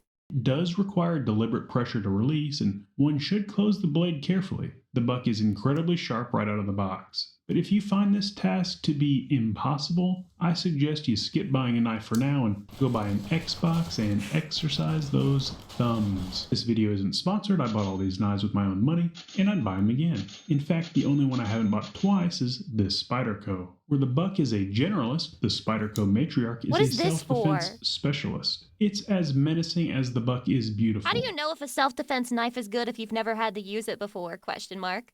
It would make a velociraptor a little jealous. This is a wicked knife designed to do one job and to do it exceptionally well. It's a slightly smaller version of the Spyderco Civilian. The curved, serrated blade is made Oh my god, it's curved at the tip.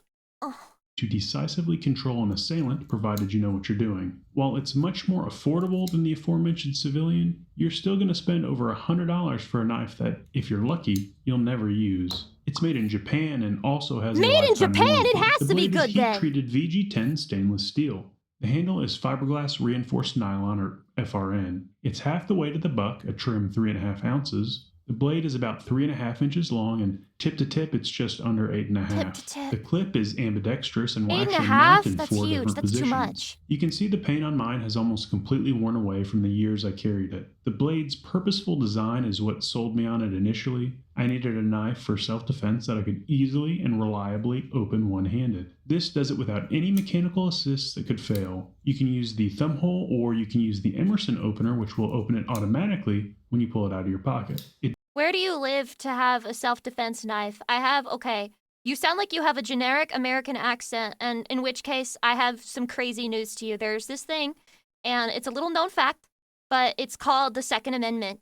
And I have an idea, okay? I'm just gonna run it by you. I know something that's probably a little bit better than a knife. It does take practice, but once you get it, you've got it, and it's lightning fast. The Matriarch is the best value, purpose-built self-defense blade that I've ever found. I used to carry it every day for work as a reliable backup that gave me peace of mind, but life moves on and I'm grateful I don't need to carry it anymore. Now it's just a dusty memory in a dark Does desk he not go drawer. outside That's anymore? my point. As life changes, so must our tools. These days, I'm more concerned with cutting cardboard He's than like, reliable backup. Well, I'm in retirement and I don't like the sun, so I just don't go outside. Don't need to worry about getting mugged if you don't go outside.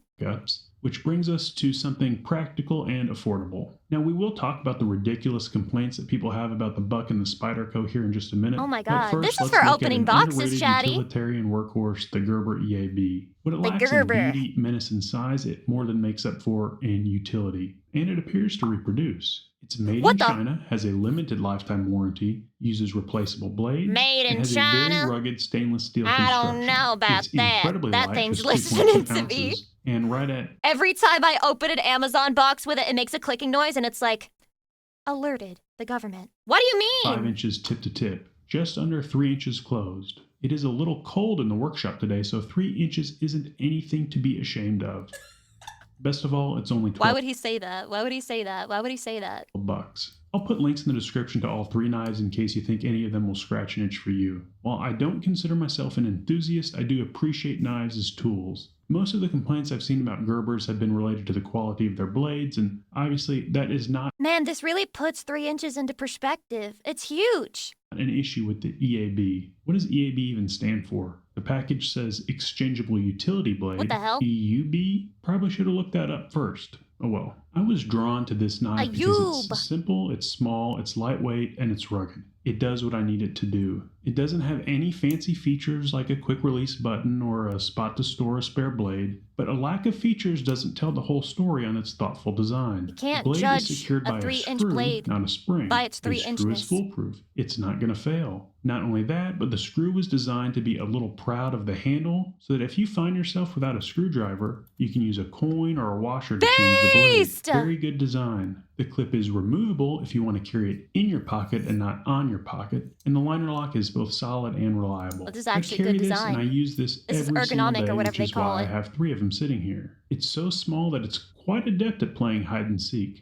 I need him to stop talking about this thing's fucking size. I need you to shut the fuck up about how small it is, okay? Last time I found it in the abyss between my driver's seat and the center console of my truck, so I ordered a couple spares. I think that the light has the better grip, but maybe I'm just used to it. Neither are particularly comfortable to hold, not at all like the buck. One of my favorite reviews for this one was from a guy who said he had to return it because the blade it came with was dull. What an I concede idiot, what that I a would baka. be annoyed if I bought a brand new knife with a dull blade, but the whole point of this knife is that the blade is replaceable. When it gets dull, you put in a sharp... This is why you should always check the 1-star reviews, and you have to read what they're saying because sometimes they'll just complain about the delivery, which has nothing to do with the product itself, and then they'll say stupid shit like, oh, God, I didn't read the instructions and then I fucking broke it. I'm so mad. Have you heard of the Cold Steel weapon videos on YouTube? I recommend Cold Steel Warhammer video. I recommend getting a hobby other than one. And when that one gets dull, you put in another sharp one. Quite a few people complained that the clip was too tight and others that it was too loose. I must be lucky because they all worked just fine for me. The most common complaint was that it took 2 hands to open. I don't know, guys. I always read the reviews and I always find things like this. It doesn't matter what it is. A knife they can't figure out how to open or to close. A screwdriver that didn't come with instructions. I don't know. Online reviews are becoming less and less useful if they were ever useful to begin with. So just for fun, a screwdriver with no instructions. Well, how are you supposed to use that? Most of the complaints about the Buck were about the fit and finish and about shipping issues. If you've never bought anything that didn't require a password and a click, I'm going to blow your mind. There are these places that you can drive to. What? Where you get out of your truck, you go inside, what? And you get to actually look at the... I love how he just assumes everybody has a truck. He's like, everyone's a good American. They got a truck and just drive to the store, pick up the knife, and see how it feels in your hands, and you can hold other men's knives, and they'll let you see how it feels in your hand, and, well, then you bring them home in your American truck. Exact thing you're going to buy before you buy it. And if you do buy it, the shipping is so fast that it's going to arrive back at home at the same time you do. So the true. Major complaint I see a lot about the Buck is the that shipping's it's incredibly fast. They say the steel is outdated and the design is outdated and the aesthetics are outdated. It's true that 420HC isn't as hard as some of the more cutting-edge carbon steels, but that also means it's easier to sharpen. They're entitled to their opinion, but in my opinion, it's not outdated. It's a classic that has withstood the test of time. Beautiful. As for the Spyderco, almost all the complaints I found were about it not being practical and being tedious to sharpen. We'll talk about sharpening it here in just a second, but if you're carrying this knife to open Amazon boxes, you're one of the people carrying the wrong knife. There are plenty of fine box cutters on the market that are built for that job. There are plenty of generalist knives that will also do that job. Am I wrong? Is it crazy to expect somebody to buy the right tool for the job? Or at least not to complain if they chose to buy the wrong tool for the job? All right, let's talk about sharpening. But don't forget to hit that subscribe button or become a member. It helps more than you realize, and it will probably bring you so much good luck that you'll never lose a knife in Table Rock Sharpening? Blade. It is moderately more difficult to sharpen a curved and serrated blade like this. That's true. But it is moderately more difficult to lube a curved blade. If you ever actually have to use this knife for its intended purpose, to the point that it needs to be sharpened. Teddy, press 1 if your knife has a curve. Press 2 if it doesn't have a curve. And if you're still around to sharpen it, consider yourself lucky. Set yours aside in a dark desk drawer, because sometimes it's better to leave I'm starting to think that a curve is the natural state. Oh my god, this is like body positivity for men. It's okay to be curved. Look at all those other guys with curves, Chatty. You're not weird. You're not imperfect. You're beautiful just the way you are. I love you, Chatty. I love you so much. Let me do a hydration, by the way. Well, it is extremely fucking late. This is probably, might be the latest I've ever had, like, one of my own streams, maybe? It's, you know, shrug shoulders. It's what happens. How's your voice feeling? I'll be fine for Patreon stream tomorrow. Everything's gonna be okay. The problem is I started streaming exactly right after I woke up, so it sounded extra scuffed.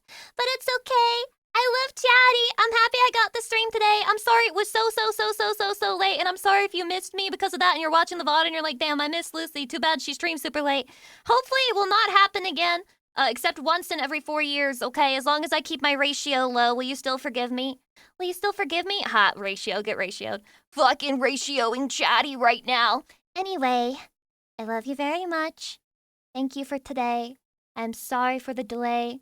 But I'm glad we got to spend today together anyway. I appreciate you. I hope you have a wonderful rest of your weekend. And if I see you tomorrow at Patreon, we're gonna watch Twilight! Oh, I'm gonna never shut the fuck up ever again in my whole life. I love Twilight. I don't love it, but I hate love it. Anyway, I will see you again tomorrow, Chatty love. Mwah! Bye-bye, Chatty! And if I don't see you again until next week, mwah! Chatty love anyway. Bye, Chatty! Bye-bye!